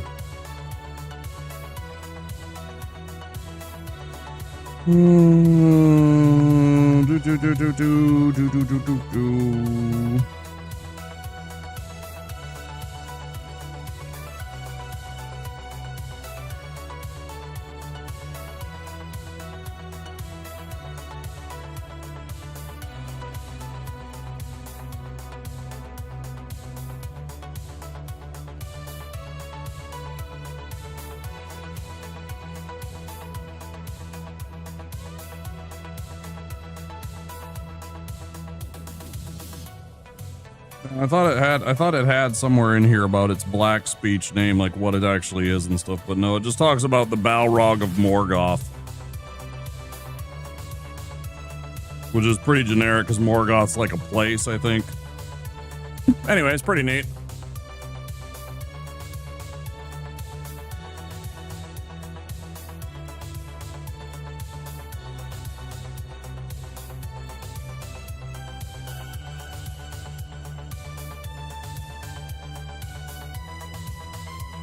Oops.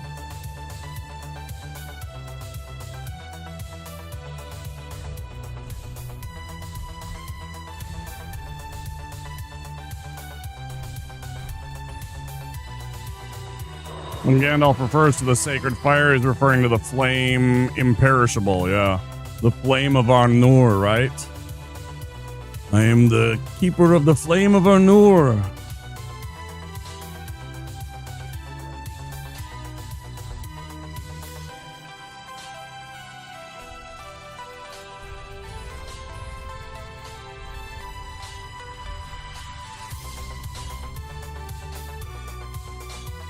Go back to the shadow. Fuck yeah, Gandalf. Get him.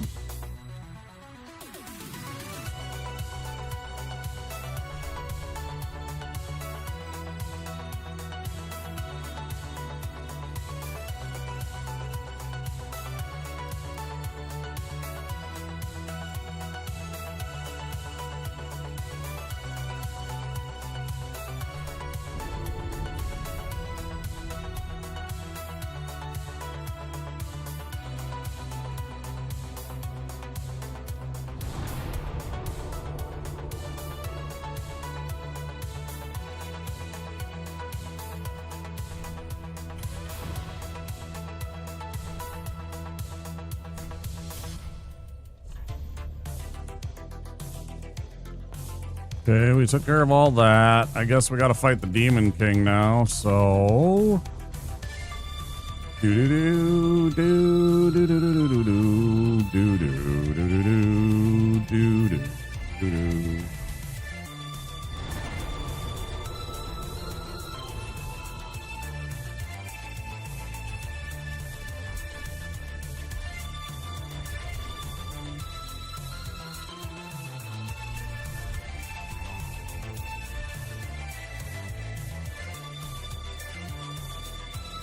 Yeah, they even talk about his ring specifically in the book. Actually, all the rings.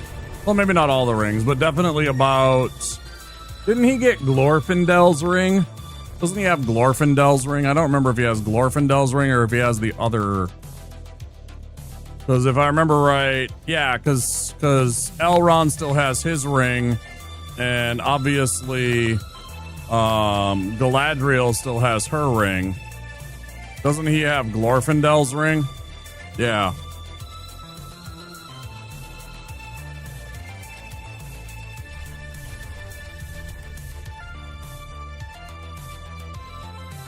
Yeah, his name means, his ring, its name means like wind something, or I don't remember. It's some very delicate sounding name. So it's got a name and everything. Yeah, I know a lady that would talk your ear off about Lord of the Rings shit. And obviously I was into it too, and I am into it a bit, but not on the kind of level that some people are. Some people are real nerds for that shit. I feel like I'm forgetting something.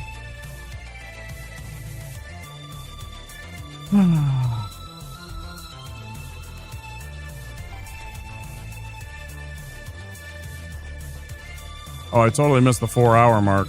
Totally missed the break that I was supposed to take. Oh well. Let's just keep going.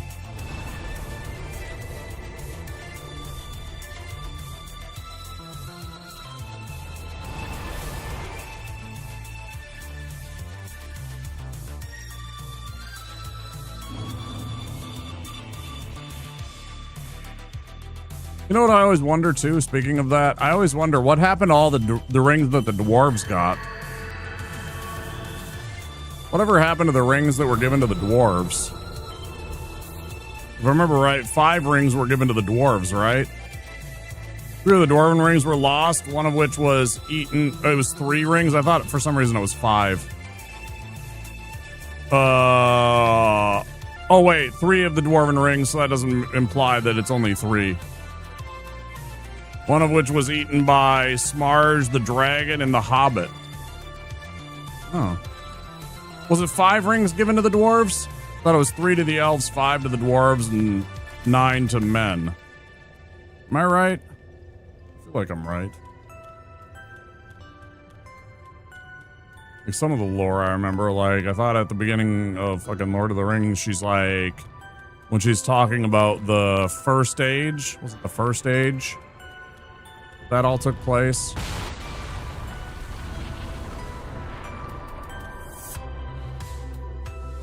All right, I'm gonna focus because otherwise I die here. 7 rings? It was 7 rings because I remember it was all odd numbers.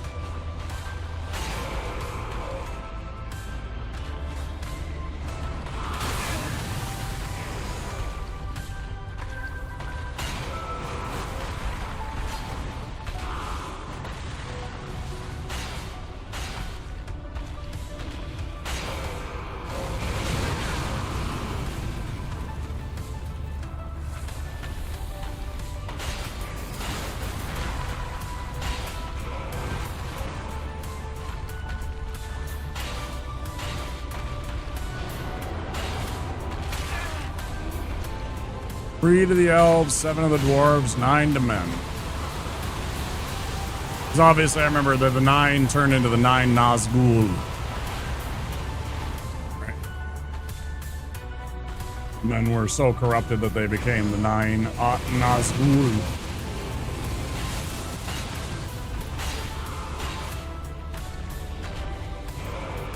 I actually played when it first came out for quite a while.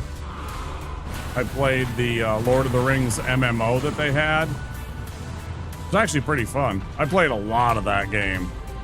Like, a lot of that game.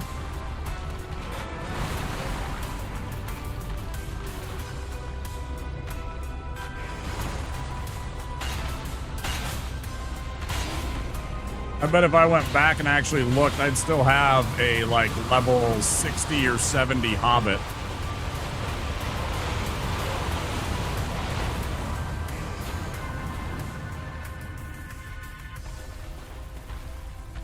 Like an insanely high level Hobbit.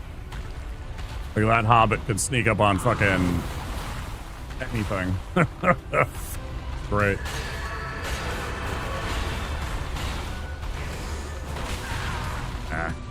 Reach.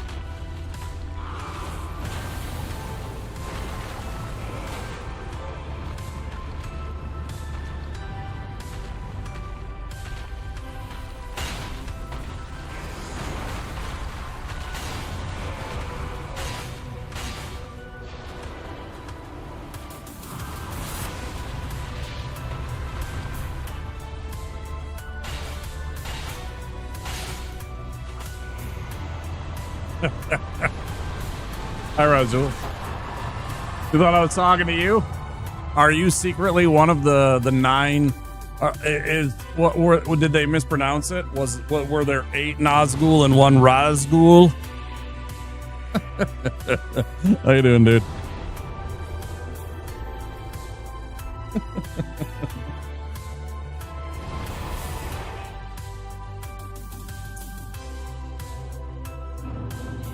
I cannot confirm that. You got a non-disclosure agreement with the other 8? I understand, yeah. You guys got an LLC? You guys got an LLC? You got a non-disclosure with the other ones. The Witch King makes sure that you don't. 4 were destroyed and 3 were reclaimed by Sauron. 4 were melted by dragon fire. They were eaten. 3 Sauron found and reclaimed, which gave him. But that's interesting, yeah.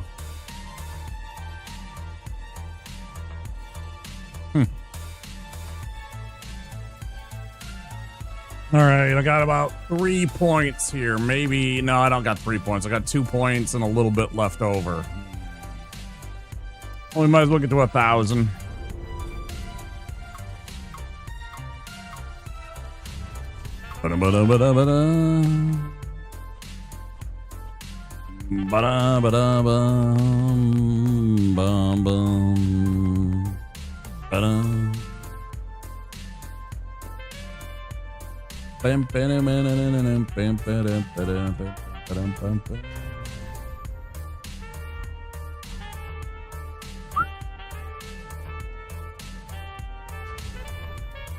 Don't need this one. Let's go equip this one.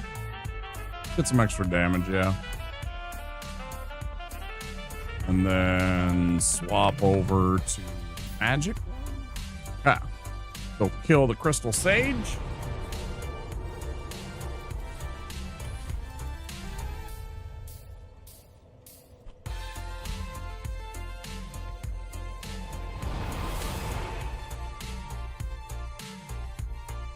Starting to see all the other rings lost their power. That's why the elves left Middle-earth, except Arwen. She stayed with Aragorn, right? Yeah, they all went and returned to the west, to the... What was the name of the land called? There's a name for the continent that they went back to. I can't think of the name of it.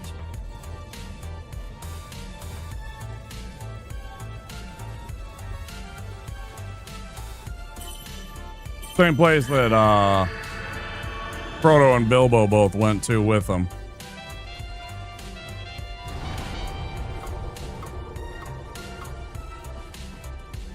I wanted to say Avalon, but I know it's not that basic.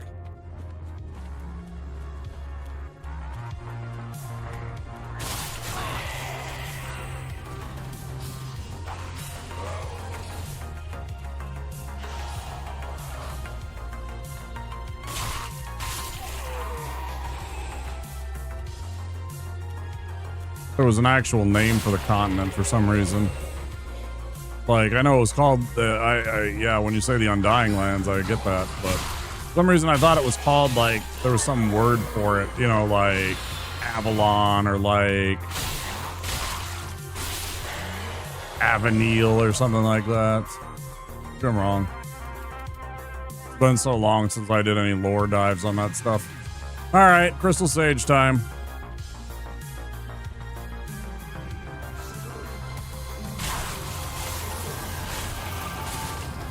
Not gonna be a 2-cycle, sadly. Sadly, not gonna be a 2-cycle.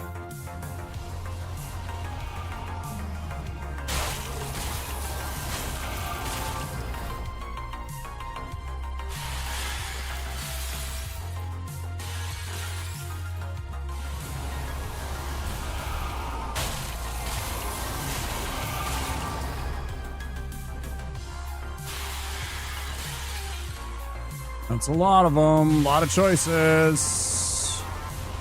Go with this one. Nice.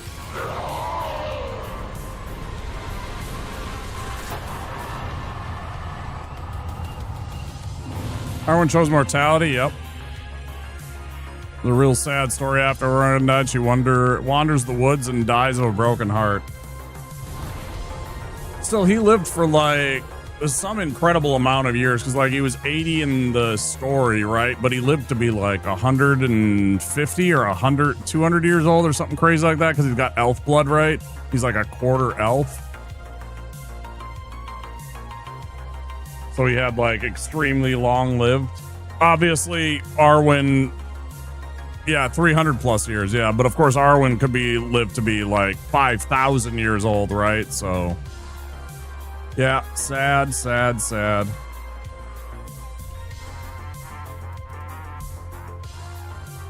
I didn't know that she died of a broken heart and that she wandered the woods and died in the woods. I mean, you know, where it goes.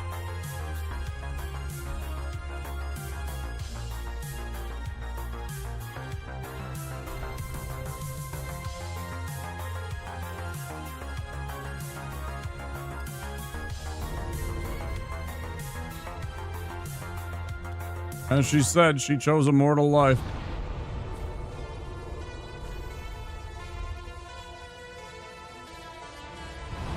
Mm-hmm. Yeah, I remember that part. That's why he tried to get her to go with them when they left for the West, right? Because he foresaw, because that's like his big thing, I know, is he was he had visions all the time. He was like, what do you call it? Prescient? That was like one of his big magics, was he was prescient. You could see the future. Or at least some version of the future.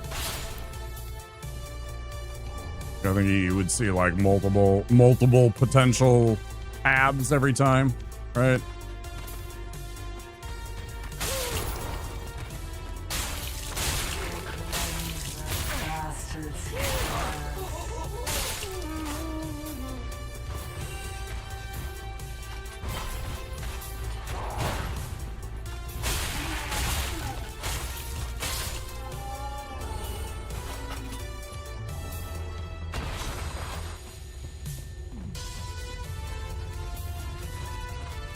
He's like, of course they didn't do it in the movie, but I know Elrond was the one that actually healed Frodo.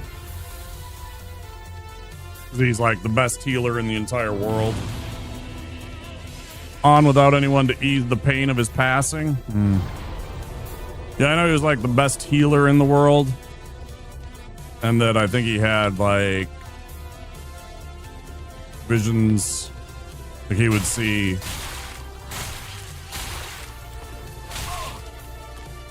Because that was the same thing that he did with Aragorn when he was predicting what would happen with reforging the blade that was broken, right? That's what he saw, like he foresaw the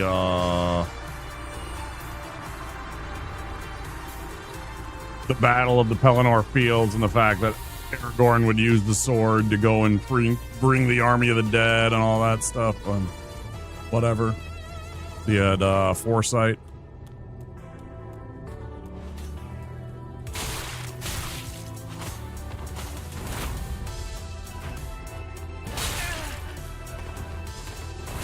Who, Elrond?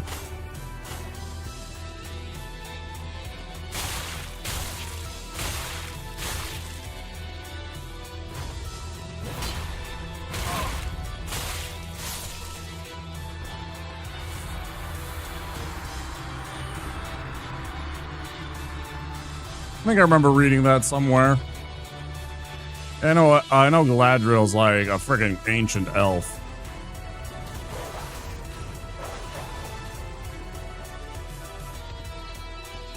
Like her and Glorfindel were both like really ancient elves, right?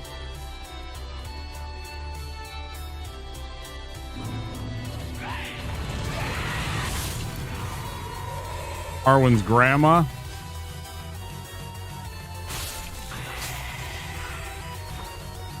Look at you with all your Lord of the Rings nerdery. Love it.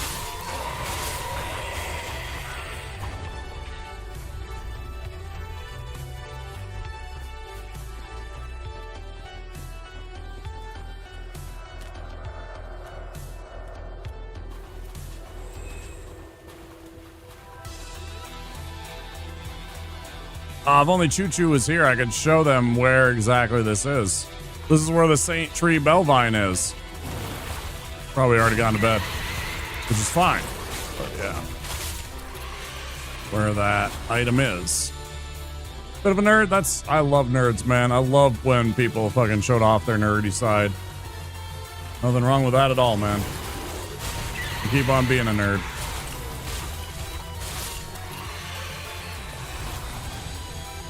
Giant nerd for D&D and classical Mediterranean history.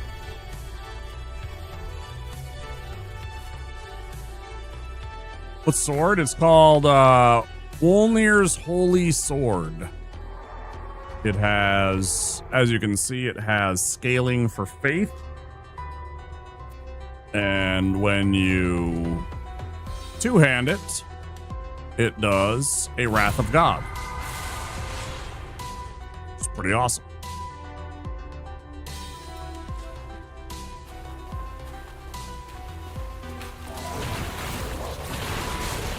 Since it has holy in the name, and since it scales with faith, I consider it to be, you know, an acceptable use for a cleric.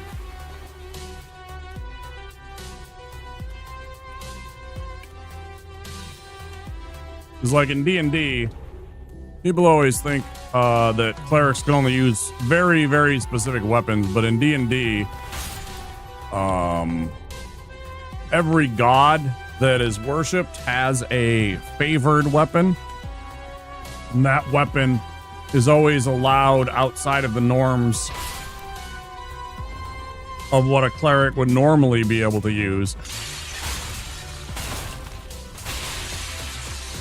So like, for instance, if you worship Thor, even if it wasn't allowed, warhammers would be acceptable because that's what Thor used, right? Was a oversized warhammer. Or like, you know, if you worshipped Artemis, the goddess of the hunt, right? You could use a bow because that's what she used. Same thing with Apollo, right? They both used bows. So if you were a worshiper or a cleric of either of those gods, a bow is a completely acceptable weapon to use for you that normally a cleric wouldn't be allowed. So I haven't restricted myself in terms of weapons because the only thing I wanted to be is that I'm just not wearing armor. I thought if I limited myself to any specific weapon, it would make the challenge just way too hard.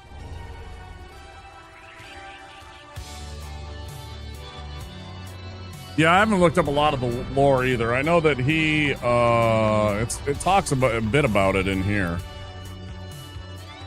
When Wolnir fell to the abyss, he was gripped by a fear of true darkness and pleaded to the gods for the first time. This holy sword, together with 3 armlets stripped from the corpses of clerics, gave him some semblance of comfort. This is like the same sword that he's using in the fight that he keeps summoning.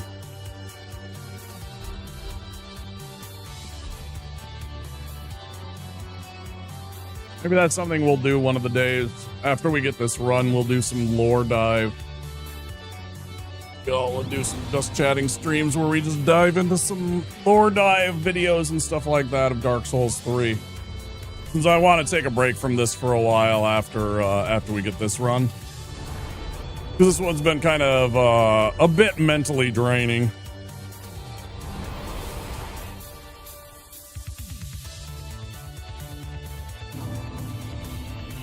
This one's definitely been a bit mentally draining. You want to be a Toys R Us kid?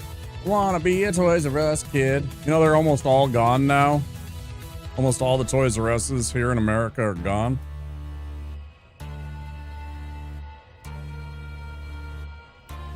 Yeah, sometimes I let the stress of it get the better of me too, I know. Sometimes I get a little bit grumpy or a little bit, you know, whatever. Short with people and stuff like that. This is definitely weighing on my mental health a bit.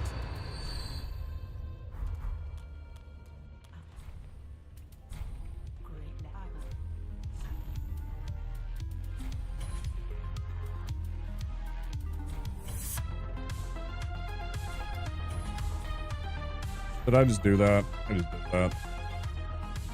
All right, let's sell this. Let's sell this and this. I guess I can sell some of these. 2 years ago, that side of the business was liquidated. Yeah, it's the same thing that happened here. There's only a few left. They're trying to rebuild. They're trying to rebuild. Like, they went into bankruptcy protection and everything like that. And they're trying to rebuild some of the stores and bring back the company. They had to consolidate a lot and sell off most of their assets.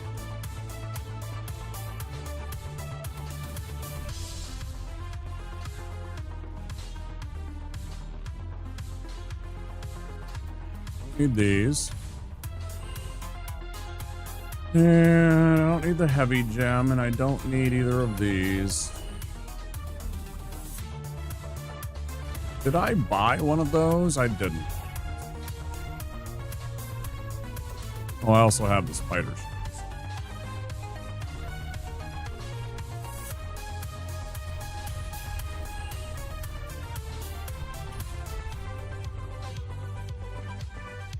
Yeah, they left most of here too, unfortunately. I see we have a little bit of frame droppage. We keep on having these little frame drops.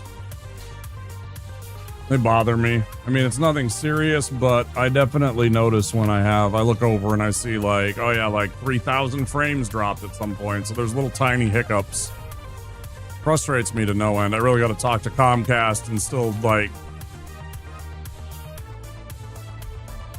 tell them to get their shit together. A lot of old businesses have gone in both UK and US, like Macca's. You're right, yeah. I mean, I don't think there is any institution that should be so, you know, irreplaceable. It's like, I don't feel bad for businesses when they go out of business a lot of the time, because I always think about all the lack of stewardship, you know, them being completely okay with everybody in the country suffering and them not paying taxes. Yep, Macy's. Yeah, there's a department store that used to exist here in America called Dayton's, and that was actually a place that was started here in Minnesota by a family, the Dayton family. One of the Daytons actually became our governor for a while. Mark Dayton was his name, but he was part of that entire family that owned the Dayton's chain of stores, and they were later bought out by Macy's, which is now also in trouble because brick and mortar stores are in danger because nobody wants to go to a fucking store anymore when they can just order it online and have it delivered to their door. Why do I want to drive all the way to a mall and deal with crowds and icky people and potentially dangerous situations when I can just have it ordered? But of course, then you have to deal with the whole, what do you call it? Porch pirates. And all of that bullshit. But, you know, I mean,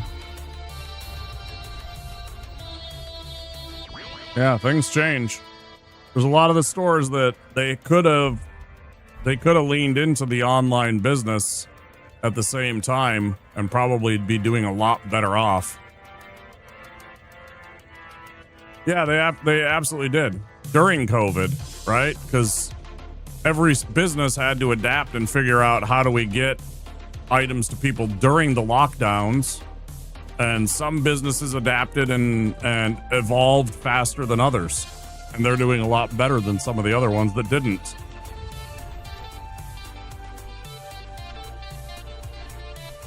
Yeah, that entire pandemic really changed business forever. Good or bad.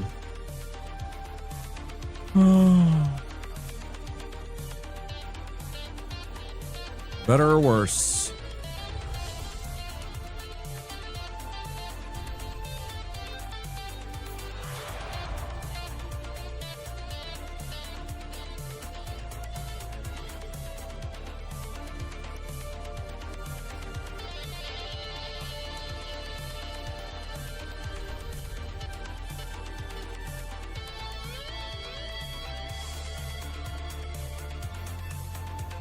Damn.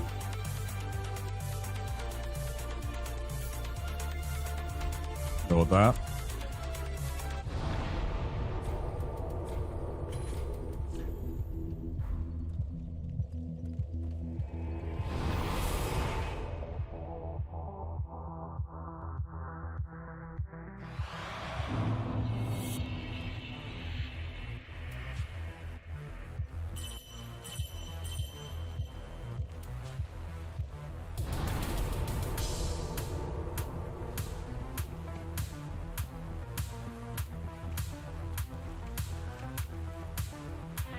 You can't stand things being online. Before COVID was always told if I can't find anything, go online. I refused and still do unless it has that obscure something that should be in a store.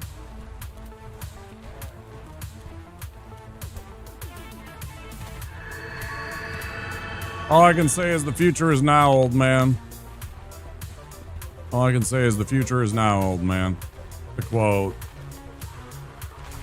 Dewey from Malcolm in the Middle.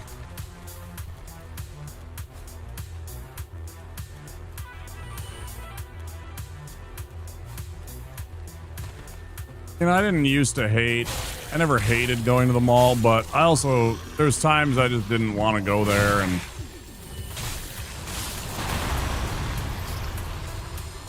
I don't know. There's most of the time I don't miss going to the mall. Dealing with weirdos, dealing with shitheads, trying to find parking. Making sure that I was there at a time that the store was open, you know. I had to go and rearrange my schedule just to meet their fucking needs. It's like I can just order at fucking 3:30 in the morning. And, you know, depending on how much I want to pay or depending on how they work their shipping, I might see that item the same day.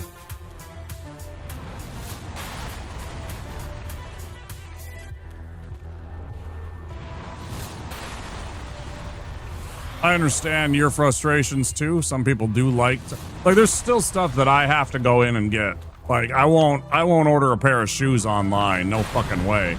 Pair of pants? Nah. If it's something that I actually have to wear and it needs to fit me, I ain't gonna rely on some online information telling me that this is gonna fit me. I have to actually physically try it on. You know? Gotta see if the shoes are actually gonna be comfy. Gotta see if, you know, the pants are actually gonna fit me. Not that I have fucking pants that I can wear or fit me ever anymore, but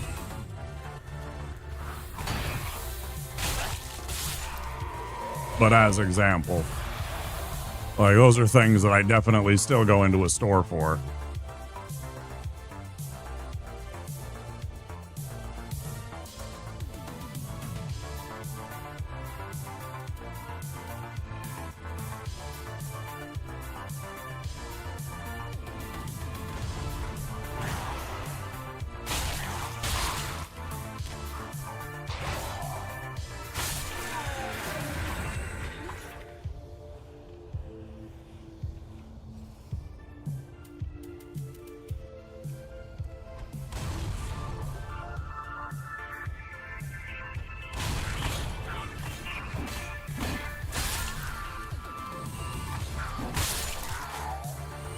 Perfect. I'm not sure what that is. The big, I don't even know how to say that word. Bolgrol? I don't know what that is.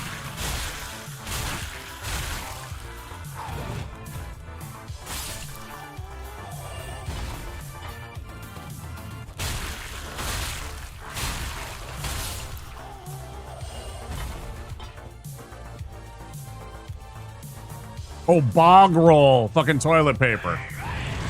Bog. Right, yeah. I'm with you. I forget that you call it bog. The bog. I suddenly put it together. I was like, wait, yeah, totally. I suddenly remembered in Train Spotting when when Rent went into the worst bog in all of Scotland.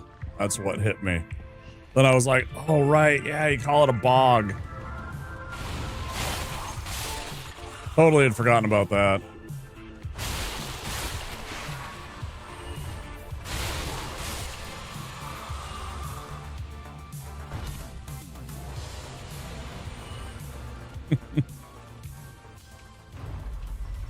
Completely had forgotten about that.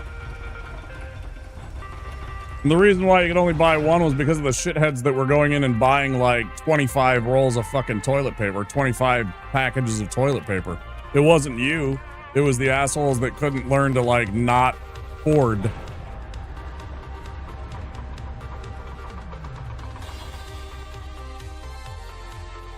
You know?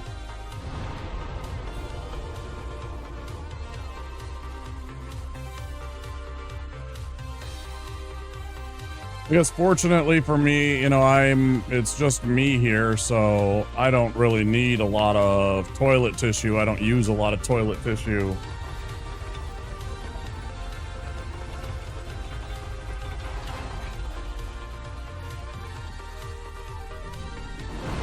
Lavatory, yeah, we call it a lavatory too, actually.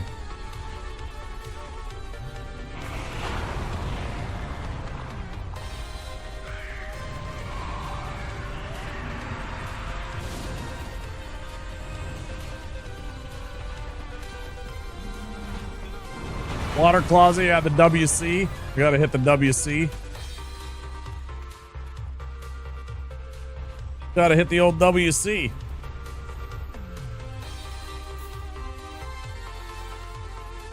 Oh, me too. I don't even live paycheck to paycheck, Finn. I'm usually underwater in terms of my bills.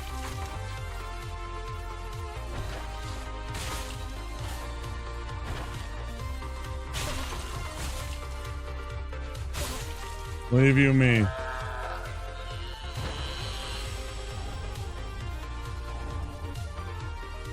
I totally understand, man. I am always in fear.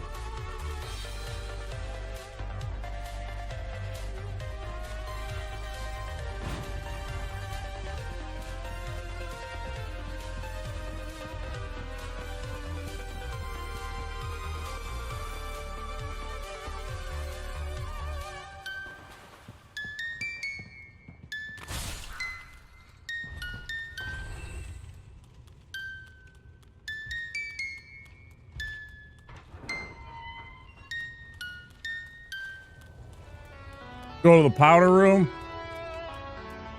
That's like an old term. Powder nose. Yeah.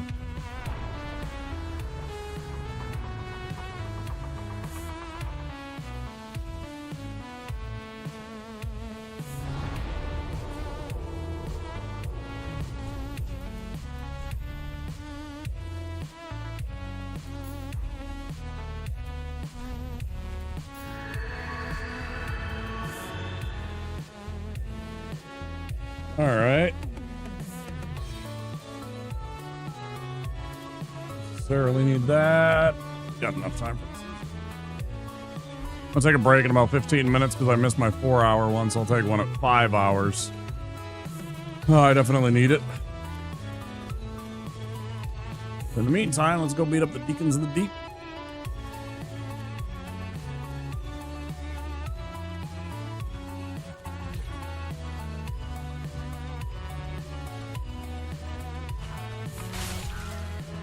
Too soon.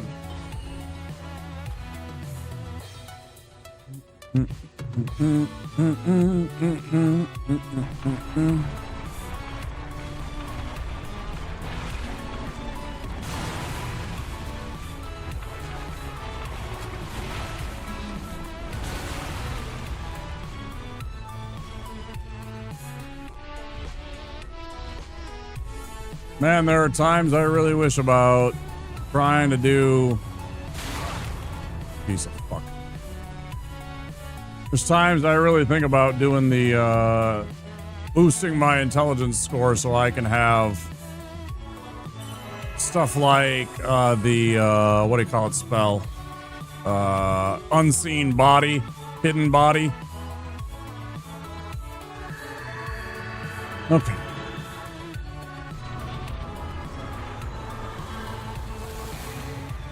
Yeah, I definitely need a stretch, and I definitely need to go pee and get some more iced tea.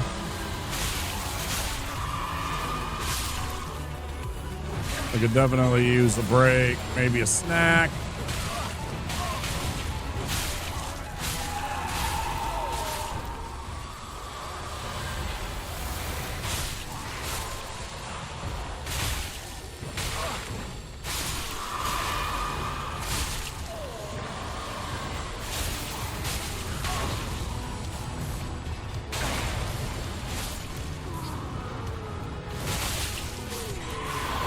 You know what? You die next, motherfucker. You. Yeah, you. Trash.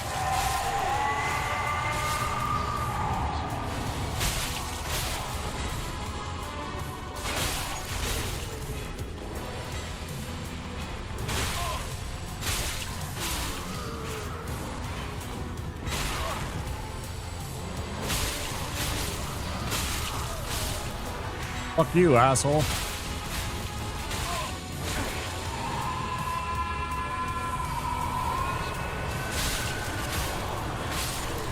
Shut that shit the fuck down. No, sir. There's actually, if you were over on Twitch, you'll be able to see it in the little thing here. Yeah. Hey, Moose Rat. Yeah, you'll be able to see the emote on my overlay.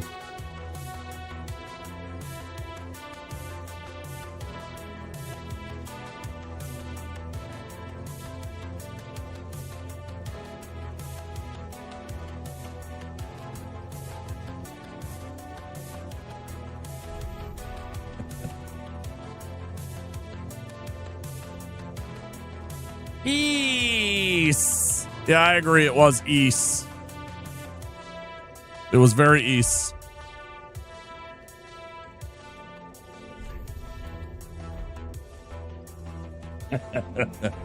Dude, I can't type half the time either. Especially when I get my fingers all crossed up. I swear it's just like my brain just malfunctions for half a second when I'm on the keyboard.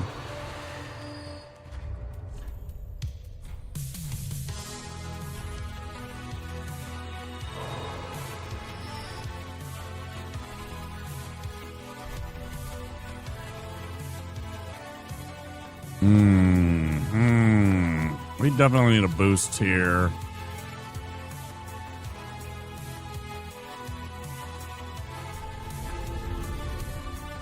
We tried playing this with a keyboard. I do not like it. I feel like I'm flying a plane. I don't particularly enjoy it. My fingers get lost and I make mistakes where I press buttons sometimes. Like I'll be trying to press F and I'll press G or something like that, and then, you know, bad things happen. I'm very good on a controller. I'm a hybrid player. I don't, you know, I can play first-person shooters and stuff like that on keyboard and mouse. You know, my tactical strategy type games on a keyboard and mouse, but I'm very comfortable with the controller. I've been playing on a controller since the NES days, so I think the Deacons are the easiest boss. I don't know if they're the easiest boss. They're not the hardest boss, that's for sure. They're certainly not the hardest boss, but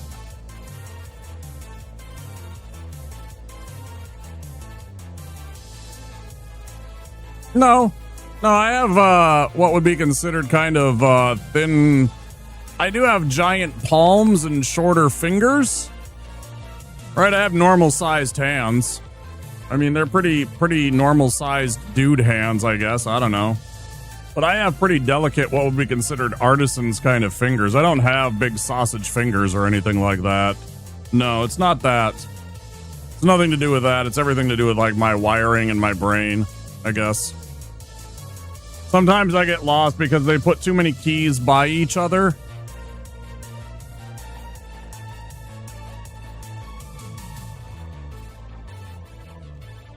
We got the deacons out of the way. Let's run over to Irithyll. Wolner's probably this, but also Wolner, you can die very easily too if you're not focused.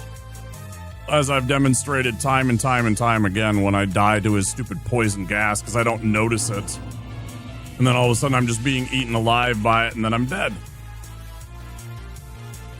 And isn't that fun? Both ends of the stick.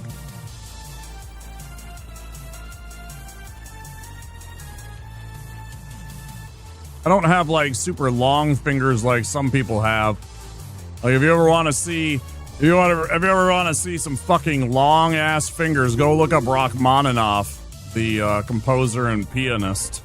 Jesus Christ, that guy had some fucking freakish hands. Getting to where you got? Mm-hmm. Yep, sure am. We'll be doing that in the next part of the stream. We'll be fighting, you know, Pontiff and Yorm and hopefully all the rest. Do I have time to make this run? Barely. Do I want to struggle bus at it? I don't know. Let me go see how much time it actually is until the break.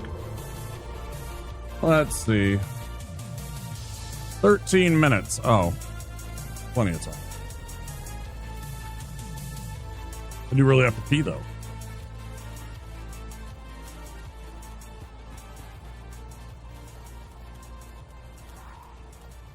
Now, if you ever go look up the composer Rachmaninoff's hands, that guy had fucking freakish fucking hands, man.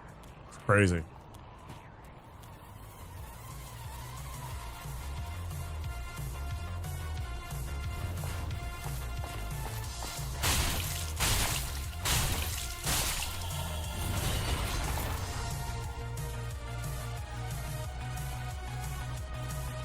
You talking about Rachmaninoff? Did you go and search it, or did you just know that? Because, yeah, I knew that.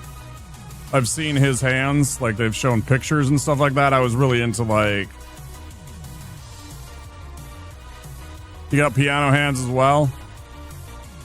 Yeah, like, you need to have, like, longer fingers to play piano really well. They're ridiculous? Yeah. You know who else has ridiculous hands? Go look up Kawhi Leonard, the basketball player Kawhi Leonard.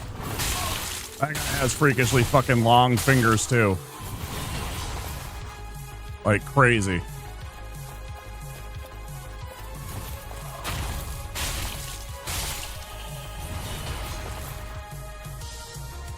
Kawhi Leonard's hands are fucking scary as shit, too. That guy could almost wrap his hand around the basketball, I swear to God. It's wild.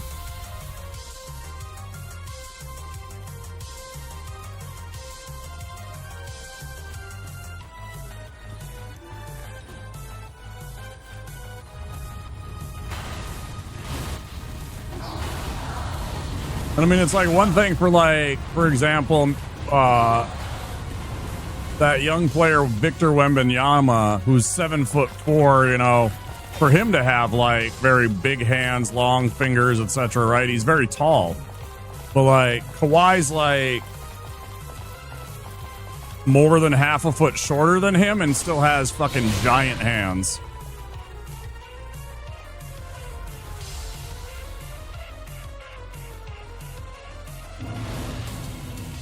Hey, buddy, how about you fuck off?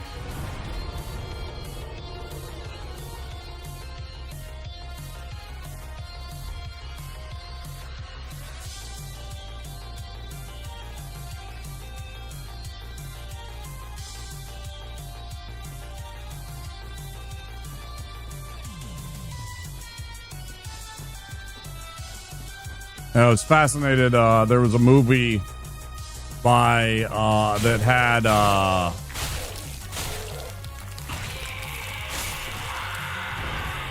called Shine, about a dude that was very gifted piano player, and he had a mental breakdown and stuff like that, and he played the Rachmaninoff, one of the Rachmaninoff pieces. So I got interested in Rachmaninoff and his music from that. I saw his hands. I was like, holy shit.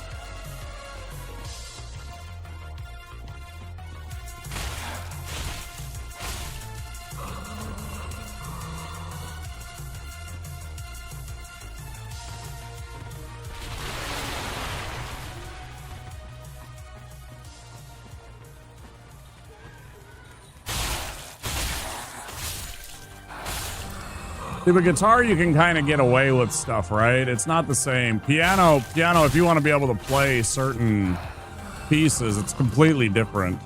It's very challenging to, unless you want to have, like, you have to play a completely different way. You can, but it's certainly not as easy as somebody that has long fingers. Play Bohemian Rhapsody.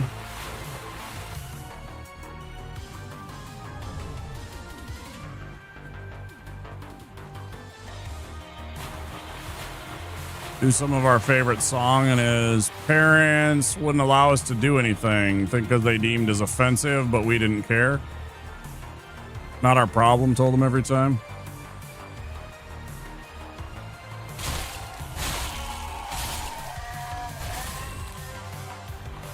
They thought certain songs that you played were offensive.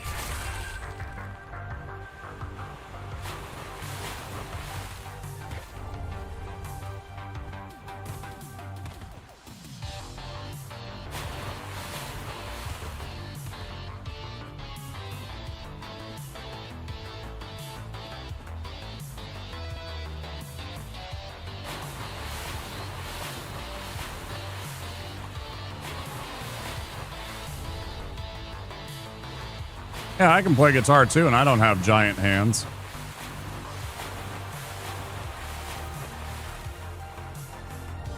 I think a guitar is much more user-friendly for people even with not huge hands. It's all about the right size of neck and the, you know, the thickness of the frets and everything like that, you know, because there's a guitar for you. Like, there's plenty of them. Pianos, it's different. They don't really build pianos for people with smaller hands. I Want to Break Free got banned by multiple countries. They're stupid.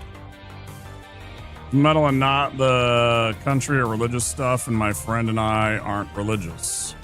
Wow, what a shocker. A Finnish person that isn't religious. I'm so shocked. I'm so utterly shocked by that.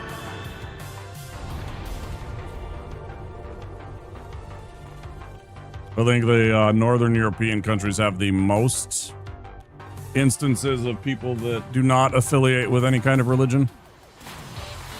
I don't necessarily call you an atheist, because that implies a specific kind of belief. But yeah, I know that there's, I think, like, places like Norway, Sweden, Finland, they have very low percentages of people that are religious comparatively.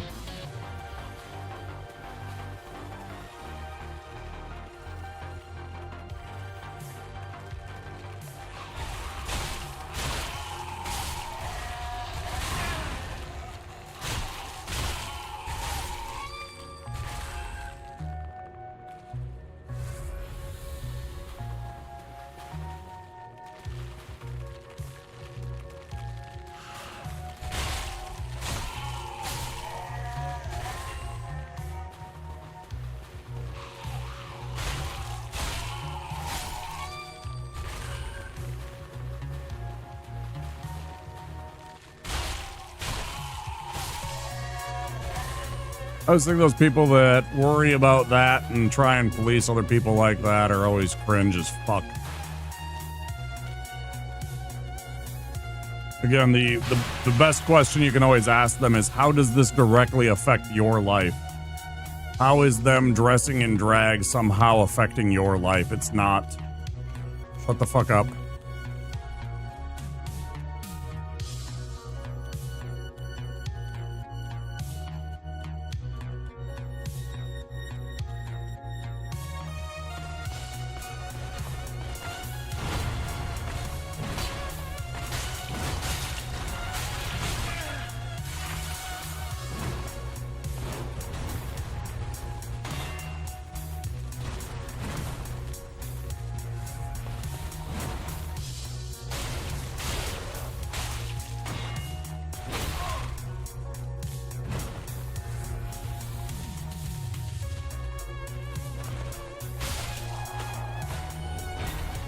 It always troubles me about that kind of stuff.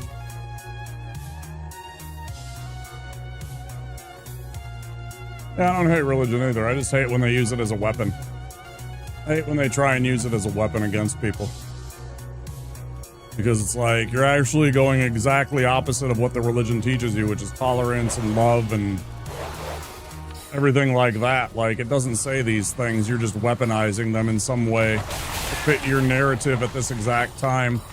When in fact, what's actually going on is you're deliberately ignoring other parts of the books that, you know, teach about love and tolerance and respect, and it really bothers me.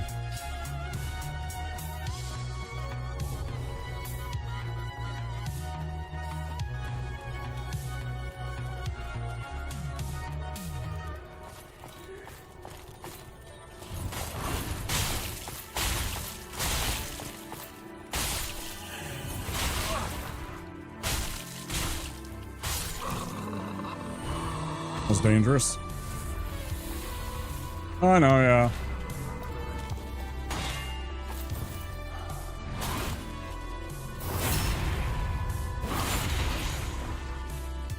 Oh, sure did. After all, he tolerated fucking Yoko Ono for all those years. Haha, got him.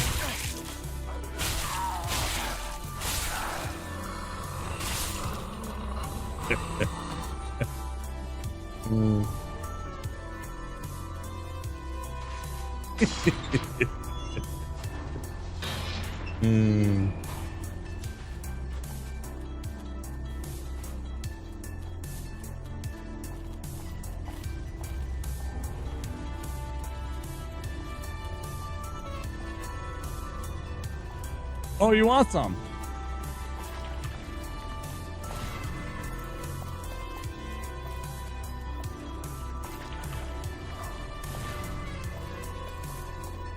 We gonna fight, or are you gonna sit there and dance?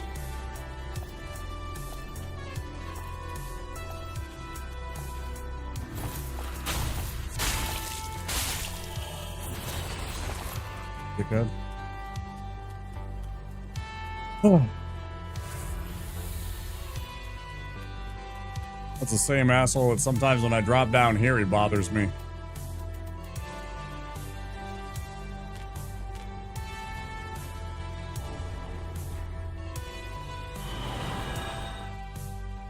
Oh, it's not about that. I don't care about whether or not she's pretty or not. I don't think that's what I'm talking about.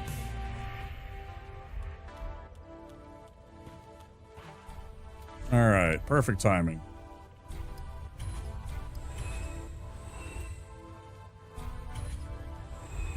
Beauty fades. Beauty fades. Just remember that always. Eventually, you're all going to be old and wrinkly. It doesn't matter whether you're pretty or not.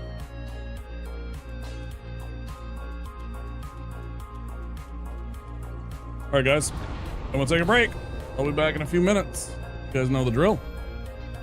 Words on stream if you're on Twitch. Otherwise, enjoy the weird commercials and all that good stuff. Actually, we'll pop on the Arnold. We'll go with the Arnold Schwarzenegger. I will see you guys. Yeah, that was the one thing. Yeah, I couldn't. Have you ever seen that video of John Lennon and Chuck Berry trying to do a song together? And the faces Chuck Berry when he was listening? Man, it was funny. All right. Anyways, I'll be back soon. We'll continue the conversation in a little bit. See you. It's showtime. It's showtime. All right, everyone. Chill. Allow me to break the ice. I need your clothes, your boots, and your motorcycle. What the hell did you do to him, man? I did nothing. The pavement was his enemy. Dylan! You son of a bitch. Listen to me very carefully. You are not you. You're me. No shit. You know who I am? I've seen you before. You're the asshole on TV. Right? Wrong. I want to ask you a bunch of questions. And I want to have them answered immediately. But why should I? Because I'm going to say Please. Drop dead! I don't do requests. Huligani. You got a lot of nerve showing your face around here, Hauser. Look who's talking. Prime laps with your 4 wins. You're a funny guy, Sully. I like you. That's why I'm going to kill you last.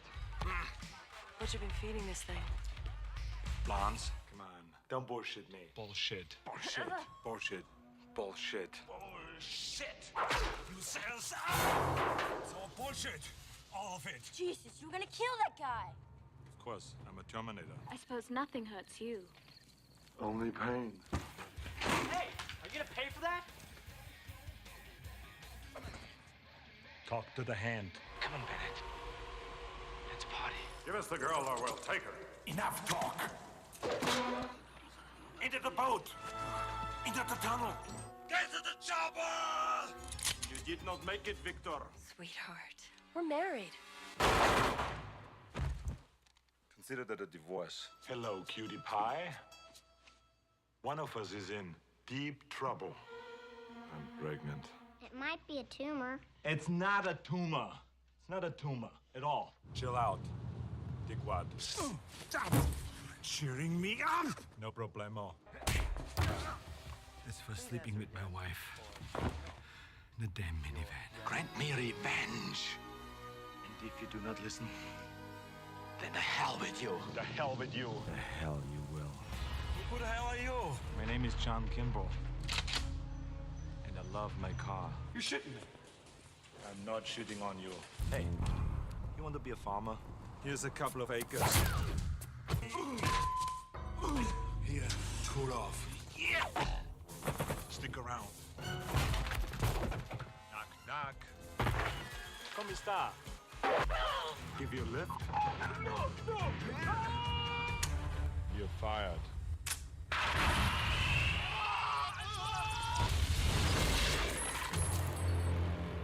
Your luggage. You are stupid. How is that guy?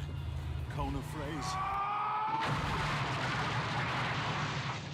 Well, that hit the spot. To be or not to be? Not to be. The Iceman cometh. Hey, Lighthead! Hey, Christmas tree! I love this song. This song's part of me. Yeah, I'm gonna make it part of you. That's all right. Keep it. What happened to Baza? He had to split. Doesn't anyone stay dead anymore? This is war. Let's kick some ice. Crush your enemies. See them driven before you, and hear the lamentation of their women. Born to be bad. Guda! Druspa! Druspa! If it bleeds, we can kill it. Now this is the plan. Get your ass to Mars. You're late. Traffic. May I see your invitation, please? Sure. Here's my invitation. What killed the dinosaurs? The Ice Age! Kron. Frosty? Mac. The riddle of steel. God doesn't want you to go in there. Don't go in there, man. When the guard shouldn't have killed my dog. You should clone yourself. Why's that? So you can go fuck yourself. She's dead. You lie! I'm not a pervert. I just was looking for Turbo Man doll. You want a Turbo Man for Christmas? Forget it. I'm not gonna sit in your lap. Bring the toy back. Bring the toy back to the carpet. Bring it back to the carpet. Take your toy back to the carpet. Take your toy back to the carpet. Take it back! The first time in my life, I'm Pissed off! Give me the goddamn page! My name is not Quaid. Stop it! No, I don't stop it. I want my baby. But I'm all woman. My nipples are very sensitive. Feel how soft my skin is. I want my Larry. I don't want to see you. Stop being such a pussy. Fucking shot me. Just a scratch. I do not want to touch his ass. I want to make him talk. Okay, make it quick because my horse is getting tired. This hero stuff has its limits. I need a vacation. Oh, shit! Shit! God! Come on, you piece of shit.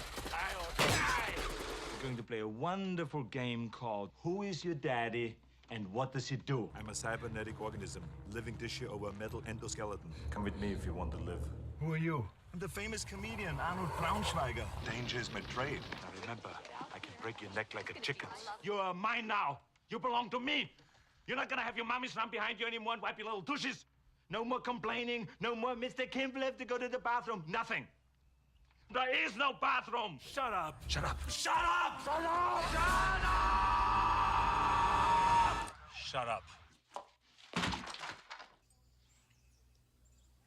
You should not drink and bake. Fuck you. Fuck you. Fuck you. Fuck you, asshole. Fuck you, asshole. Fuck you, asshole. Guy's a fucking asshole. Assholes. Dickheads. Come back. Sluts. Bastards! One ugly motherfucker. What the hell are you? Who the fuck are you? Jesus, Marge! What the fuck? You blew my cover! He molested, murdered, and mutilated her. Cool. Introducing Avada. This is Avada. It's as satisfying to me as coming is. They're having sex with a woman and coming. Milk is for babies. When you grow up, you have to drink beer. Freeze in hell, Batman! You killed my father. Big mistake. You've just been erased. You are terminated.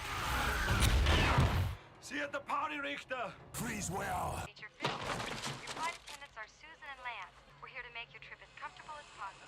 Excuse me. Don't disturb my friend. He's dead tired. You can't do that. Wrong. Here's what I do. When the governor gets here, call me. This Green Beret's gonna kick your big ass. I eat green berets for breakfast. Right now, I'm very hungry. Seen those movies where they say, make my day, or I'm your worst nightmare? Well, listen to this one. Rubber baby buggy bumpers. You think this is the real Quaid? It is. You are not sending me to the cooler. I have my orders. Drop the gun! Yeah, that's right, drop the gun! Hey, I'm a police officer. This is an arrest. Freeze! Jeez. I'm a cop, you idiot. I'm Detective John Kimball. This man is under arrest.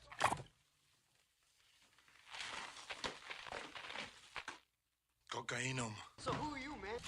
Shit! I'm the party pooper. Remember, Sally, when I promised to kill you last? That's right, Major. You did. I lied. No sequel for you. I'll be back. I'll be back. I'll be back. I'll be back. I'll be back. I'll be back. I'm back.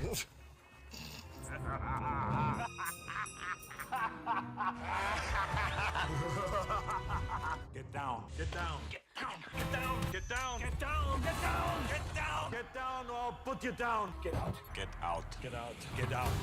Hasta la vista, baby.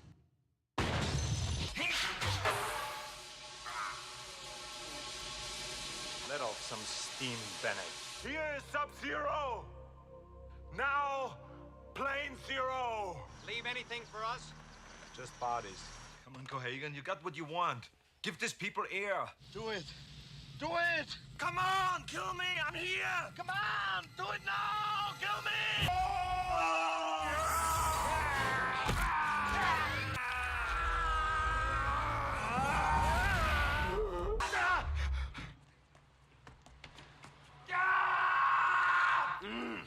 Oh, these cookies! Put that cookie down now. You want to fuck with me?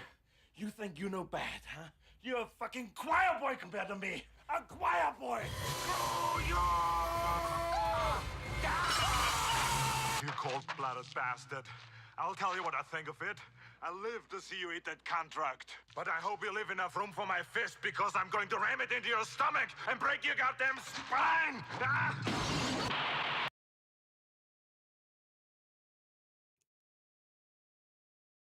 All right, we're back.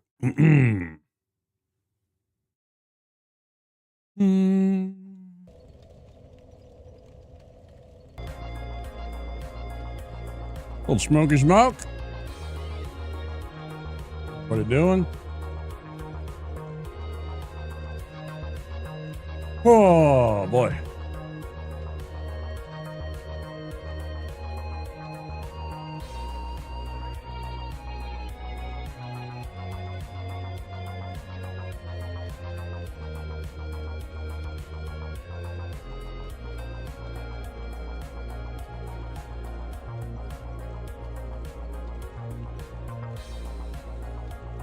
How is everybody doing? I had myself a piece of chicken and a banana. I'm feeling great.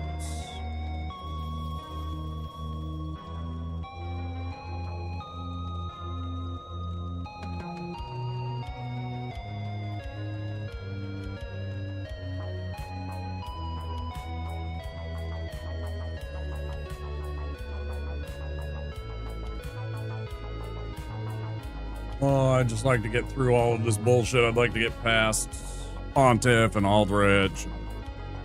Get this run done. It'd be nice if it was done by tonight, by the end of the day. Love if Monday was kind of a chill night that we do something else instead of Dark Souls like I normally do. We got the run, because if I get the run, I'm definitely not going to do it on the night that well, maybe I could still do like something like a randomizer or something. Maybe tomorrow, Monday, today, whatever, later.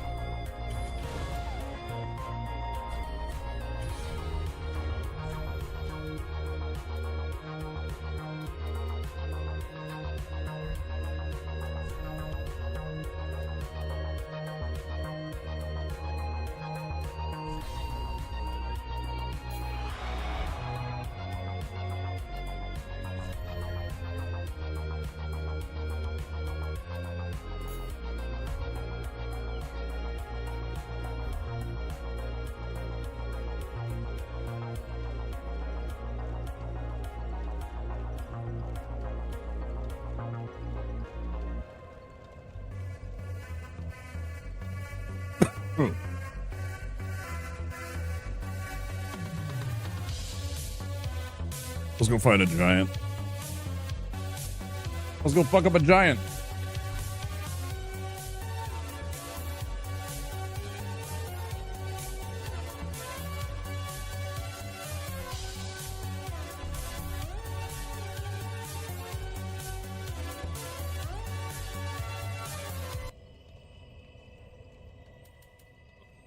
Making sure that the game volume is on. Just very quiet compared to the music. Okay.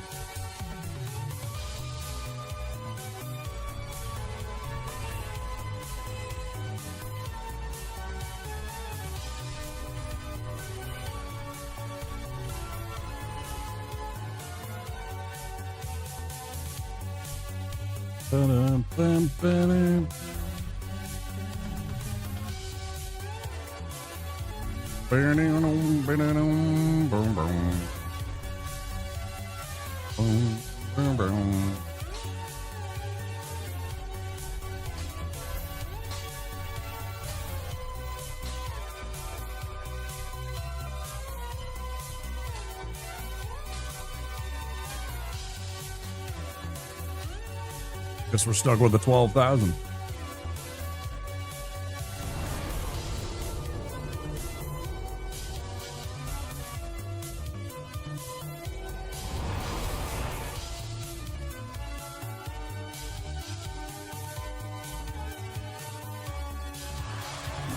Bum, bum, bum, bum, bum, bum.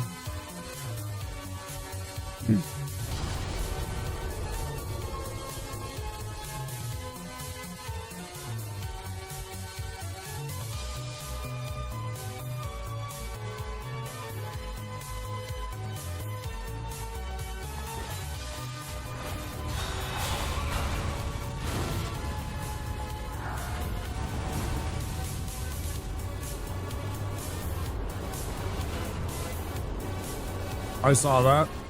And?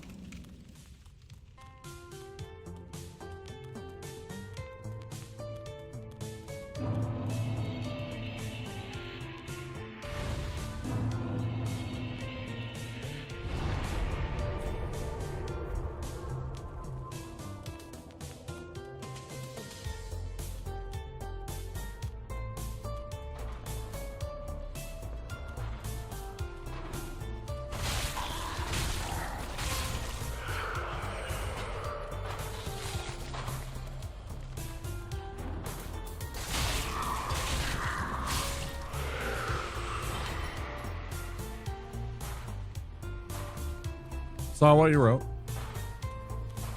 I'll respond to every message.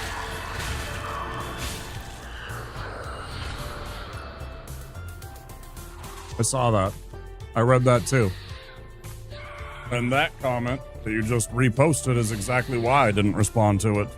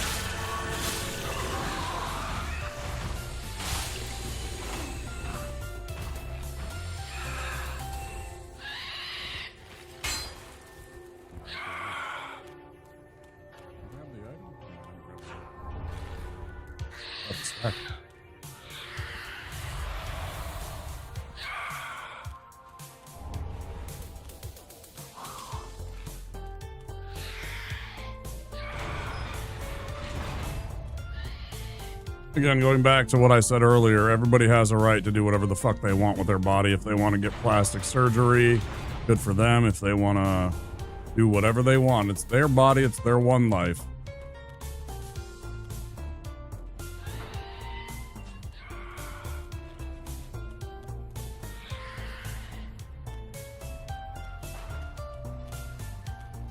I have died to these jailers more than one time.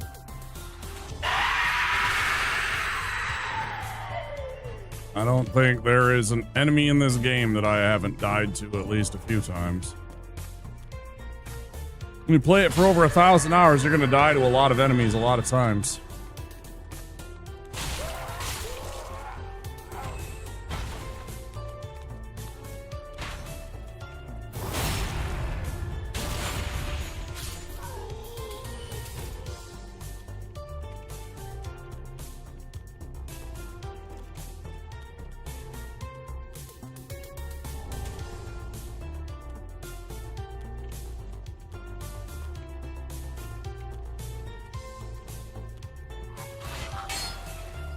That's bad.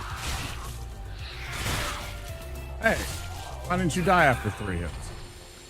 Oh, because I wasn't two-handing. No. Okay. We'll just do this the other way. Yeah, I've died to jailers multiple times. They're one of the most dangerous enemies in the whole game.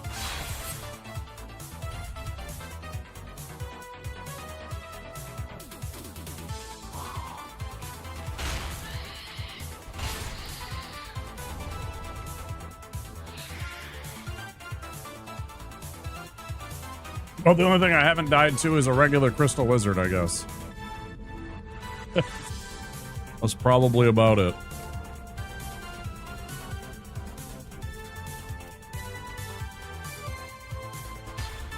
Why do I always do that?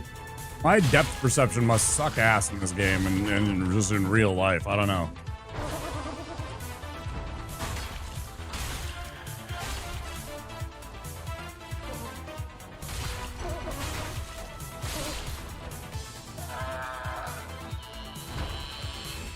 Probably. Yeah, probably gravity.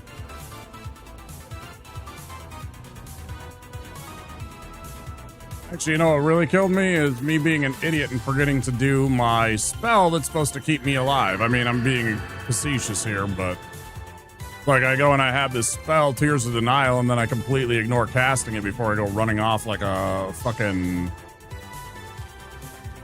happy-go-lucky adventurer.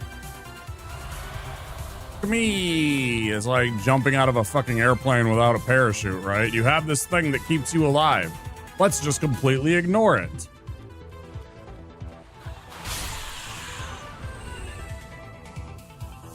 That area where there's multiple near the lift where you go to Dragon Peak there, horrible, yeah.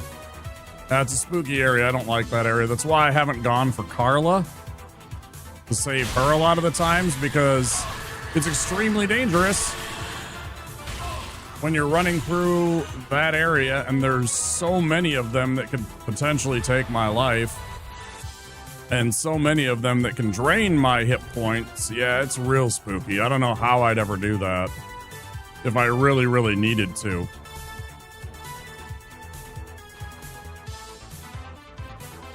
I don't even know if this is worth the risk. I think I'm going to skip it this time. I didn't even use the Dark Clutch Ring last time. I think it's a waste of time. I should probably... Yeah. Or bungeeing without the fucking bungee cord, right? Yeah, 100%, dude. Stuff like that. User error and gravity, I'd say, probably.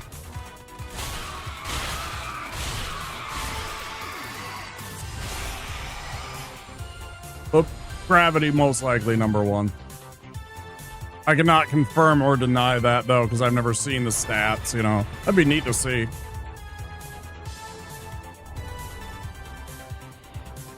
That'd be pretty interesting to see.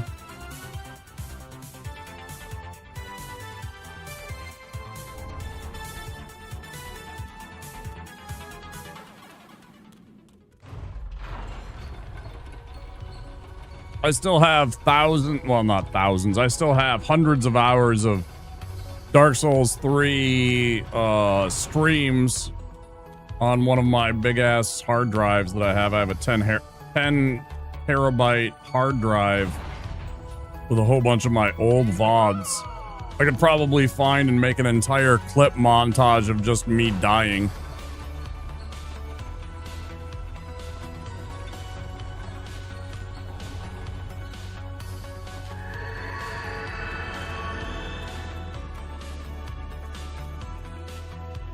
Probably.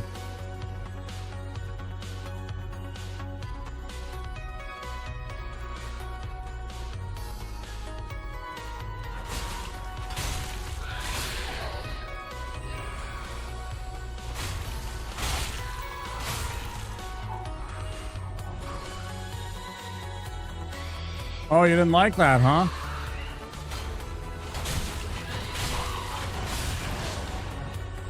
Fuck you, buddy.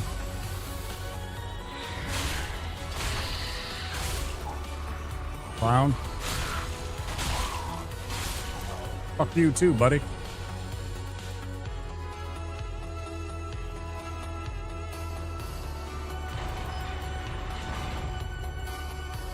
Yeah, these guys, they're super spooky. Fucking hate them.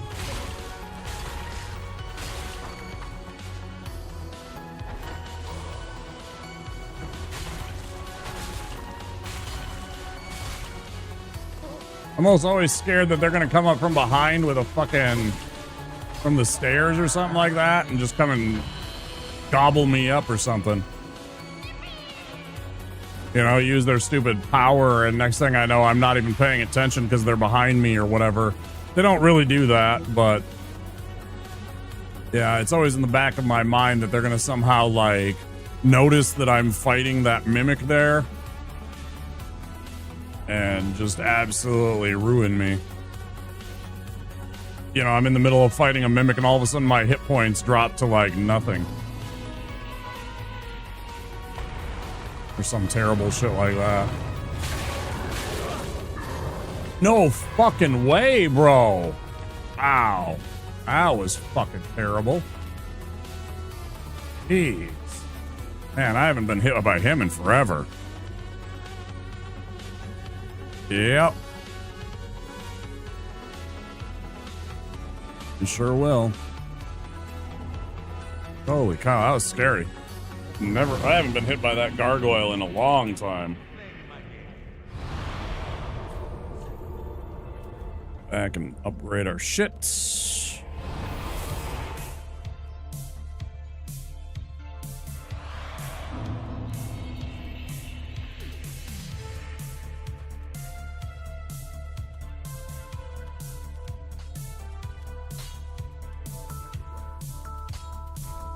Also depends on the game. Like, for example, I don't know if you remember when A-Train was streaming these games, Shrimp, but I distinctly remember when he got to Dark Souls 2, right? He got to Dark Souls 2, and he went into the DLC areas, and he got into a fight with the Fume Knight, and that Fume Knight must have killed A-Train 50, 60 times. So, like, you know, certain things, it's probably like very specific, like, you know, and since he's only, I think, played the game one time, that would probably be like A-Trains, and DS2 would be Fume Knight, not Gravity. So there might be, you know, in certain games where I have more deaths from one particular enemy or one particular thing. I don't know. I'd love to see that if they had that somehow. I'd love to be able to scrape the data and find that information out. I don't think it exists, though. Let's get the 20, and then that's it, right? Oh, okay. I can't believe we almost didn't die there. I can't believe we nearly died there. That was scary. Probably for another level if we sell all of this off.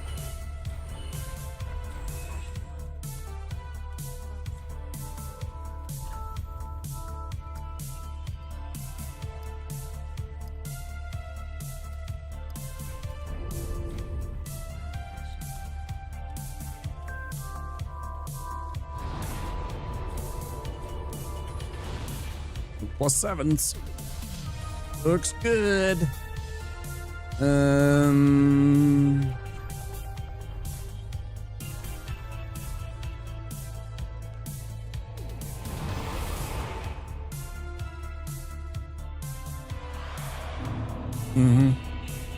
Yep, dorm time. Fucking know it. Need that. I will take fire.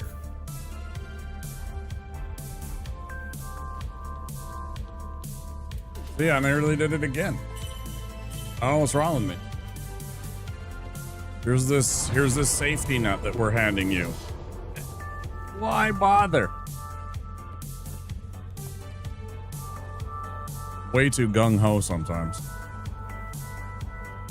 Pontiff after the giant. I fight the Pontiff. And then Aldrich. And then Dancer. Then Osiris. Champion Gunder. Goodness, I had my shield up. And then after that, then let's see.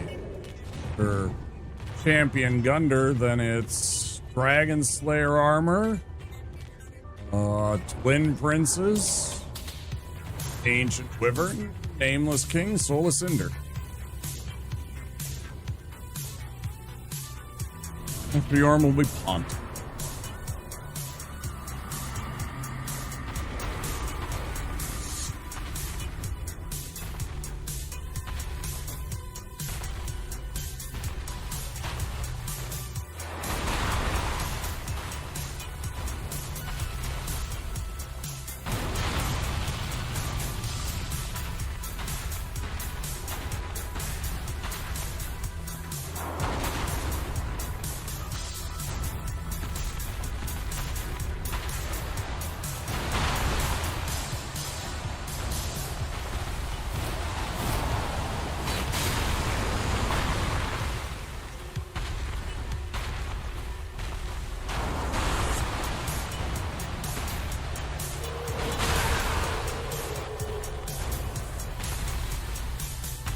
I fucking hate his timing in doing this.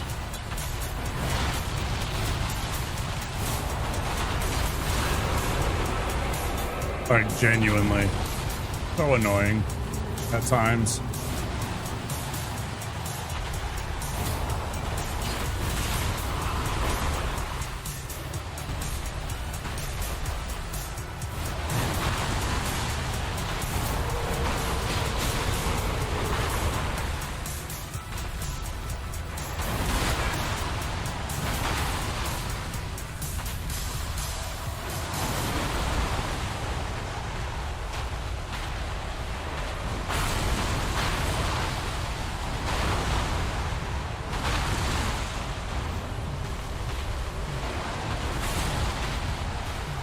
I have to assume that it's actually working. Ah.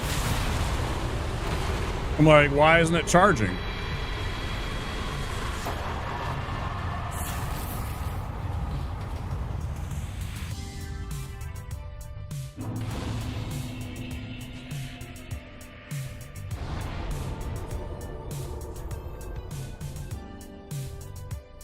Yeah, I think it's pretty cool. That's one of my favorite, like, parts.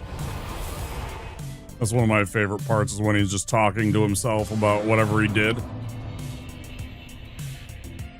You're born a child of dragons. Dear little Ocelot. Where are you hiding? Come out, little Ocelot.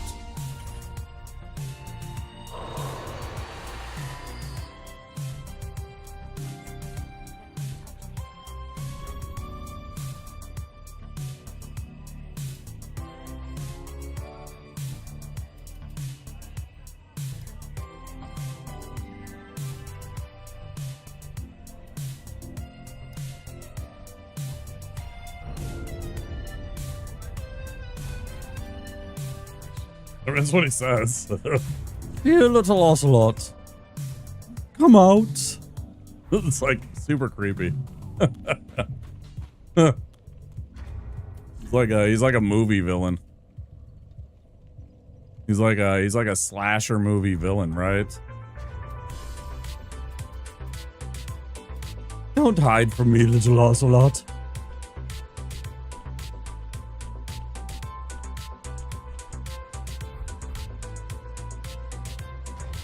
All right, what do we need? Instead of this, we switch out to that.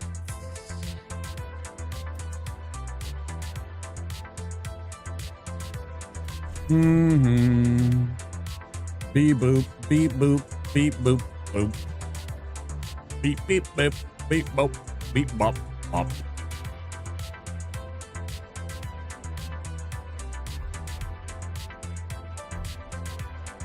All right, I gotta remember to save some and buy the tower key so I can get more of the, what do you call it? It's the, these alluring skulls. We might as well, let me double check and make sure that I am right, that he is magic damage. Bosses. Pontiff Sullivan. Let's see. Soul Spear is magic damage. Fight. Oh, that's right. It's like everything. It's not really a good answer for like what he does.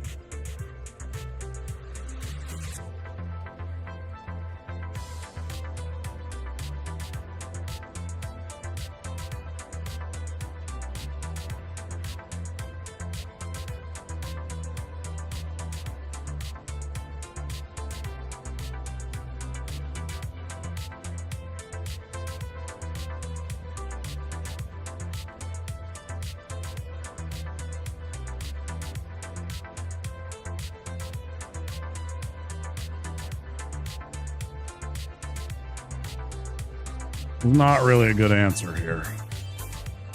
Just thinking about all my bug pellets that I have and which one would be best. Not really a good answer. This would definitely help for the soul spears, but then he does the fire slam, so it's like I could go with that.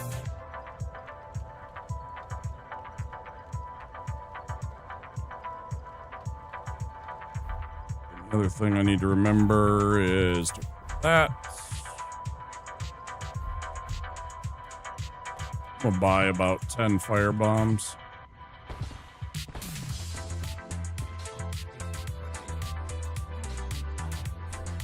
Yeah, I'm real sorry, dude. I don't want you to die.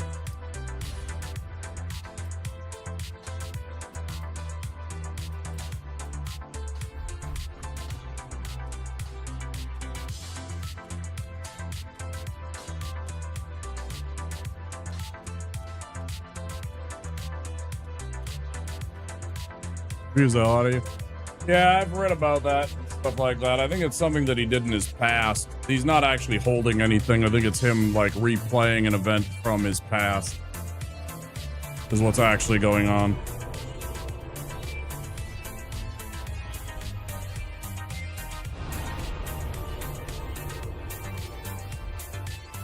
I think it's something that he had occur to him long ago.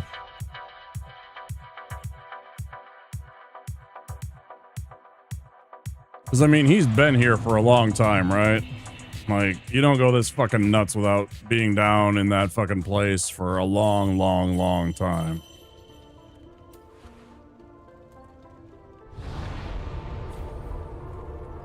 Like, he's some fucking crazy shit. Alright, let's go get Pontiff. Wish us luck.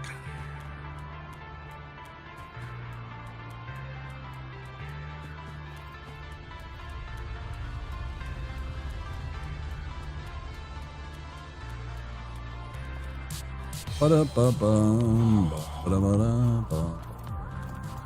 Ba-dum-bum-bum, ba-dum-bum-bum.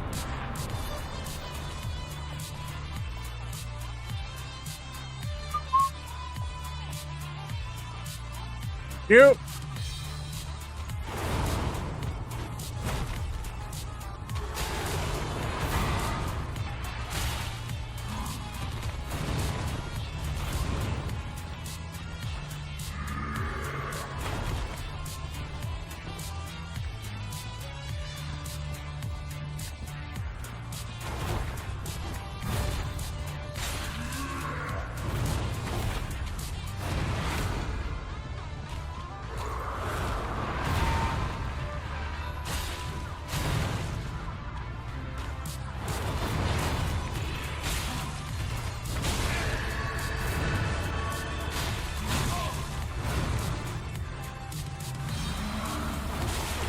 No fucking way, bro.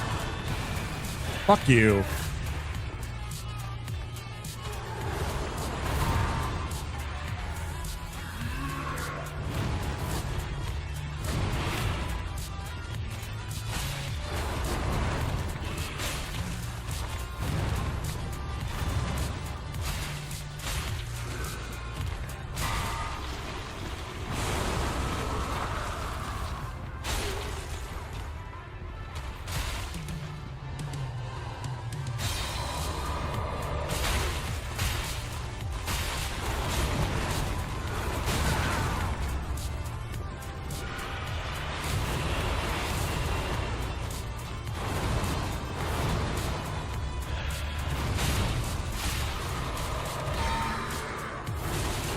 God damn it, that's the second time, man.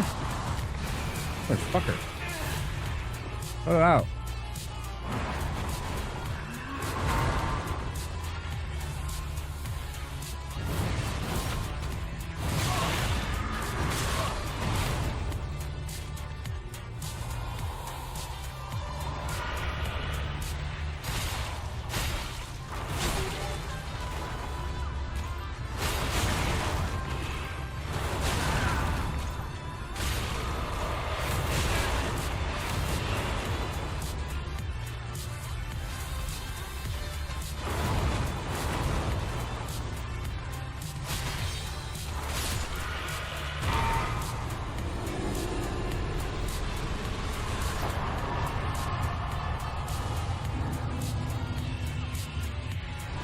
Couple mistakes, not too bad. Couple mistakes, though. Can you backstab him? No, he's too big. He's too big of an opponent. You have to have a smaller opponent.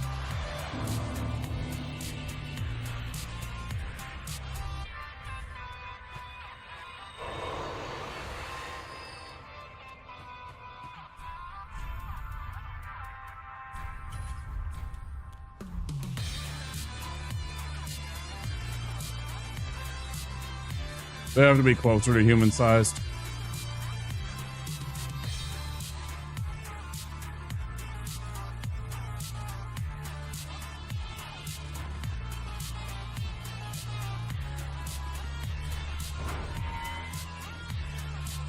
Like, if you take an example of the jailers in the Irithyll dungeon, you can backstab them, but they're about as tall as you can get.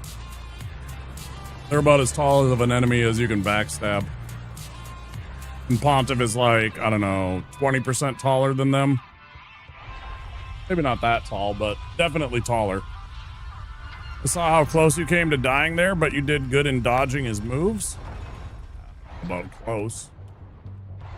He had me down to about 10%, but I also had my Tears of Denial still, so I wasn't too scared.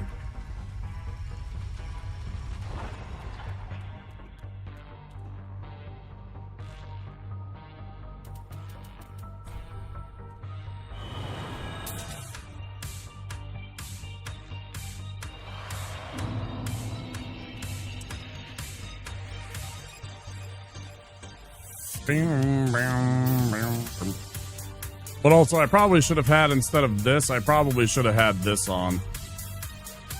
I don't know. It's always tough to decide.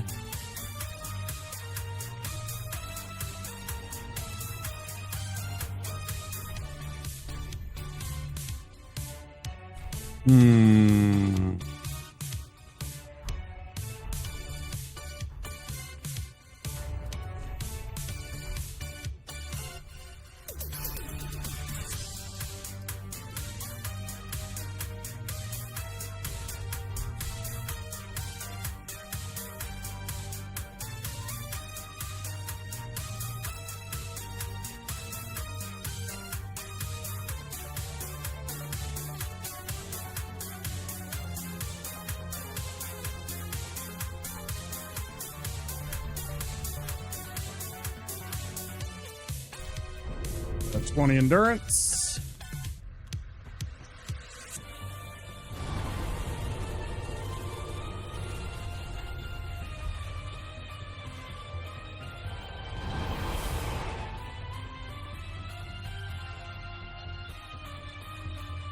Hopefully at the end we'll be praising the sun.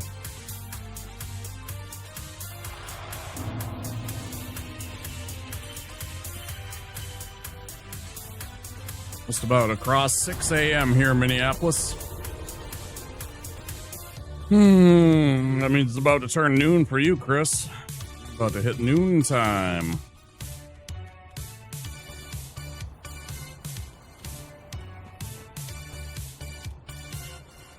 Couple minutes before noon.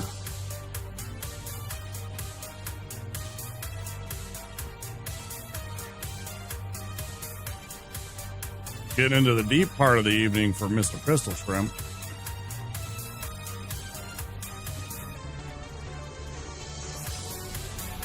Hey, Jeff. How you doing, dude?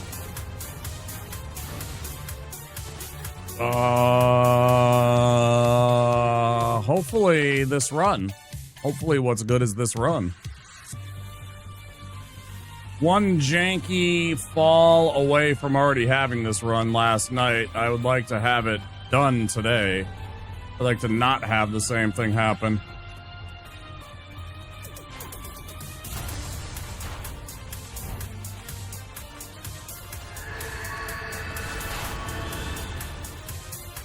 One janky fall away from already being done with this fucking run. Big chillin', nice.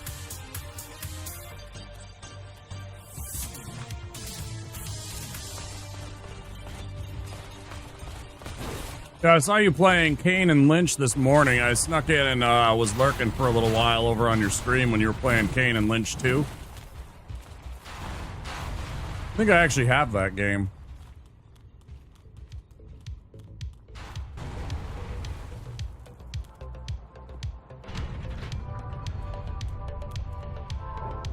The first one's abysmal, so I've been told. Yeah, my buddies were like, when I was asking them about it, I was like, well, what about Kane and Lynch 1? And they're like, don't bother. I think I have that game. I think I have Kane and Lynch 2, maybe. Second is better, but they got a little too far with the edginess of it all.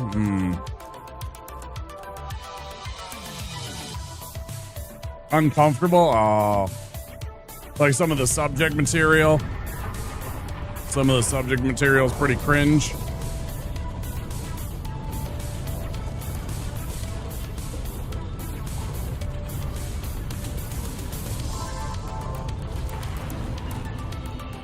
It happens.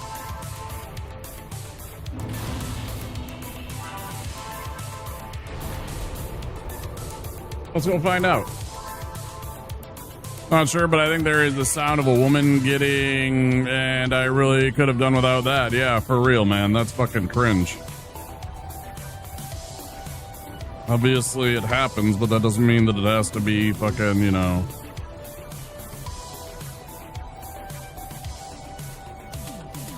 It doesn't have to be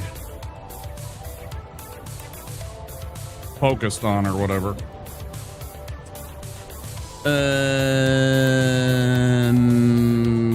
Name.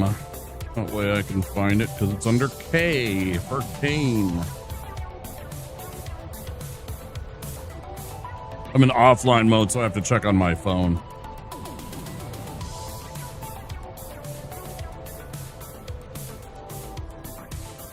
Yes, I do have Kane and Lynch 2 Dog Days. I do, in fact, also own that game. Yeah, I saw you blasting some dudes in with a shotgun. I saw you blasting some dudes in a shotgun. I was like, yeah, it was pretty sweet. You can't skip cutscenes. You can't skip cutscenes. What a bunch of bullshit. Am I right, guys? Of course I'm right.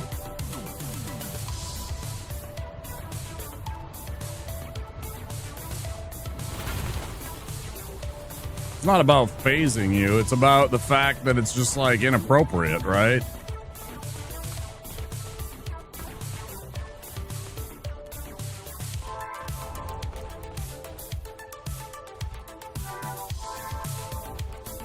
You have to remember, Chris, it's not about what you or I necessarily always think. That's why I was talking earlier about what I did.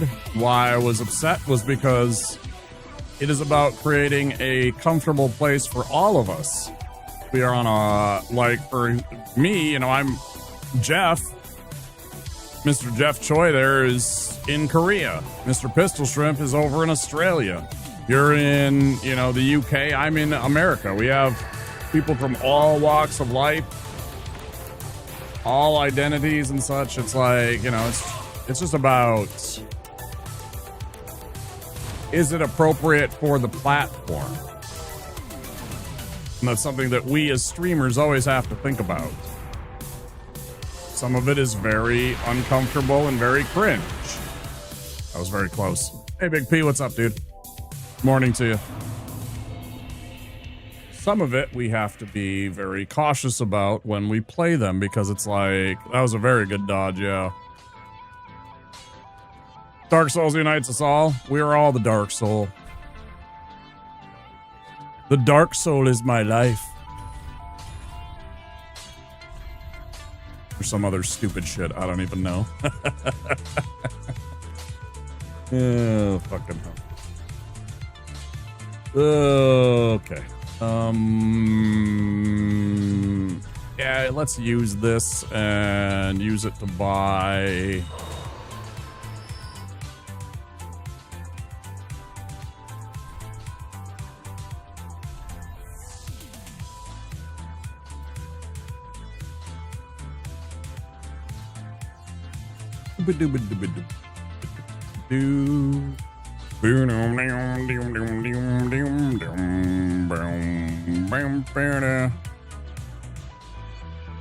I got a moon for you right here, Chris.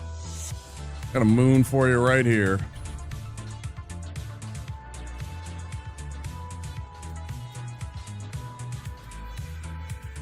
Big fat old full moon.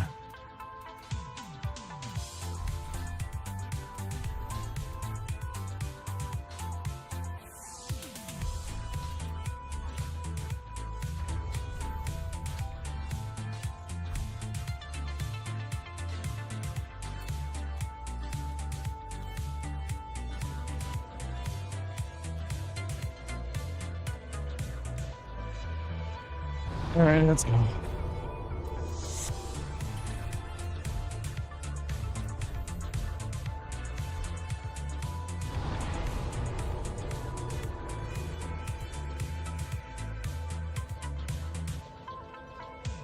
When you said I wondered what you meant, you figured it out pretty quick once I said a big old fat full moon, right?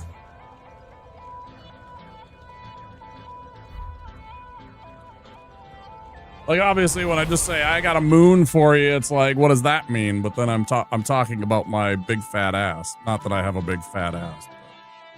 I definitely don't actually have a fat ass.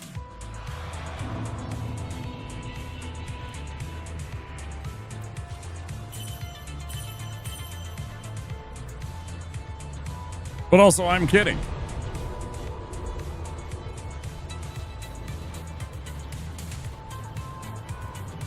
All right, come on, Aldrich, you motherfucker.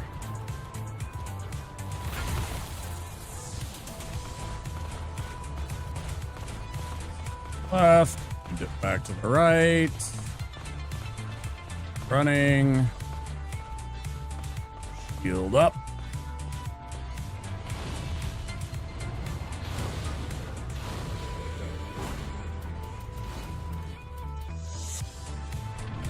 Okay, boys, here we go. Relatively close.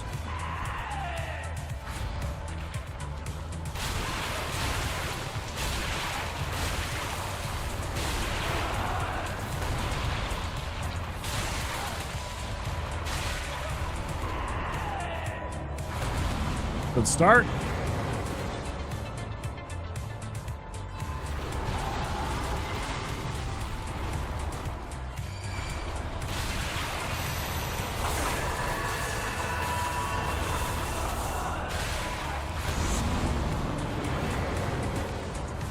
Yeah, phase one, you can kind of run around Aldrich's body, and that will break the tracking. Phase two, a bit more complicated. Kind of got to circle around.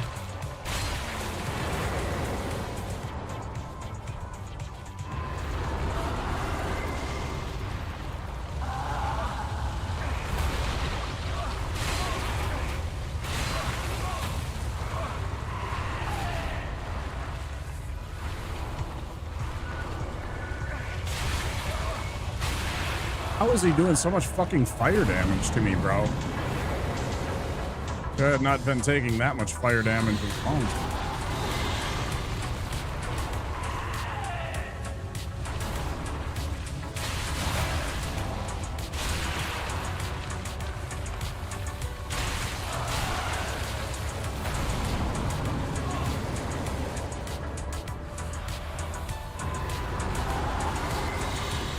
Beautiful.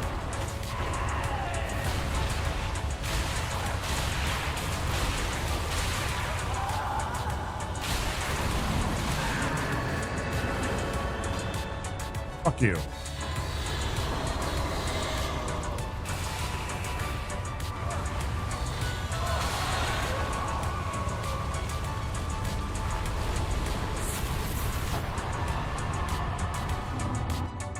Hey, Zank. I got a big fat ass right here. I don't think that's how it works, Zank. You know, the water bonfire with the two dogs? Oh, no, absolutely not. No. You're talking about underneath Anne Orlando that has the Covenant, and there's a really good ring from if you kill those guys, but no, not a chance. That's a fucking death trap when you're trying to do. I mean, when I'm fucking running this, no armor, nah, that's super dangerous.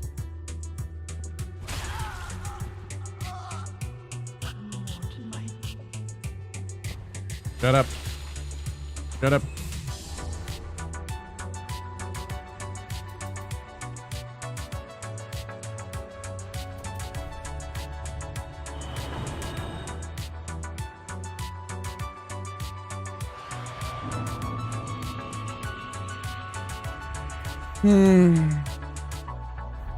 How much is it worth? 12? 15. So that would put us at 70. And yeah, shut up. That would be 3 points. So that's worth it. I never used the Life Hunt Scythe Miracle anyways. She's a little old lady?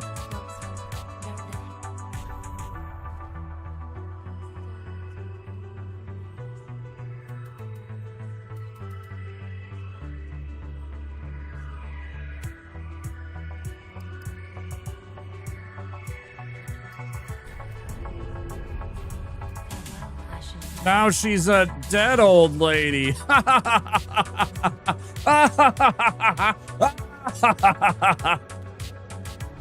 don't know.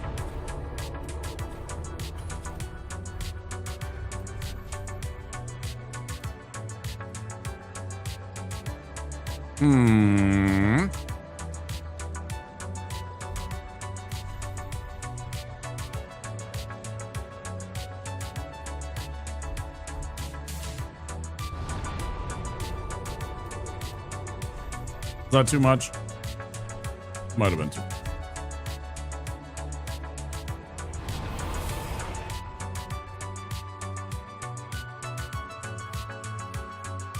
Nah, it was a mercy killing. I was just helping her along. She was dead anyways. Just helping her along, you know? That's it.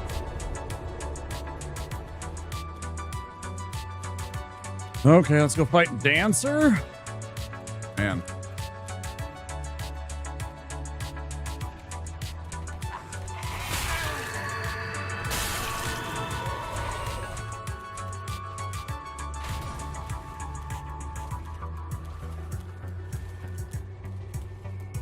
That sucks.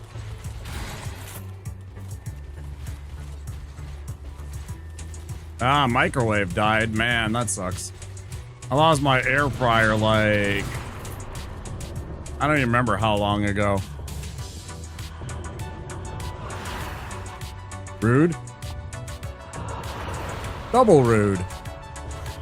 Triple rude.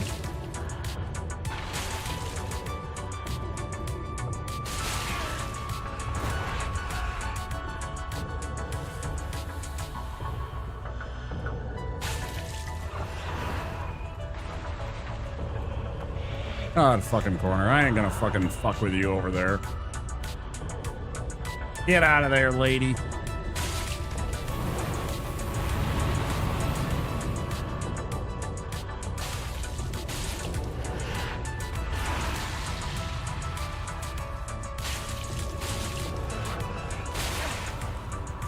That was spicy, and it didn't need to be.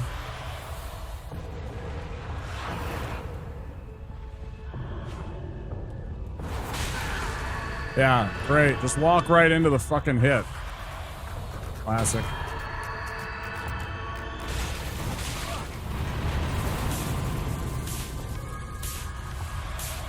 Music, though.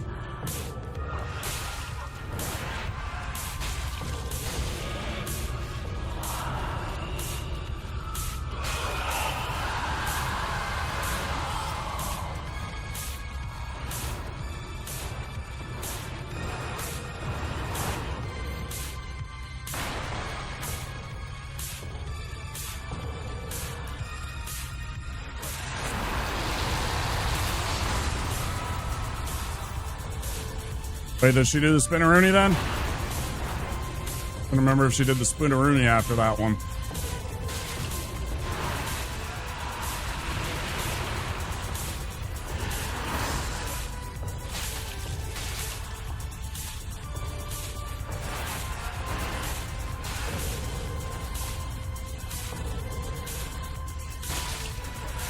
Love this fucking song, man.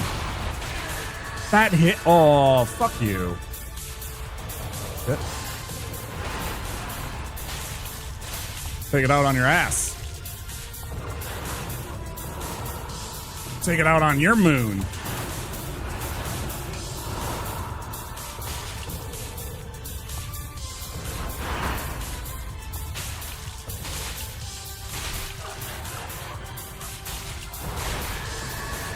I don't think she liked that. I don't fucking care. Get dead.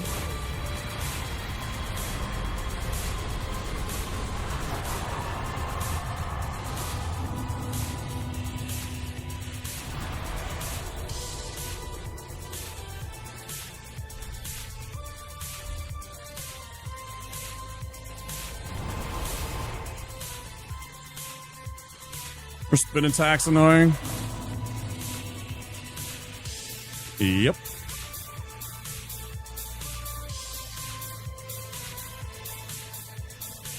It sure is.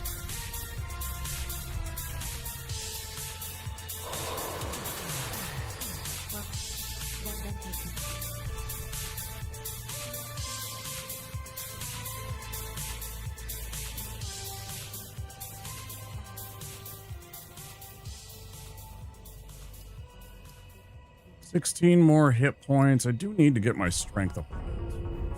Farewell, Ashen One. I didn't even see that the ads were going when the that was bad timing, but well, that feels really good. That wasn't like textbook, but that was a pretty darn good fight with the dancer. I felt pretty good about that one.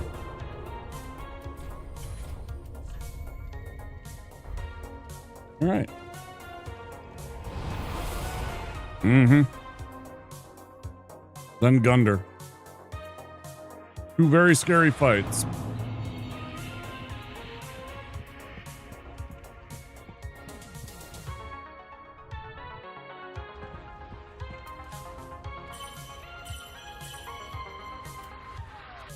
Very scary fights.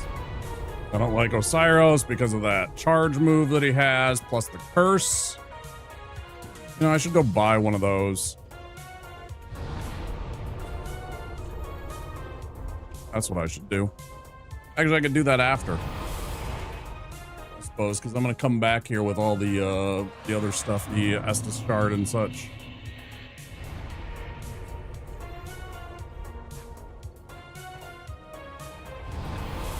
But I suddenly just thought I should get some moss fruits.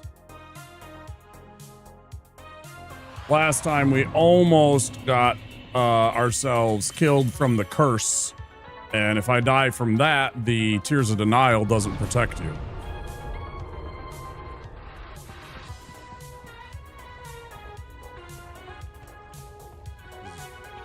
Breath weapon hit us once or twice and did a real number on us. I think our bar filled up to like 80-90% full. It was very close. Not good at all.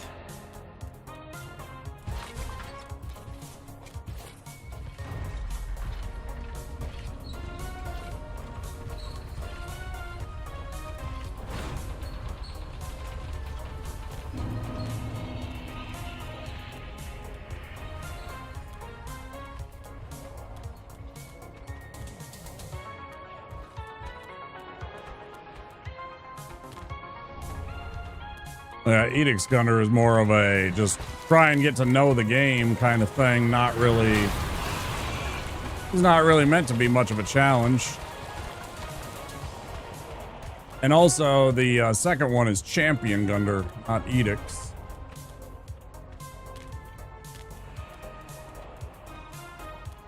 Big difference. I mean, not actually a big difference, but they're definitely tougher, do more damage, have a couple more moves, a lot faster. But we also have a very good parrying shield. Which helps a lot.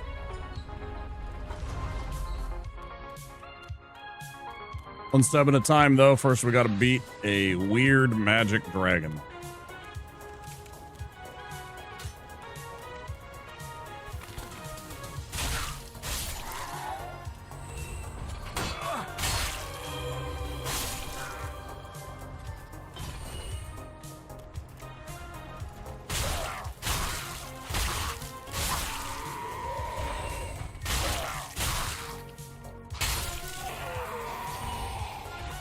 Shut up, crime.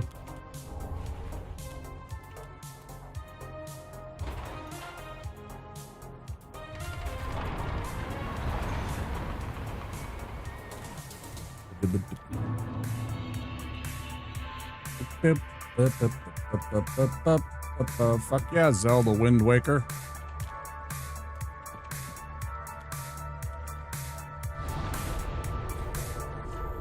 Maybe.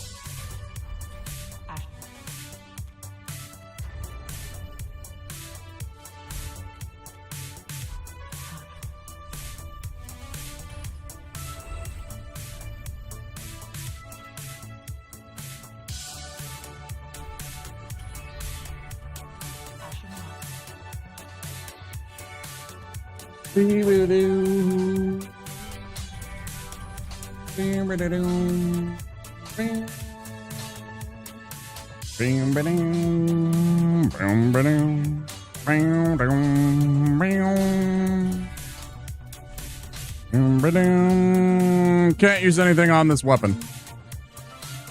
You cannot charge this weapon with any kind of greases of any kind.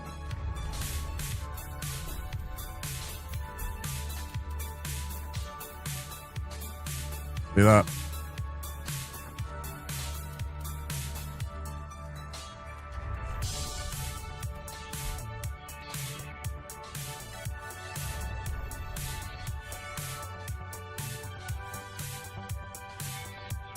Yes, I am aware that there are certain things that would work very well on him.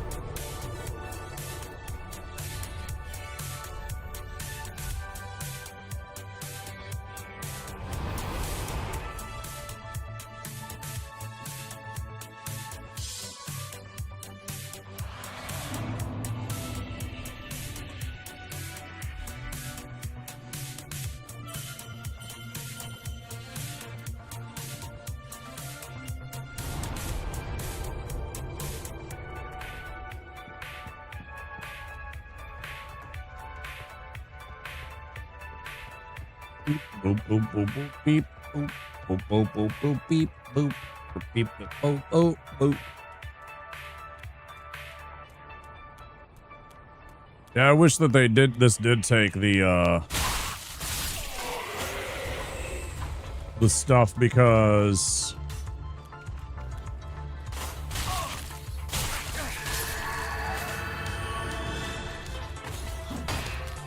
if it did, it would make a lot of these boss fights a hell of a lot easier. That is a certainty.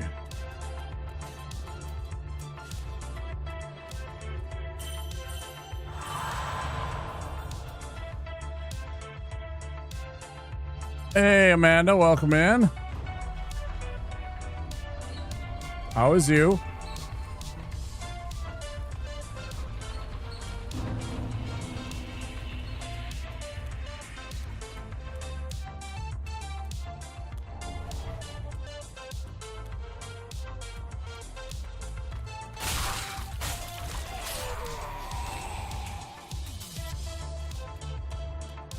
Well, I'll be better if we get by this guy.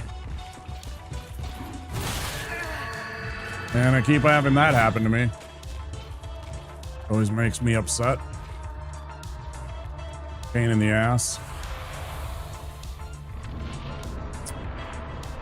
Okay, we're down one. Not a huge deal. Hate trying to dodge that attack. I'm always early. Always dang well early.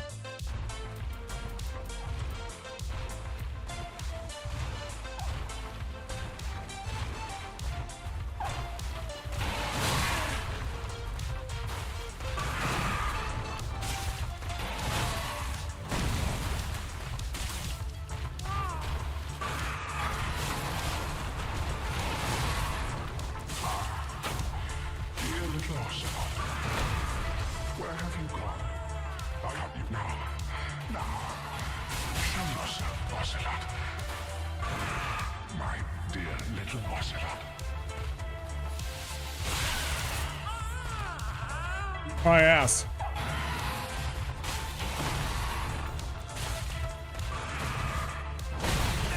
That was unfortunate. Had no stamina right there. Very unfortunate there. That's the third time he's got me on that fucking move, man. Starting to get annoyed. Off the heal again.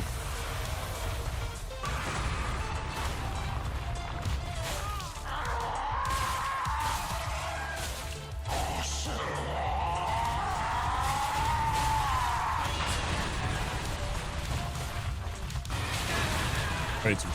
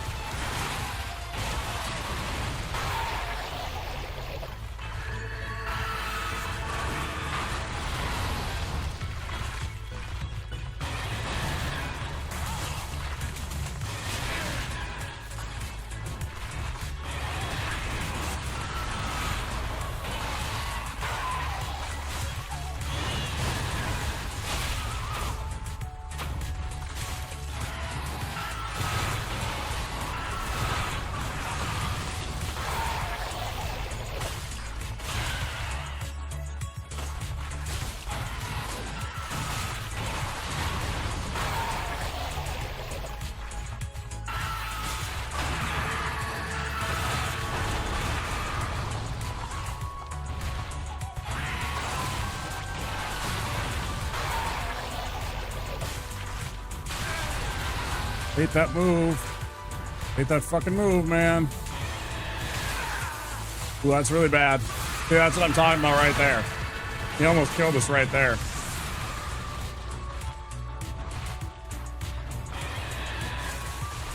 That would have killed us right there.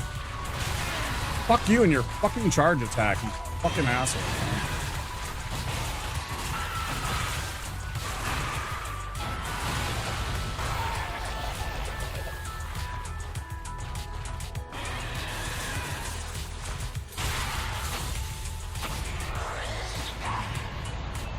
Eat my ass.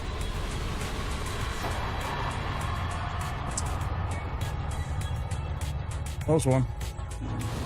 Not just do a lot, but they have no startup frame, so they just happen. They're basically instantaneous. It's very frustrating.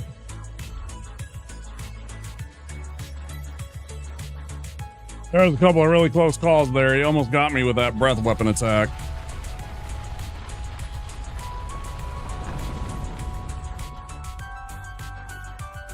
Whew. We still had that Tears of Denial, but it doesn't save you from the curse. Brother, I swear to God.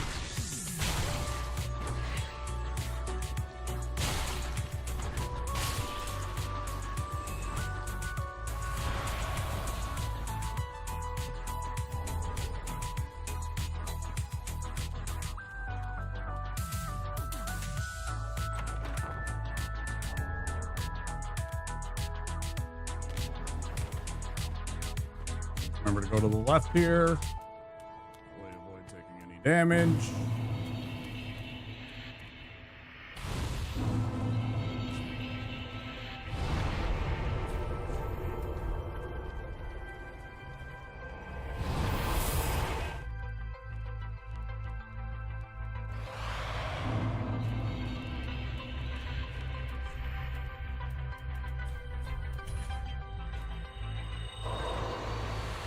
That bad boy. I do want to save a little bit, so I got to make sure I save a little bit of my...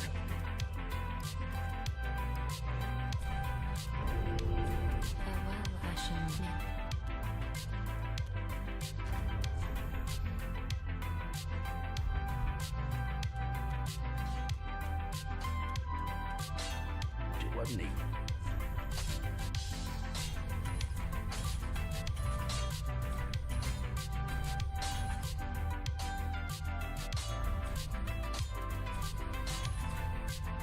Like that.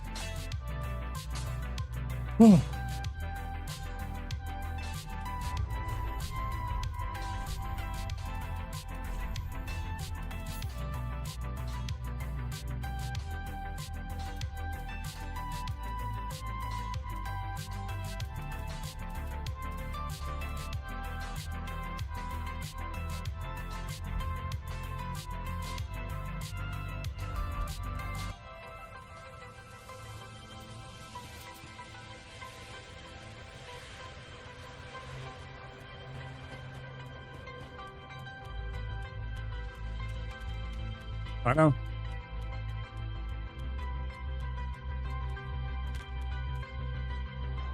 I am aware.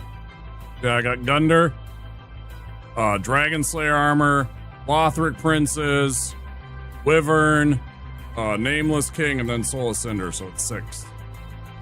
But yeah, we're close. Where am I going?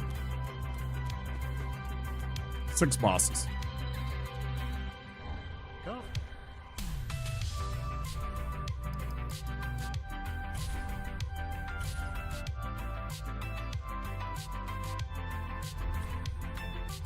All the same, it's getting there. We'll see. This one, as long as I'm good on my parries, will be okay. There's a couple of his moves that do catch me sometimes, but as long as I got my parries, should be able to manage.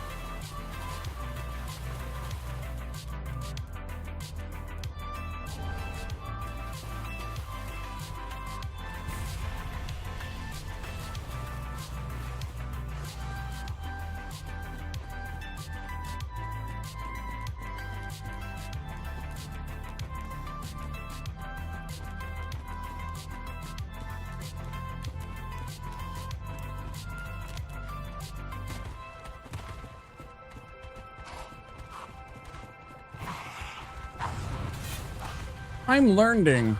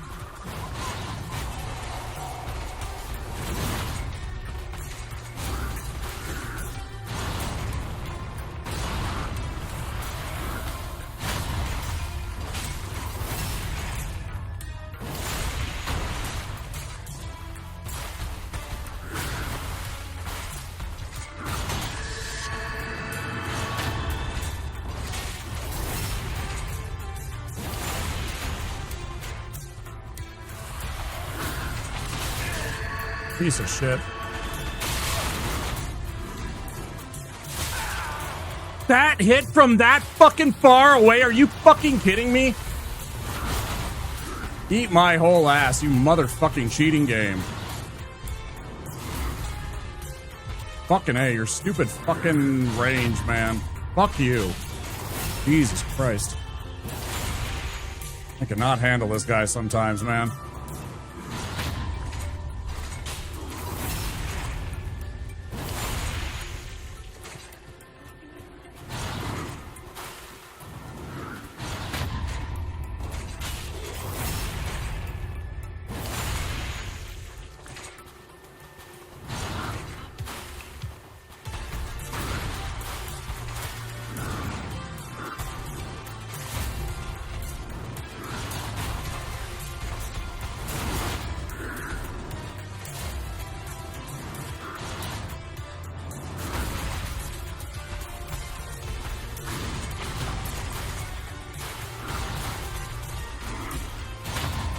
That's a win.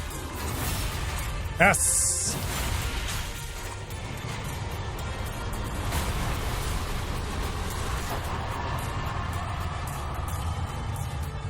Spooky.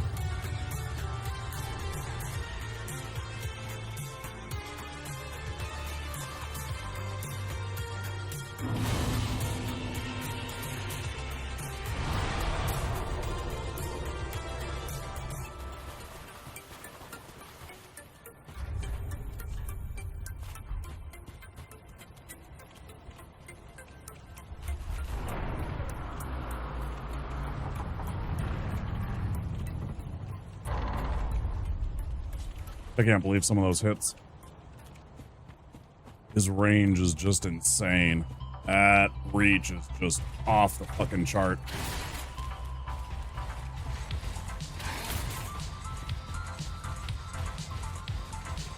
And dying to no fucking Black Knight here, man. No fucking way. No fucking way.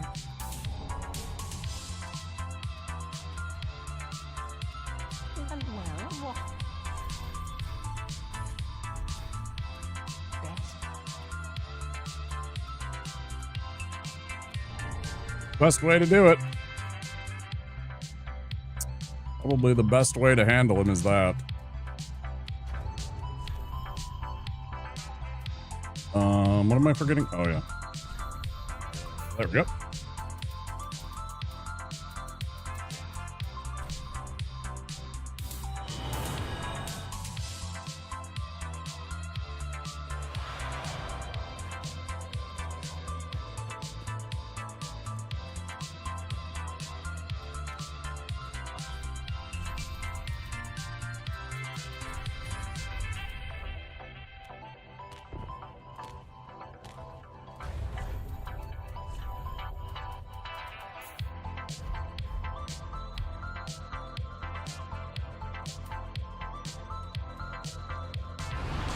Yeah, I'm gonna go pee real quick.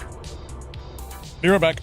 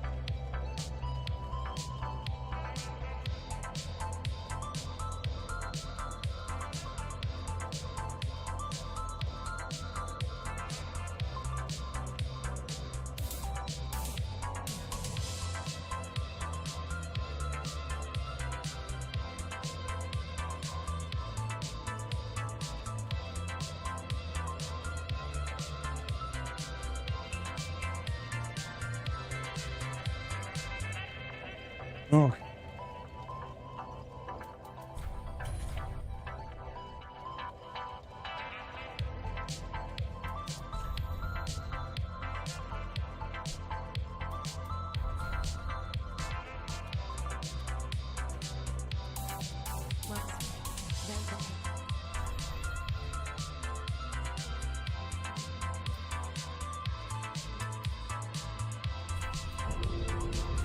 Farewell, Ashen Wind.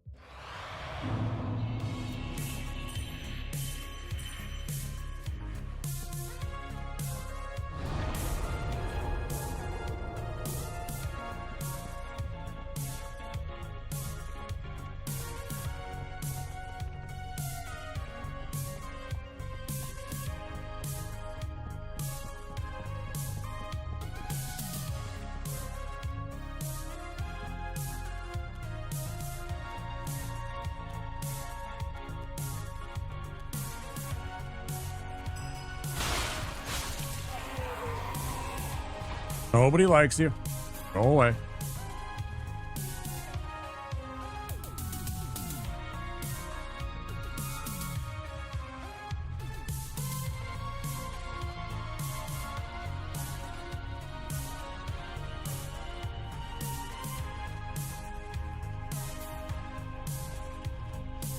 Come on.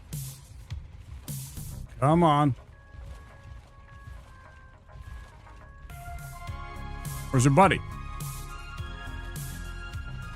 Shithead is not gonna be cooperative, I see.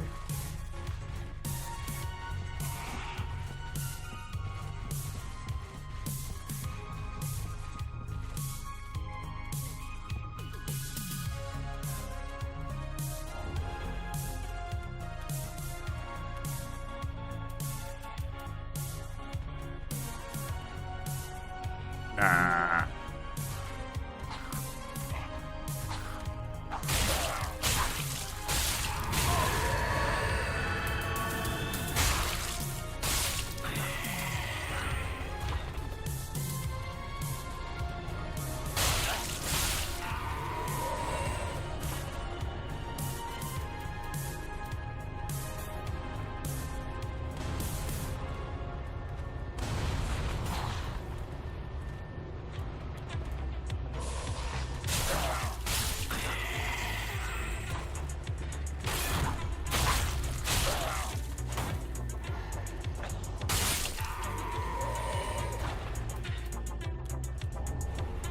Another raw gem, yeah, because I need those. Oh. That was badly timed. Don't worry, I blocked the shot with my face.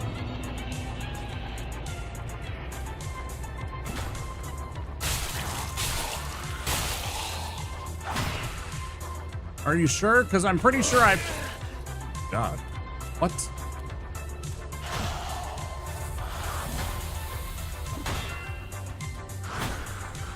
I will have your back. Promise you that. Good. Ugh. Ugly. I forgot to do something. Knew there was something I was forgetting. But I remembered. I'm happy.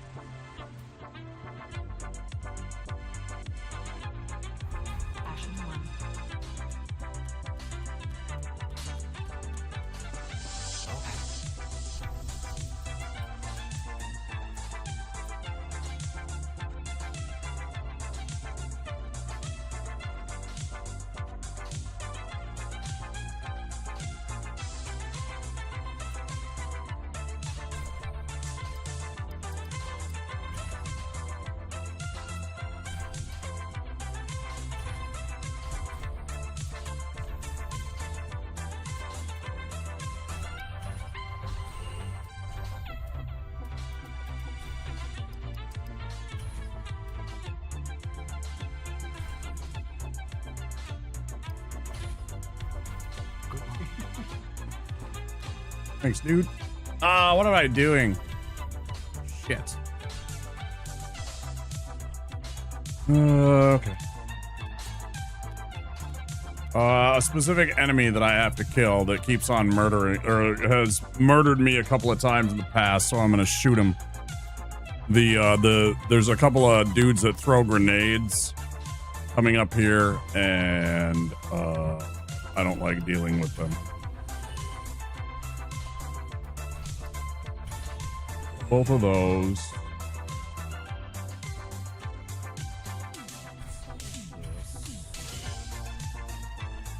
What else? Anything?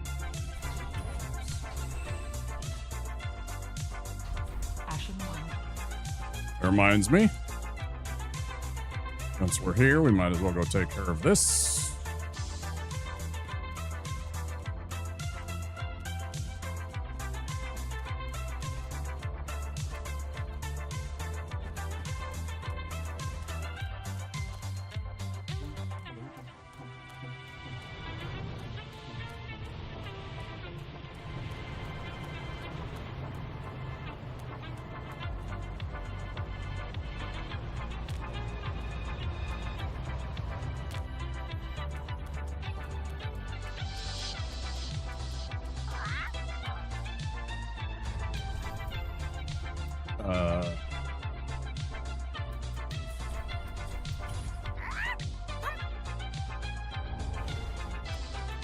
Titanite scale.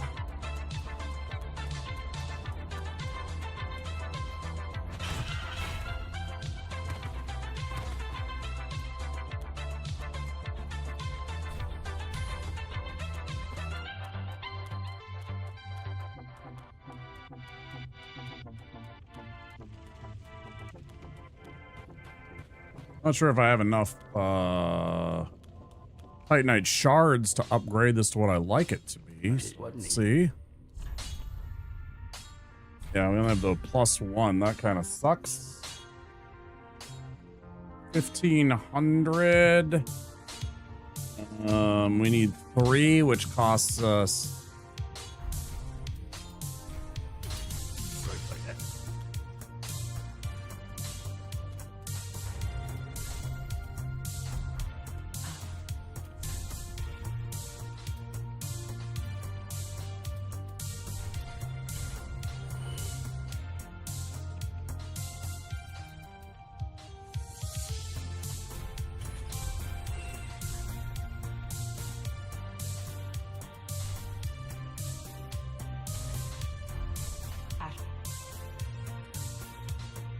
At least be a +2. It's not ideal, but it'll do.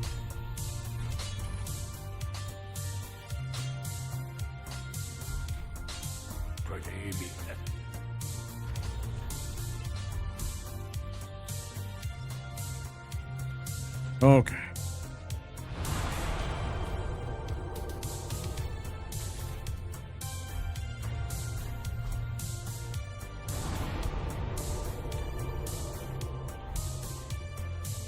There's one specific enemy that always causes me fits. He's throwing bombs, and I have died multiple times trying to kill him. So I started last time I shot him to death with an arrow, with bows, and it worked pretty well. So we're going to duplicate that again today.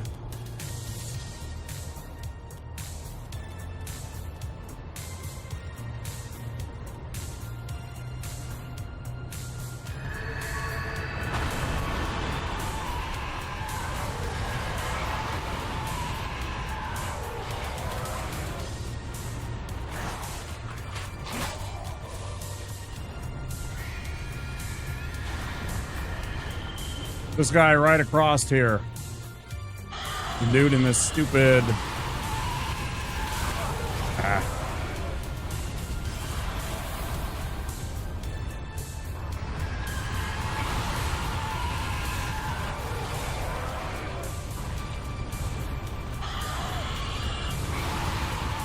Oops.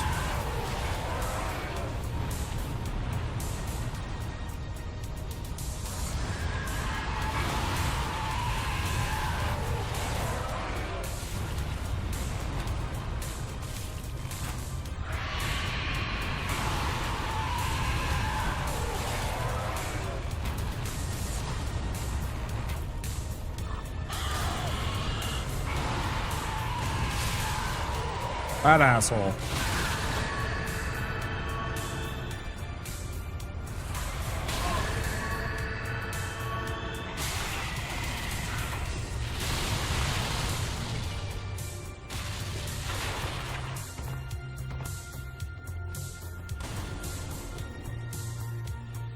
It's not these guys up here so much.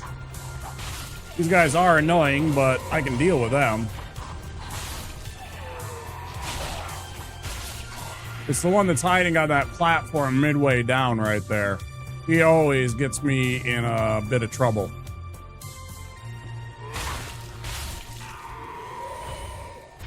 Take care of it.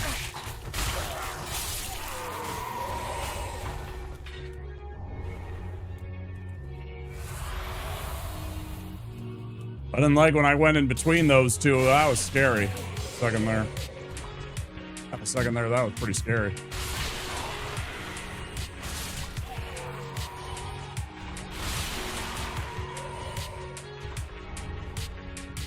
Hard shards, resin. Take care of this part first.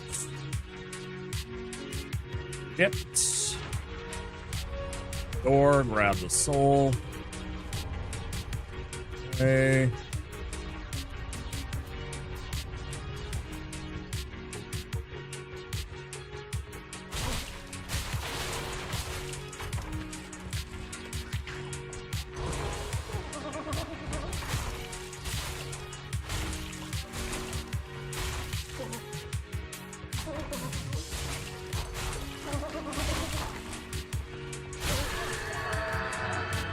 I think I'd hit him. Need those 3 Titanite scales.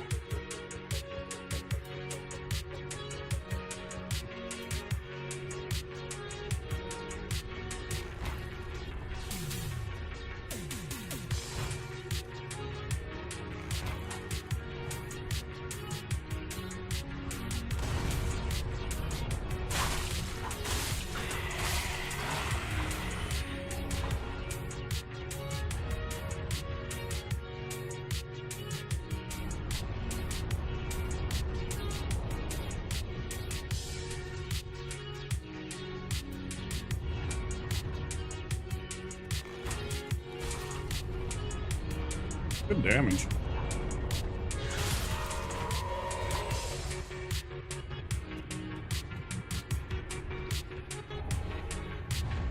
All right, this time we're gonna remember to kill these guys first.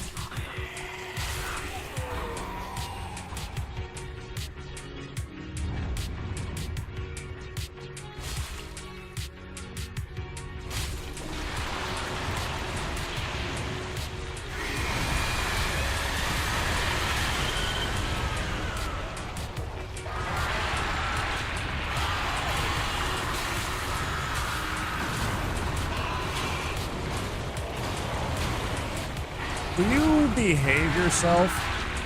I hit you with fire and you're supposed to fucking use your goddamn mind. You never do.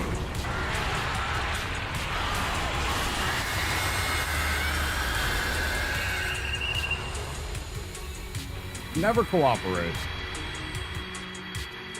I always gotta go out here and check. I don't know why, but I always do.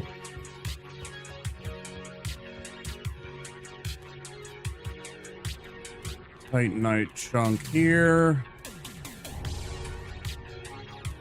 Hands.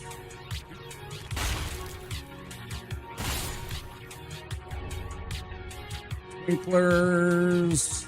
Chunk. Scale. Neat. Find gem.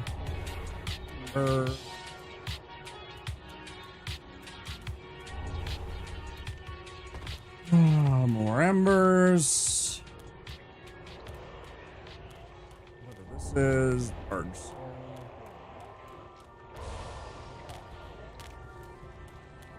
Was this a refined gem? Lightning urns. Why did I think that was a refined?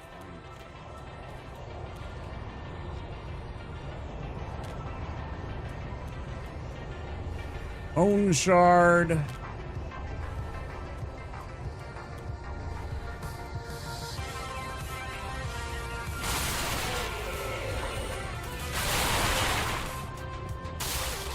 That idiot down.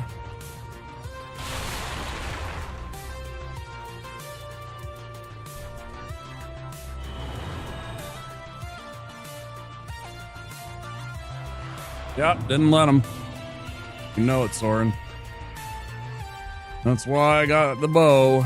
So that one guy is the problem area.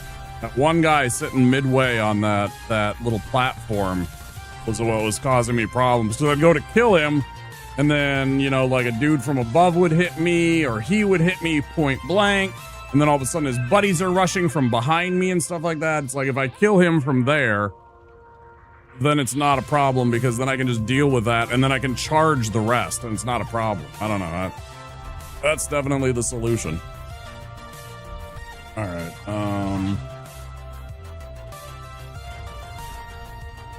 Bone shard.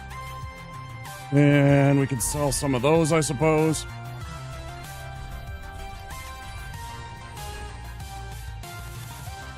Yeah.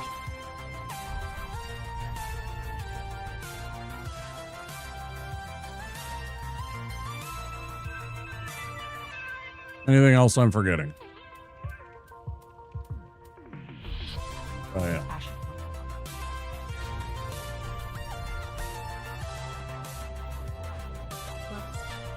Oh, yeah, I could, do I have the, I don't know.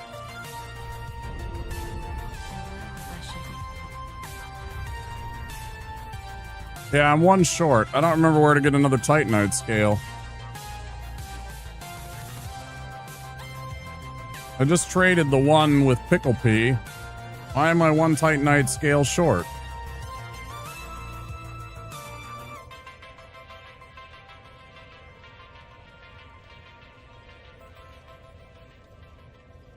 Why am I one Titanite scale short?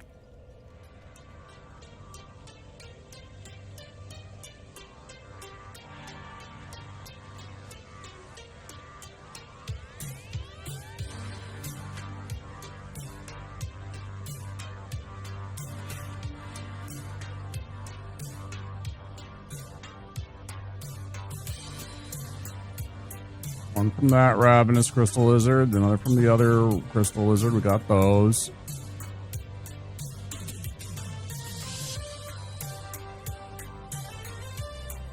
Let's see.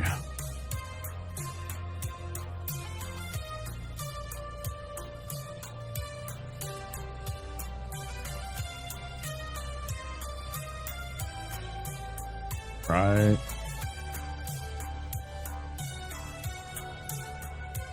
Oh yeah, there's one in the Basilisk area down below in Smoldering Lake. That's extremely dangerous. Silver Knight's extremely dangerous. That's on the way to On Orlando.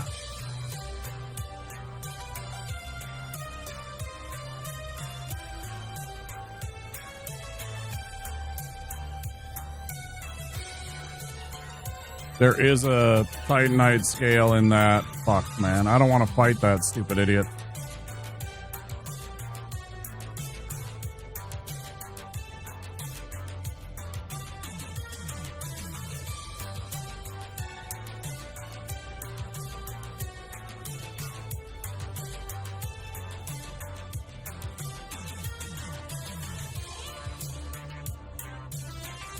Oh, right. Okay, yeah. Right. We're good. I'm not going to take a chance that I get fucking cursed and killed and the run is over, because that will not be... No, there's one right before Dragon Slayer armor that I can grab.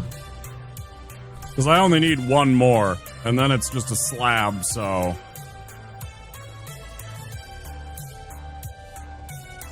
Yeah, but I also have to then go down into there and then deal with the rats and stuff like that. I mean... I'd rather just not when I know that there's a very safe one. No, I'm good. Okay. No, there's a very easy one to pick up in the, there's a chapel right before Dragon Slayer armor. That was the one that I was thinking of.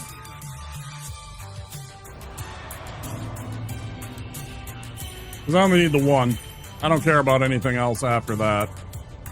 I only need the one to get to +4. And then it's a slab. Yeah, same place where the RTSR is.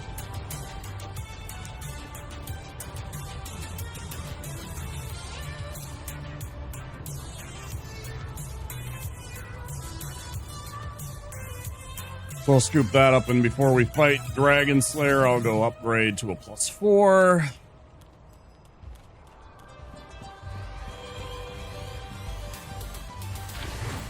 That would have pissed me off so much if he hit me.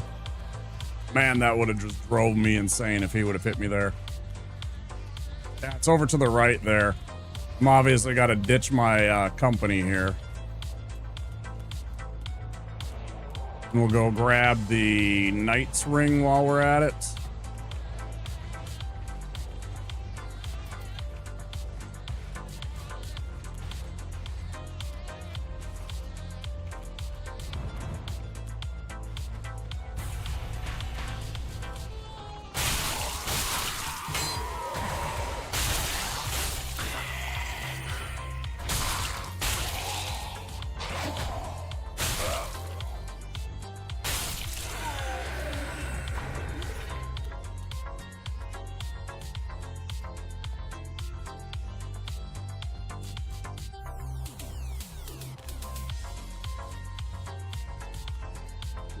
Night ring.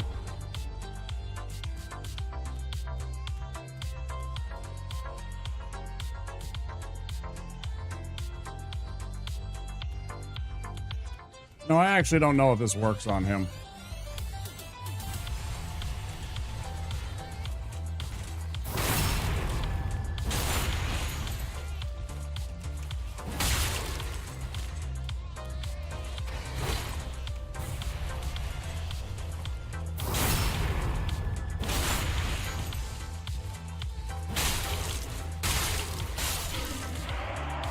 Sure did.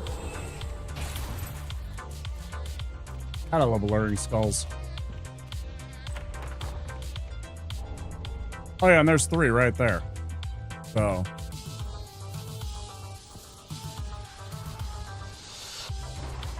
Yeah, it's pretty cool. Pretty good sword.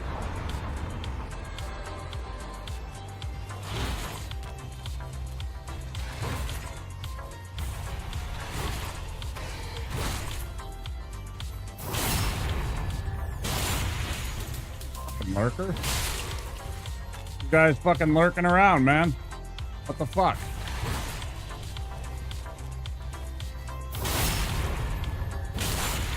What the actual fuck, bro?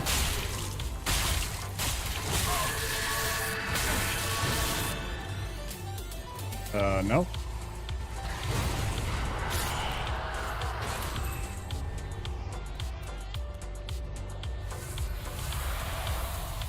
That was spooky as shit. Ooh, boy.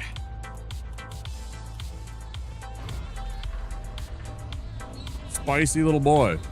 I do not like this fight. I struggle with this guy with this weapon. I just don't do nearly enough damage. It's a real slog to fight Dragon Slayer armor with this sword. We've done it. But it was scary. It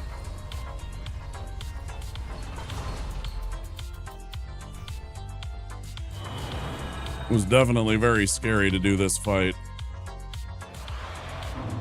Hopefully things go well.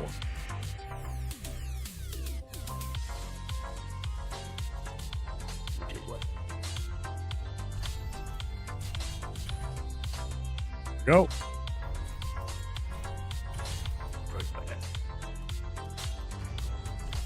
Fantastic. I forgot to use the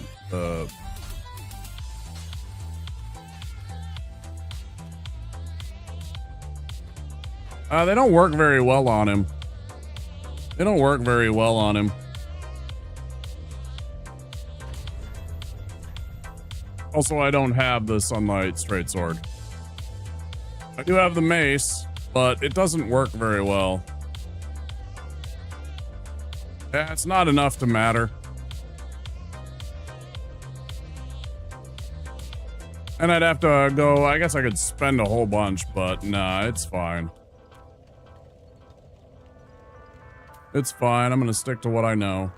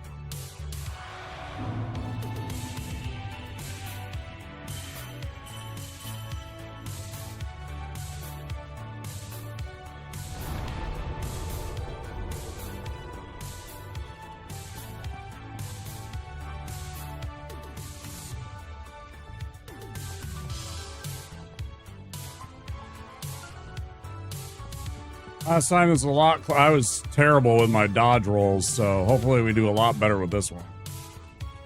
Last time we really struggled on this fight. My dodging was just terrible.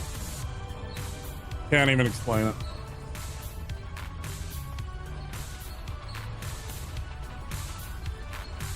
Hopefully this time we do a little bit better. Timing will be a little bit crisper.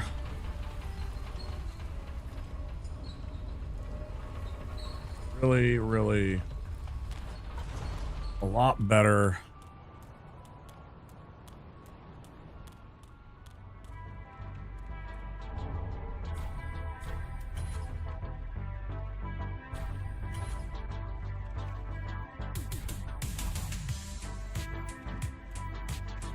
It doesn't really matter, Chris, because again, I can't equip any stuff on my sword, as we talked about just 20 minutes ago. I can't put anything on my sword. And his strike resistance is probably not that much different than... His strike resistance probably isn't that much worse than anything else. Strike is 25, slashing is 35. It's a bit of a difference, but not enough that it makes that huge of a difference. It's a difference of about 5 or 10 points of damage per hit. It's like 1 extra hit or 2 extra hits. Not a huge deal. Okay.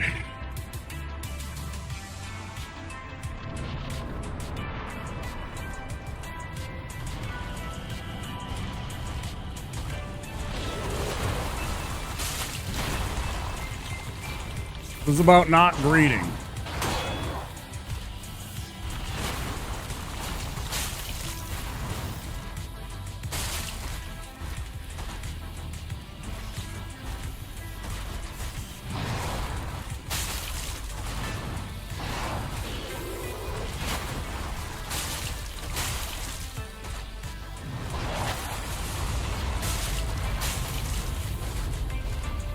Making sure he doesn't hit me with cheap attacks, like the little quick shield rush that he has.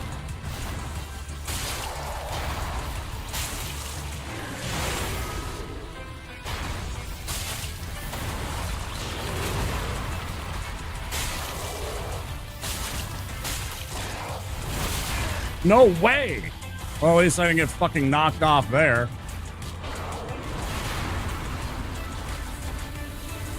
Twice. Come on.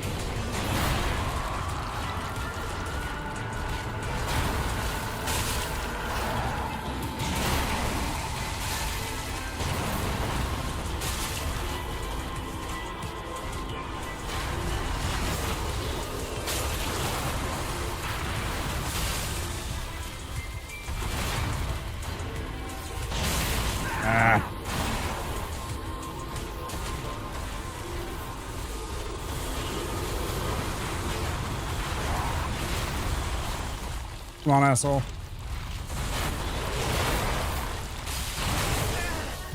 That's spooky. That one was super spooky.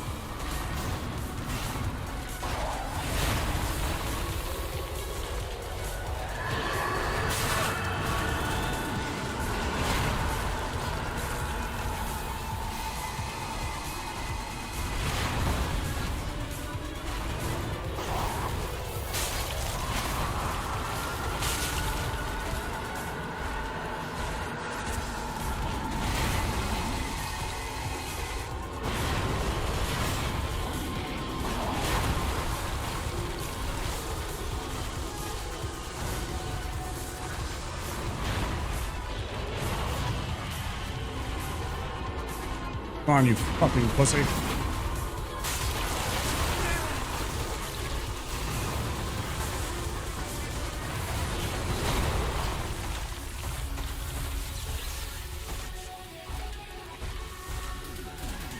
Come on.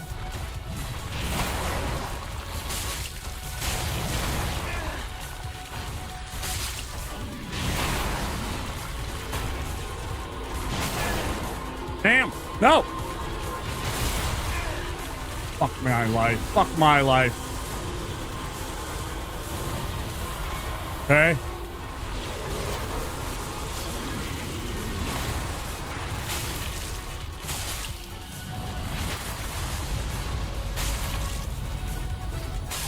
Let's go.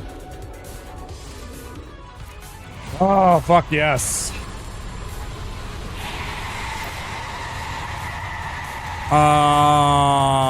Hi, Pratty. That was close. Oh, man, that Tears in the Nile popped and I was scared as shit. We got that in right before the ad break. There's going to be an ad break, guys. Holy shit, that scared me. Oh, man. Gotta have one of those. Gotta have one of those, though. Thanks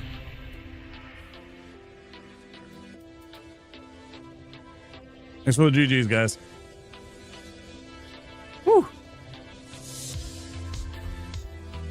Damn, that's scary. I am occasionally tempted to buy this, but I don't have the strength for it.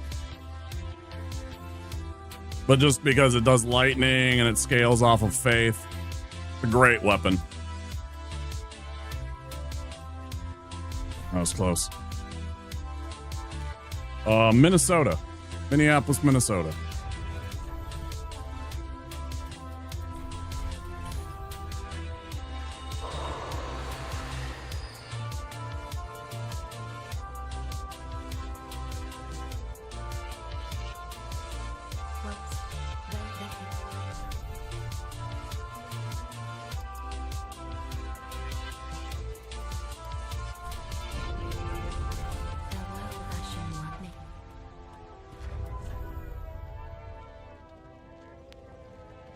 And that was spooky.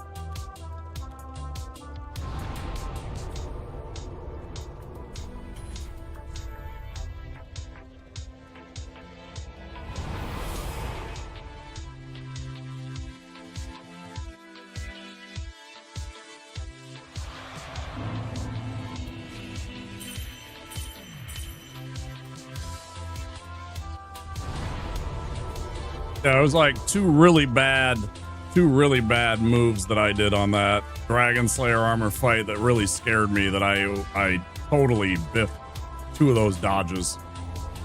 And it almost cost us the run.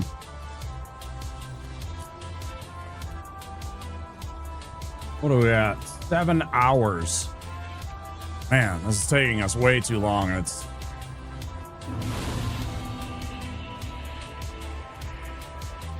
kind of obnoxious. Oh, man.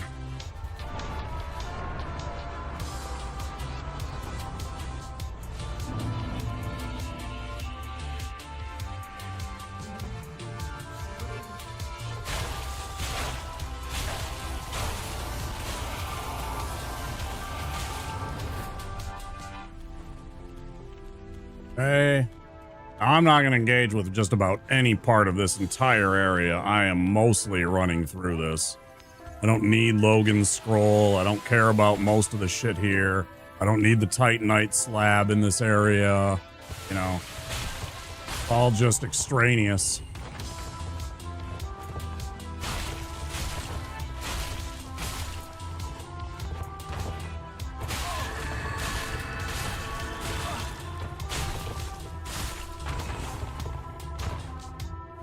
There's nonsense that I don't need, so mostly skip by these guys and the stuff. I don't need to kill these crystal lizards.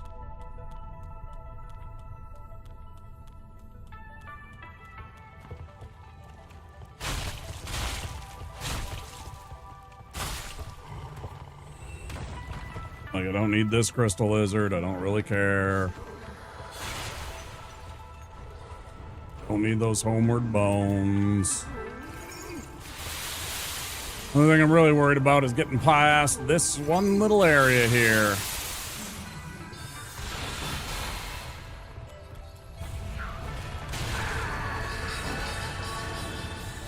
Oh, no, no, no, no, no, no.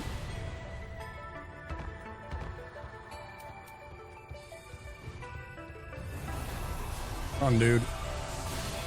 Past this. Okay.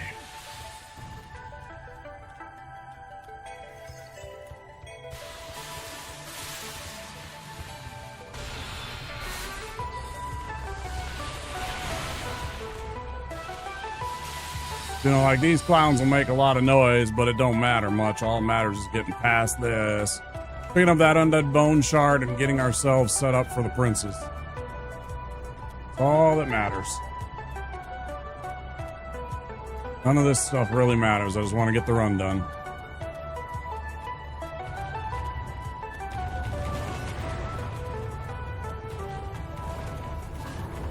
All I want is this one bone shard up here.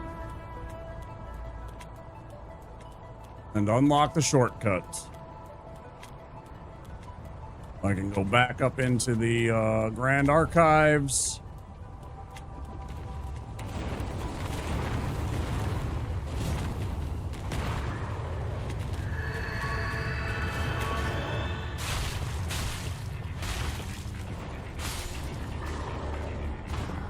Out of my way. This one, not really necessary.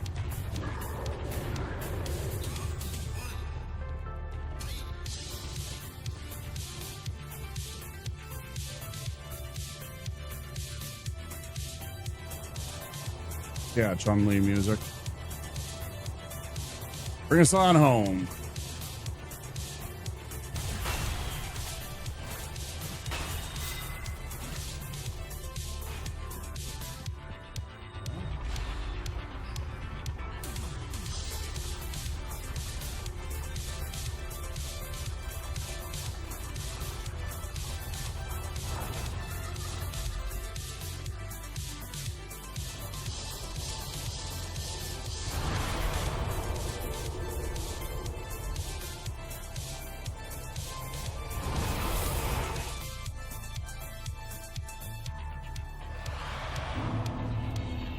I guess I could maybe waited on this, but whatever.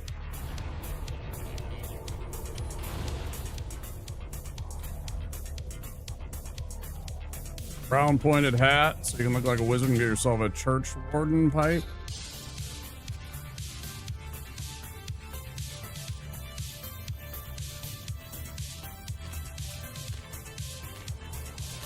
Okay, just go ahead and send me the $100 or $200 for it, and I'll get right on that.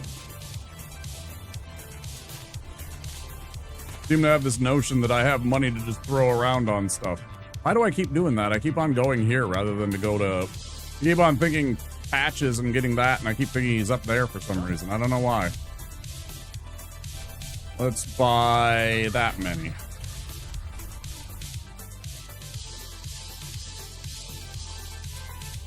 Bro, I am poor.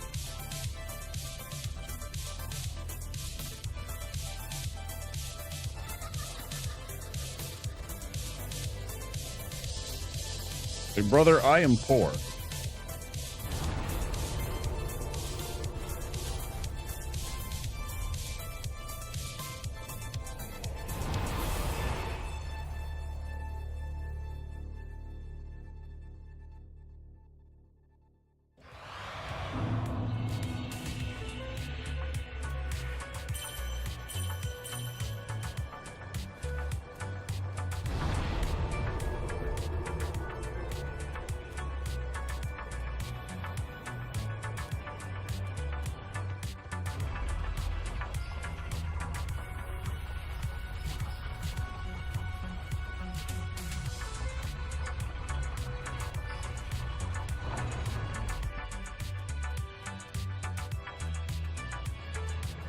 Do.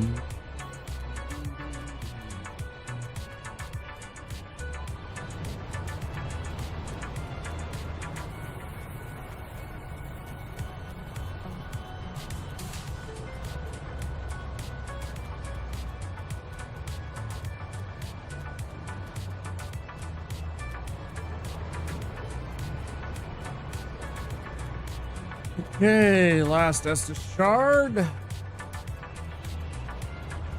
We go get that shortcut unlocked. We'll get our last Estus shard.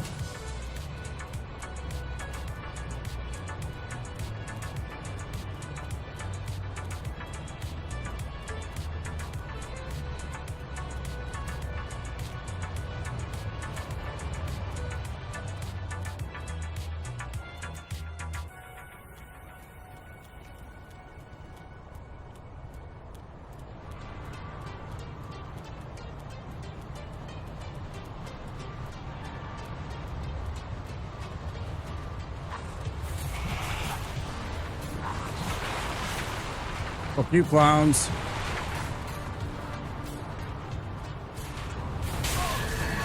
Damn.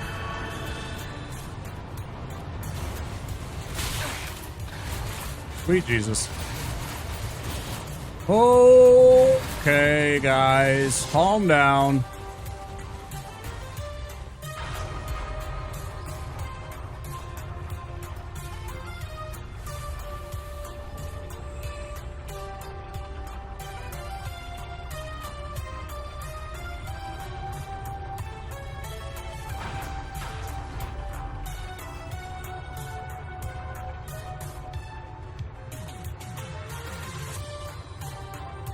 No, I am actually poor. Please don't try and correct me. In February, my bank account at the end of the month was $1.50. This month, the only reason I'm able to make my bills is because somebody was kind enough to donate some money to me about a week or two ago. So I am actually poor. This is all stuff that I had back when I had disposable income. Back when I had a second person that was able to pay part of the bills. No, please don't think that I in any way have money. Very nice of them. 100%. Oh, let's just teleport back. I do not have... Oh, I forgot to grab RTSR. Now I'm feeling silly. Forgot to grab all the extra stuff there.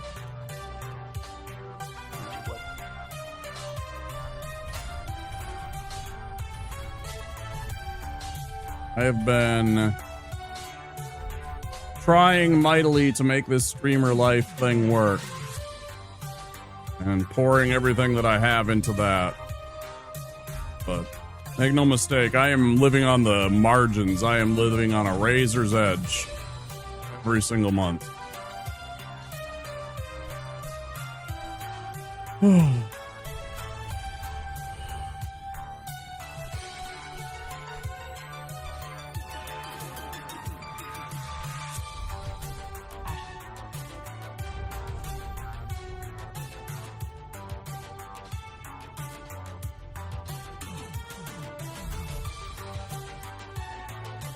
Like, I know that there's a lot of streamers that make an absolute ton of money. I am not one of those people.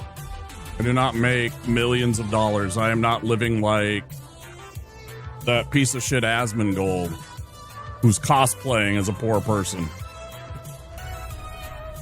With his dirty white t-shirts and his living in filth. He is a millionaire.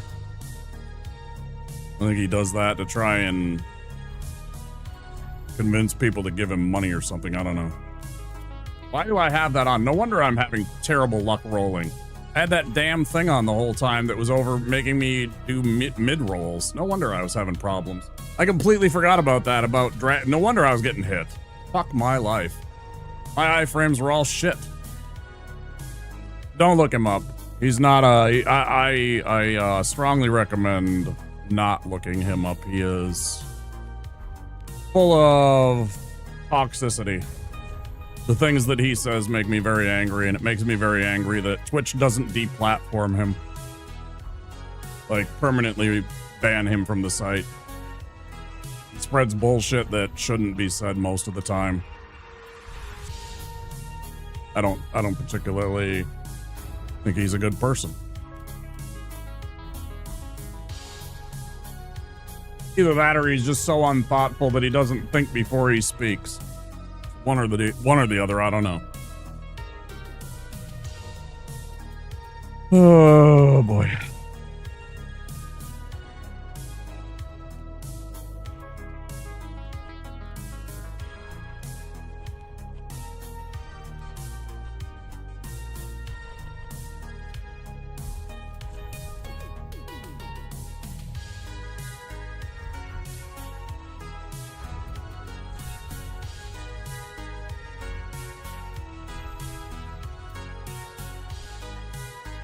Oh boy. This is my job. That's what I was just saying about the streamer life. This is my job. Why I say it's very tough for me to not make a lot of money every month.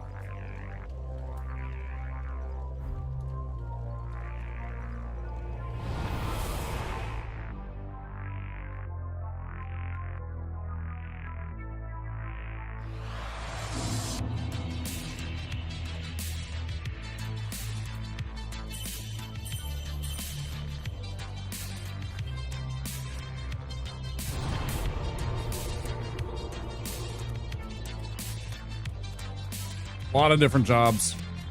Delivered pizzas, worked in factories. I worked for a couple of different video movie rental places when those still existed. I worked in a call center.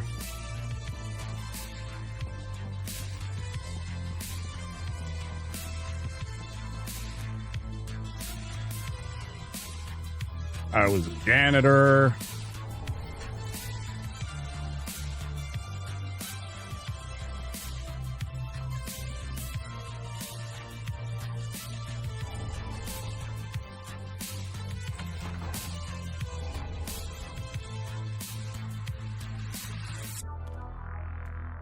I am what is known as unskilled labor most of the time because I did not get a degree from college.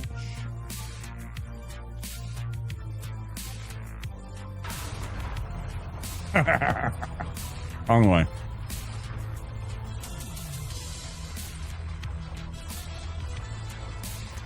Yeah, I worked in many odd jobs, doing many different things.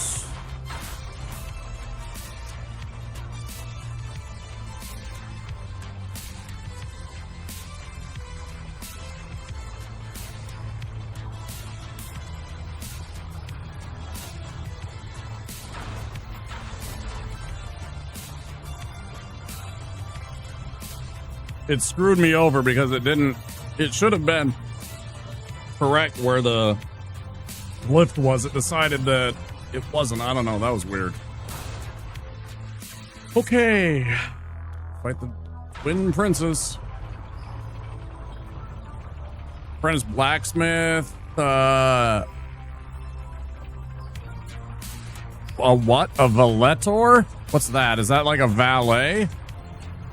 Is that like the people at the... Is that like the people that park cars and stuff? Valetor? Valet. Oh. Okay.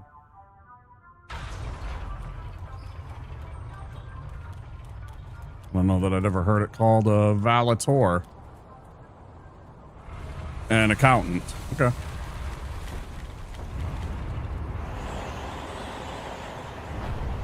Interesting. Yeah, I'd never heard that term.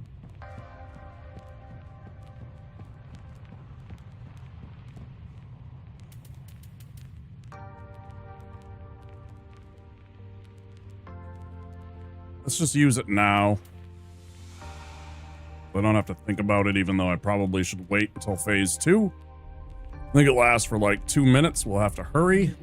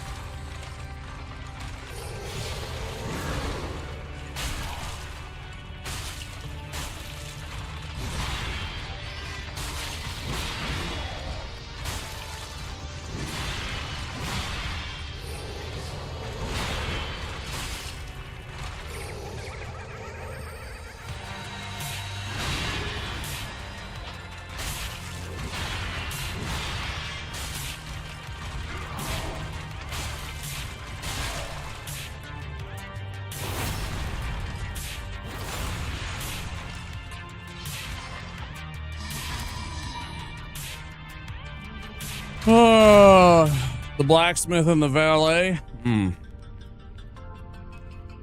Is that hitless?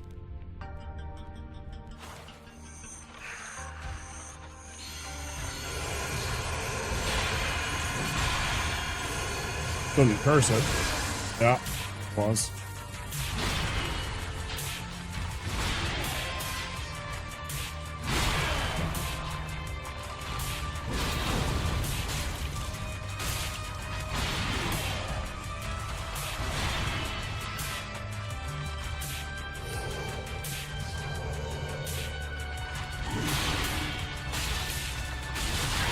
Bullshit.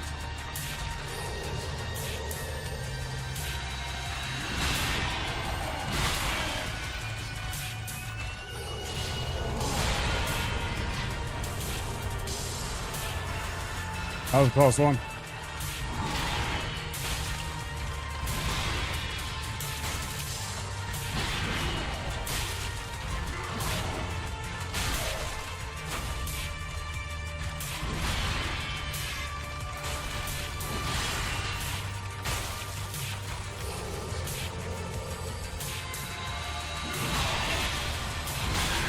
Keep on reading that. I need to not read that.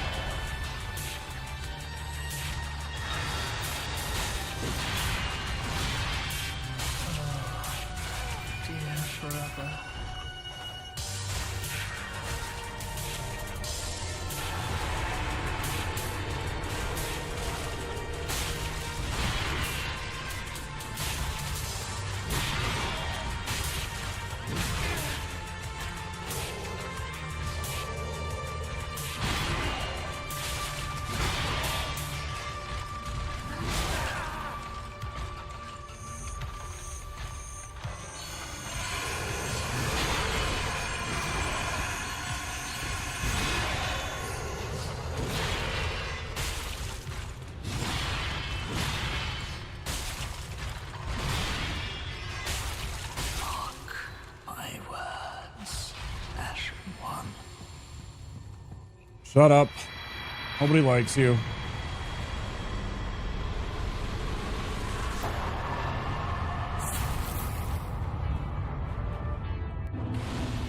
Thanks for the GGs. I'm okay at them when I don't greed.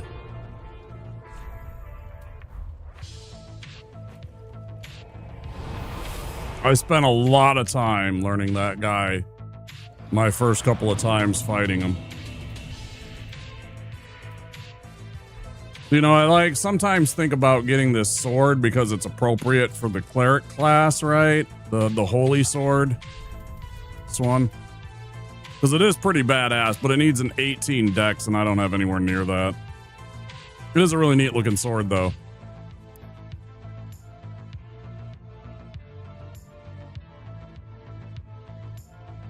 Yeah. It's got the slash and it's got the poke. It's light, so, you know, it functions like a long sword. It's not great on the faith scaling, but it's not terrible. Yeah, it's a pretty decent sword. I like it. This one's awesome, too. I fucking love being able to light this one on fire and stuff like that. No, that's the profaned that I'm thinking of, the profaned. Although this one has fire, too, but yeah. I'm thinking of the profaned. The way that you light up the profaned greatsword.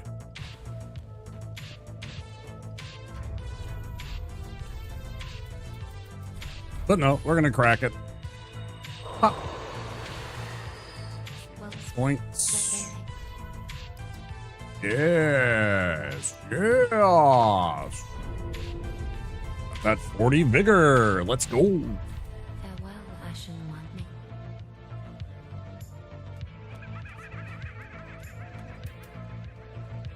All those.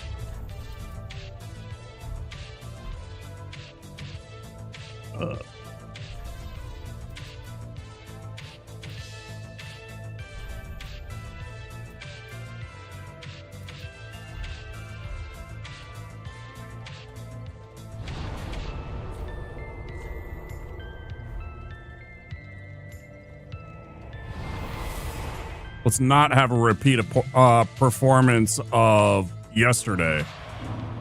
I'm still salty about that. I'm still salty about that fucking fall. Let's try and avoid that this time.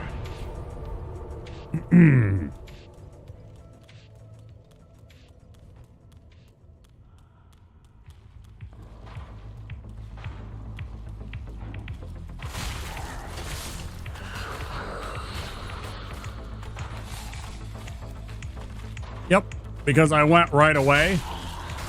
And sometimes if you go right away when you get to the thing, the dragon you will pass right through the wyvern. Very annoying.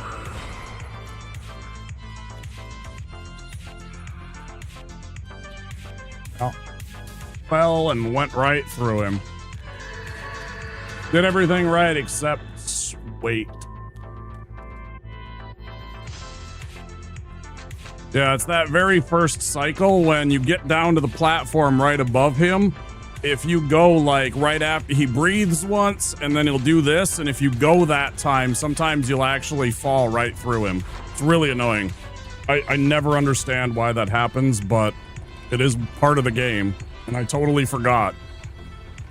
Just wait a cycle because, you know, there's nothing you're not in danger.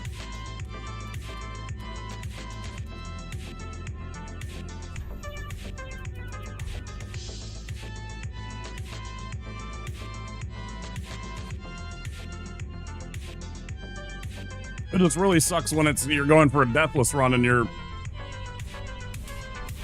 3 bosses away from finishing.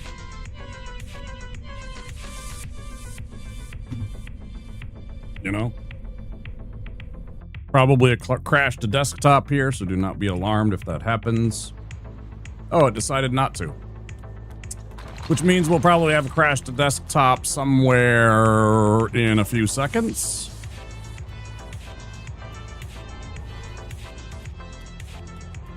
There is a mod that takes away the, yeah, there it was.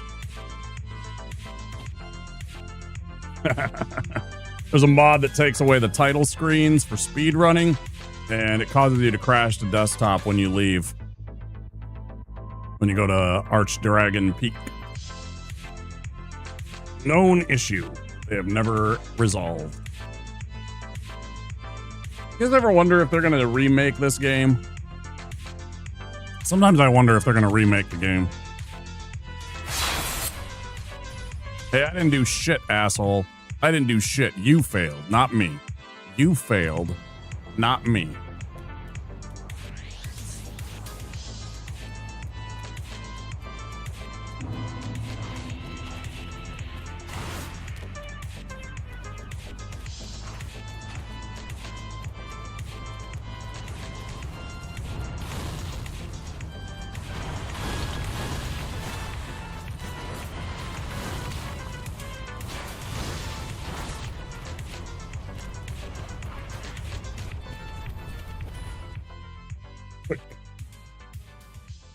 When I didn't get hit.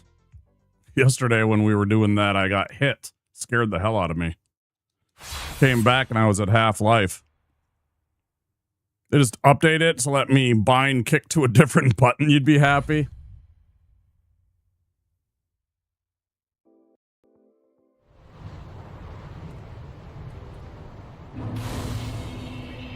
Yeah, that's a mood.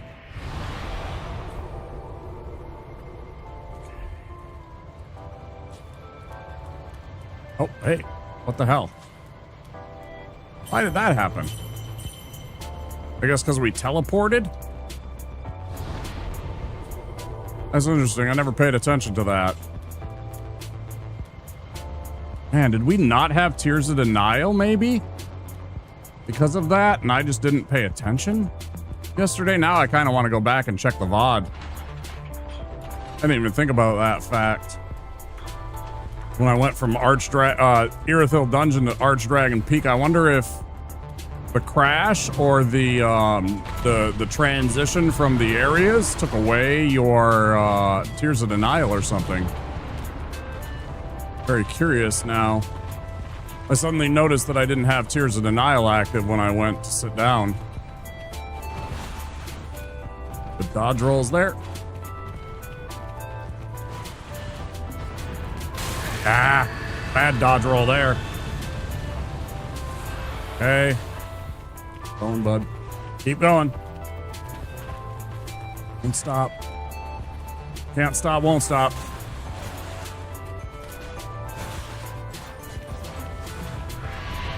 Hey.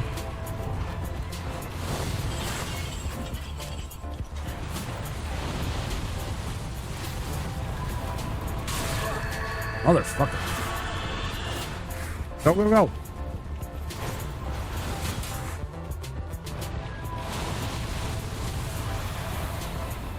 So yeah, when you drop down here, and then you drop down to here. Now, if I try and plunge him right here, I will sometimes miss the attack. But if I just wait one more time for him to do his breath weapon again,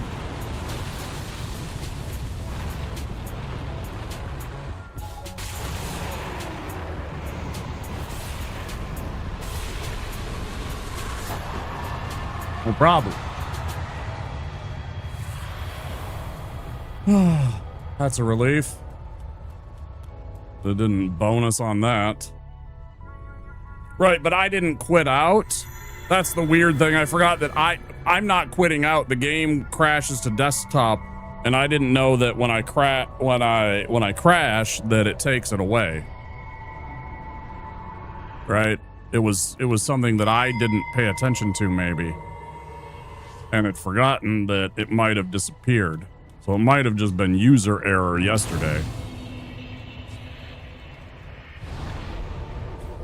All part of the journey. All right, let's get this fucking fight.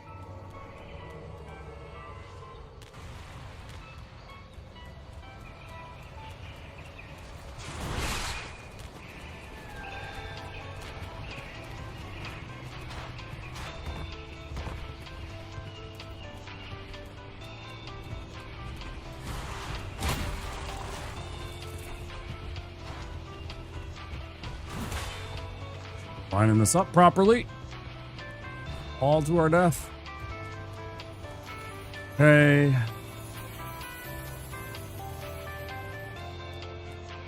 Bait out the attack. Okay, go, go, go.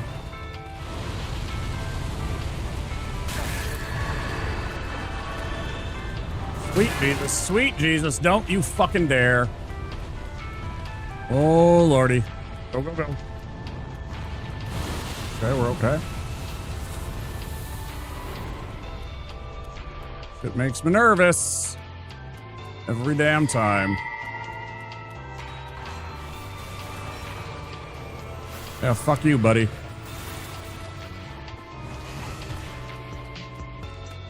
Ain't going down like that.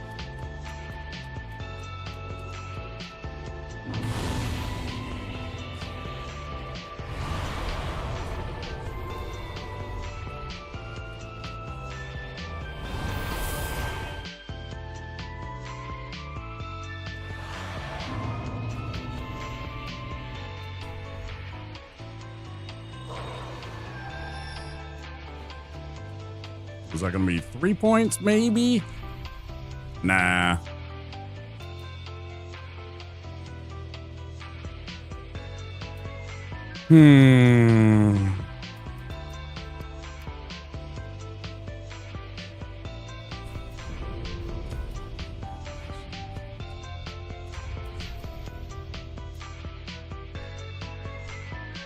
I don't see anywhere I can squeeze that many souls into this, so I'm gonna go.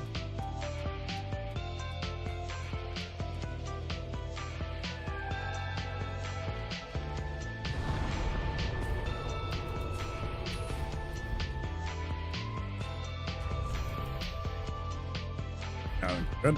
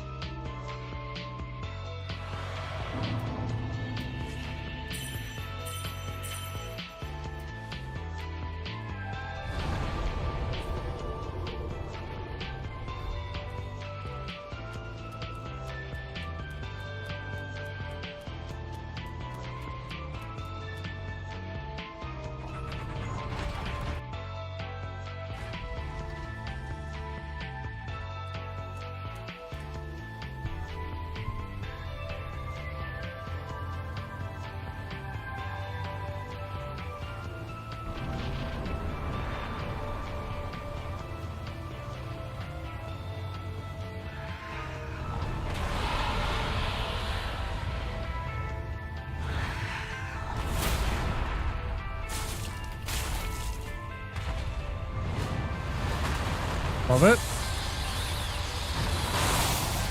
Eh.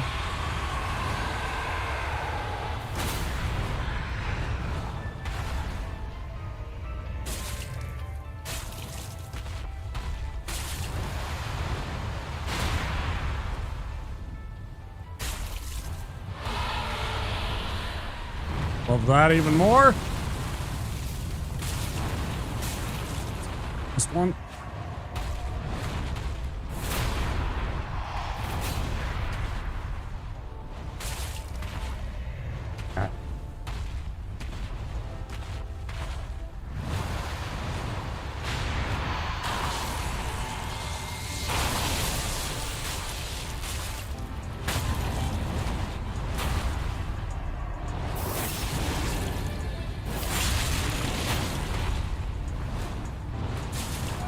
Flawless phase 1.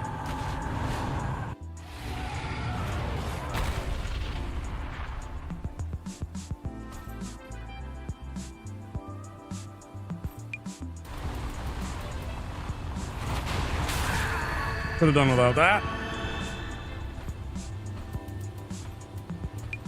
Oh, that's right, I have magic on. Fuck.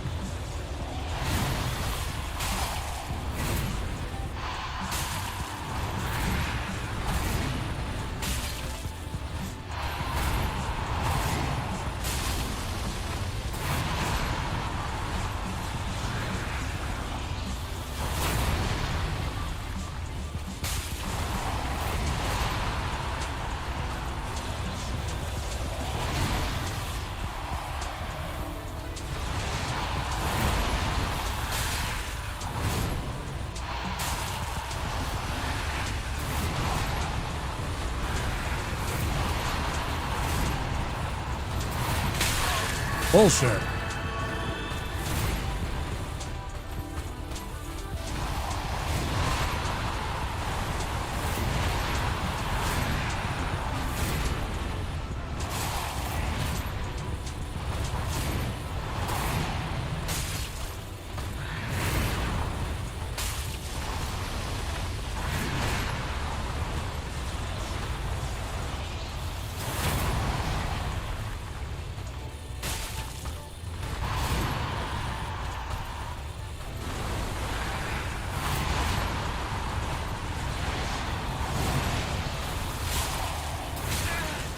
Fuck you.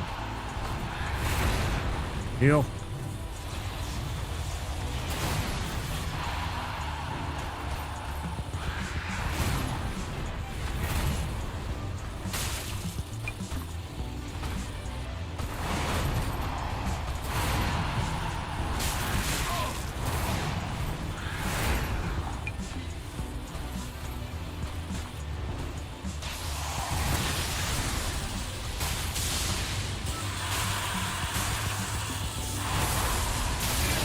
Oh, I forgot that's the quick one. Fuck.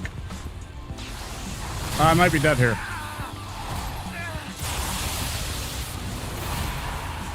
Not dead.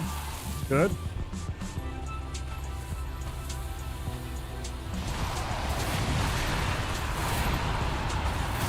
Back on course.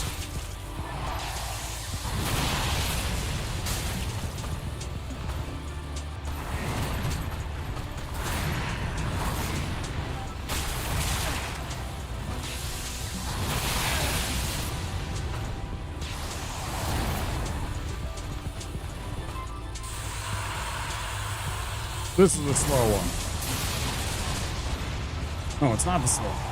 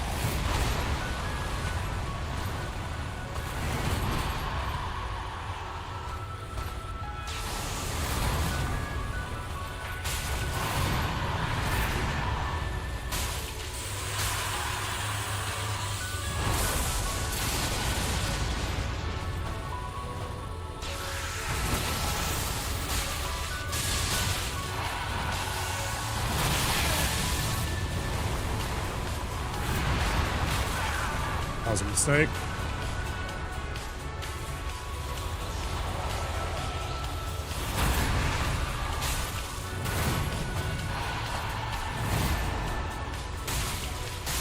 Let's go! Fuck yeah!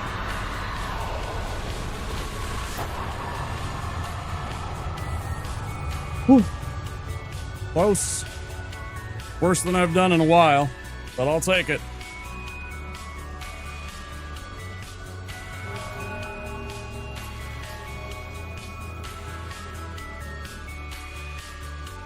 I'll take it.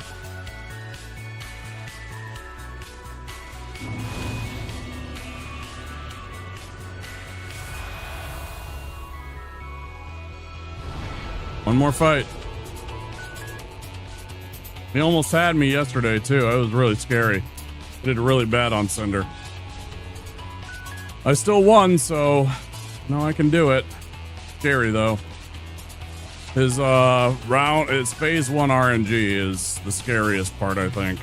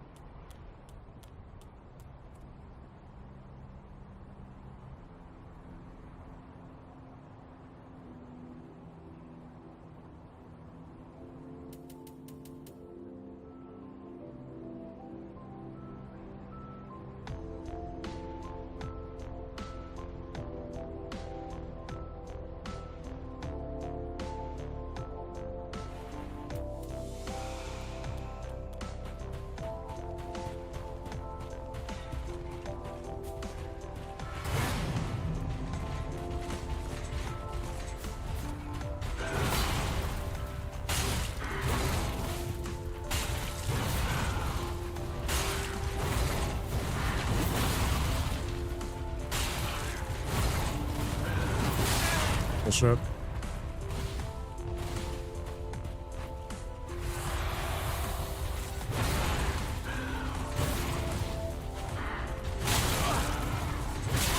Oh, damn. Delay on that attack. Ah.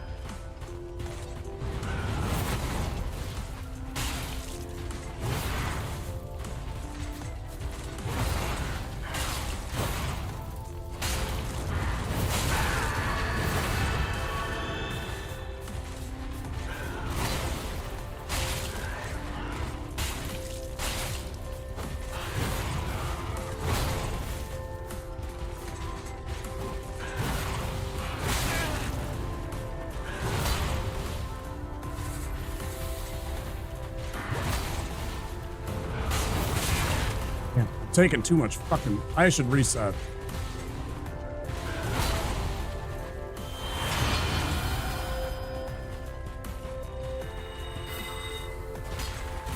Could have interrupted that.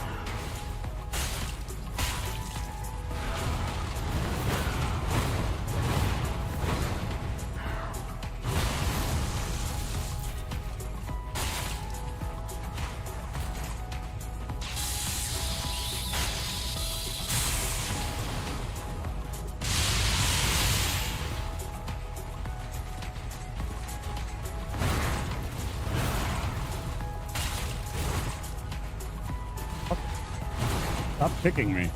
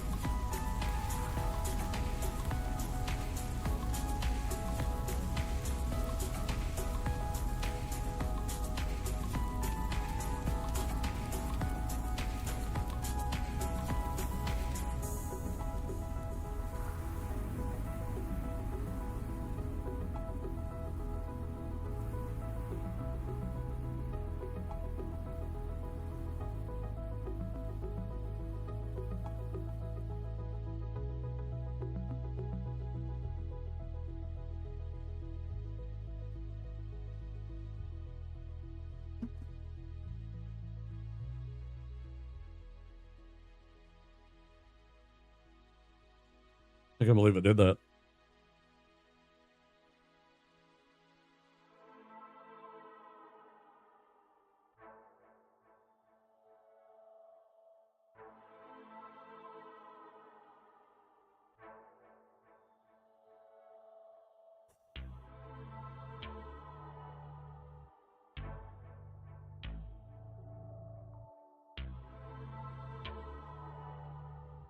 Oh, man.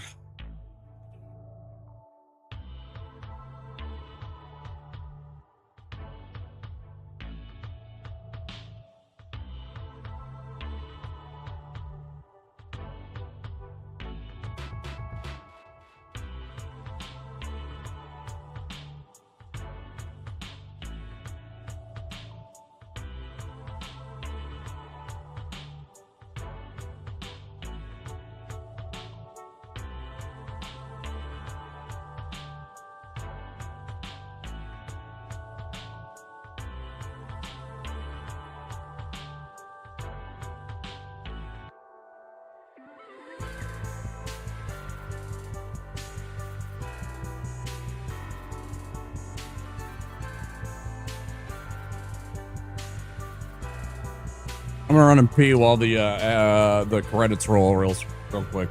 I'll be right back. 2 seconds, guys.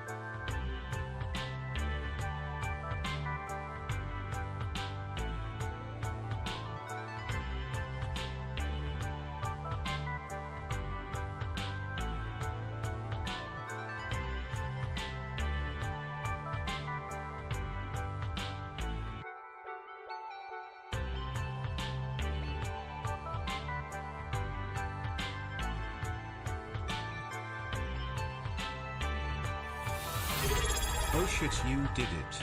GG.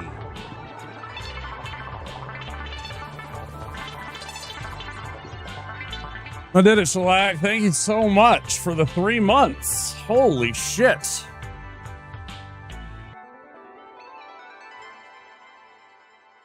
Thanks, dude.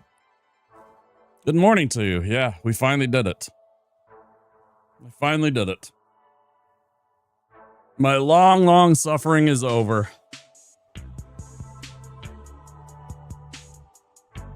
3 months straight, too. Let's go. Black, thank you so much. Enjoy the emotes. Appreciate the continued support, man.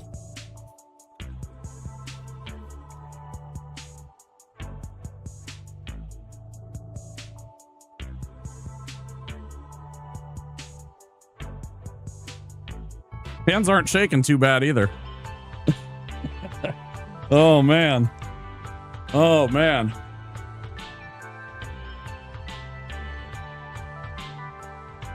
Thank you so much, guys, for the GGs. Oh, my God. Thank you for all the people that came by, supported. Holy shit.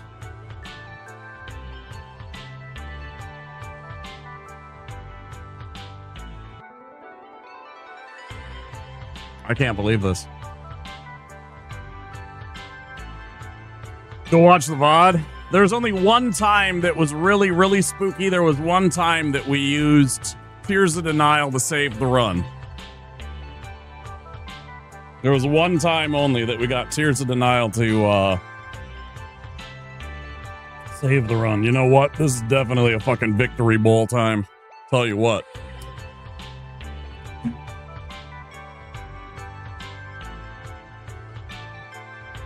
Fucking earned this. Holy shit. Damn, son, where'd you find this? Smoke weed. Smoke weed every day.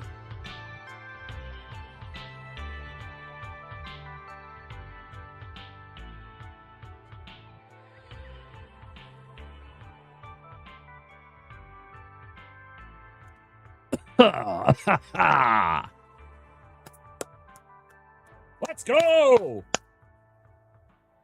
Come on! That is 6 out of the 10 character classes we have beaten Deathless. Warrior, Sorcerer, Pyromancer, Cleric, Deprived. What am I forgetting? Knight. Oh.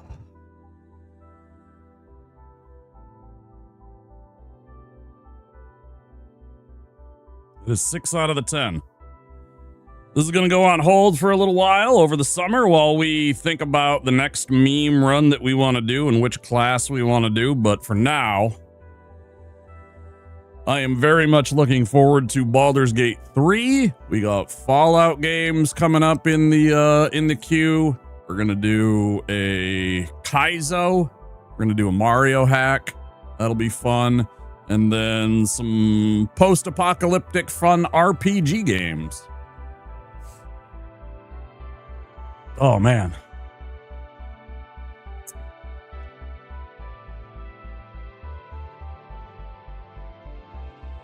Oh, shit, I did it. Oh, no, there will be. Definitely. I want all the 4. I want the last 4 classes, man. I still got Assassin. I still have the Thief.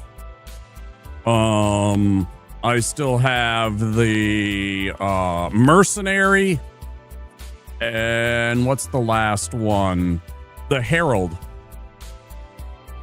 So we still have Mercenary, Herald, Thief, and Assassin left. I'm thinking maybe the Thief I might do Bow, but I don't know that I want to commit to that because that might be real shitty.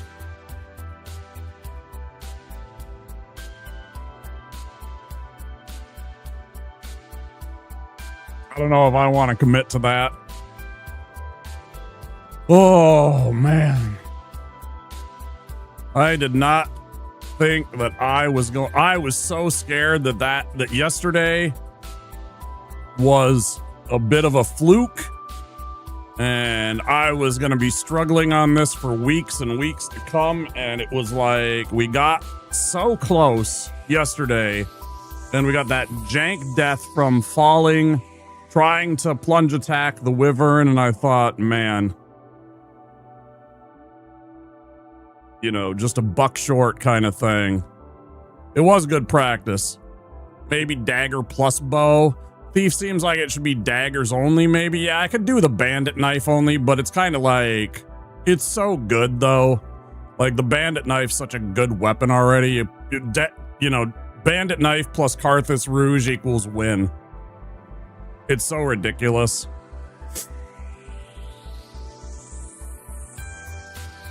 I did it, Pistol Shrimp.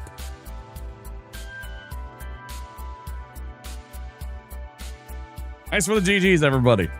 Yeah, I did it. Oh. I was really scared, too, at one point, and everybody heard it. I was like, I should reset, and I didn't, because I was like, I think I can still do this. Oh, man. Snooze those ads for a minute.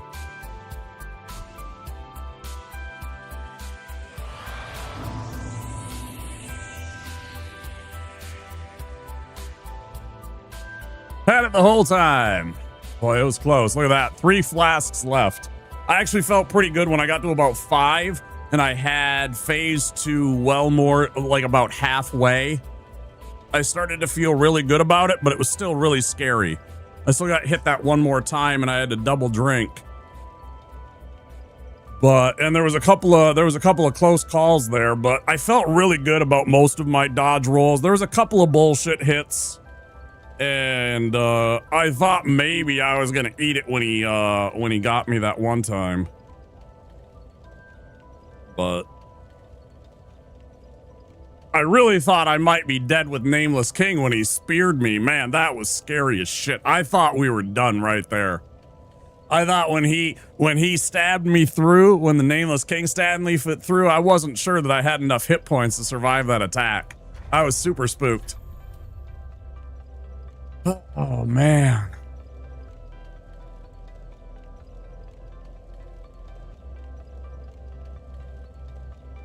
Man, I did it. He's my favorite fight. He's my favorite fight. I'm pretty darn good at him usually. I can't believe I got the phase 1 hitless. That was really nice. That was really clean. That phase 1 was fantastic. Everything went right. My dodge rolls were pristine. He did the circle the one time, which is very, I know how to dodge that extremely well. Yeah, I felt really good. Beating him alone. Yeah, I had a lot of practice on him. He's my favorite boss to fight, I think. Holy shit, guys. I don't even know what to say. I don't know what to say. The worst deaths are the ones you think you're zeroed out and set the controller down, but the fight continues because you had a sliver. No.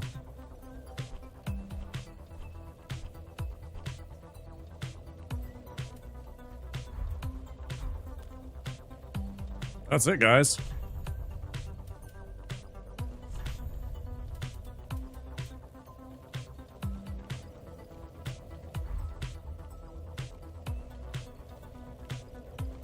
That is all bosses. Main game. Cleric. No armor. Deathless run. Praise the sun.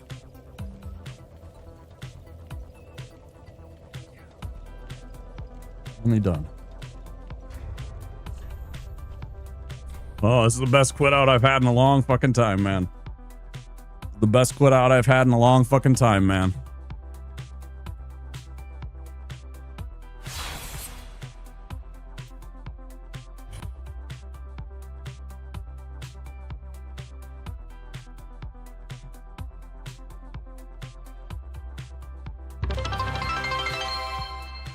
Thank you, Big P. Thank you so much for the 100 biddies. I really appreciate that.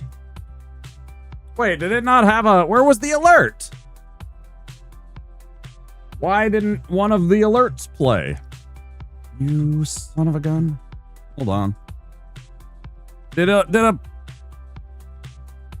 Well, the little bling, but there should have been like a little video alert too. Yeah, I have a video alert that should have popped up too. Because it's either a little kid where he's like, "Can I buy this?" And the mom's like, "How much do you got?" And he's like, "I only have $1." And then she laughs at him. There's the classic RoboCop, "I'd buy that for $1." And then the third one is from a Geico commercial. Yeah, it's totally broke. Hold on, I'm gonna fix it. Where's my cheer alert? Oh, where's my cheer alert? Oh, there it is right there. What the hell? Let me go replay this. Let's see if that helps. Sarah's research. Sarah's research! Hey, I forgot. Look at that. Ah, where's popcorn? You got the other one. I forgot I added that. There's Sarah's research. Hell yeah, dude. Oh man, I kind of want to clip that. That's the first time we've got Sarah's research. Cascadia, you know it. No, I don't got the command for it. It's one of the 4 100 biddy alerts. Or the 100 biddies. That's what I went with. We got Sarah's research.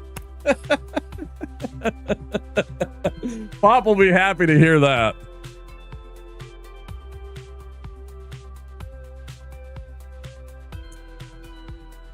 Chef's mom, I gave him $1. Yeah. Damn it, woman. Why'd you do that? Yeah, I know. Oh, I know.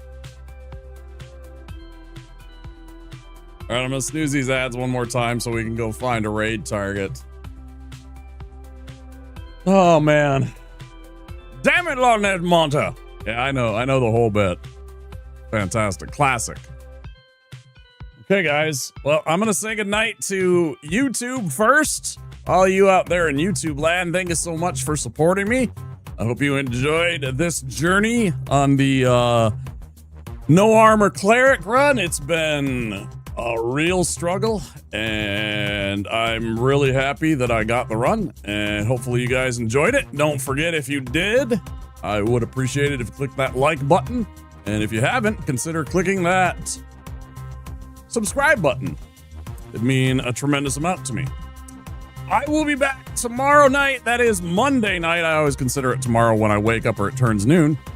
Monday evening, we'll be back for, I don't know, maybe some roguelikes. I don't think I'm going to jump right into Baldur's Gate 3 tonight, because I had thought that I might need to play Dark Souls 3, so we might hold off on Baldur's Gate 3 until Tuesday. Maybe we'll do some Mega Bonk or some Slay the Spire 2, or maybe we'll do a rando or something like that. I'm not sure, but stop in then. I'll see you next time, YouTube. You guys take care. Got the run.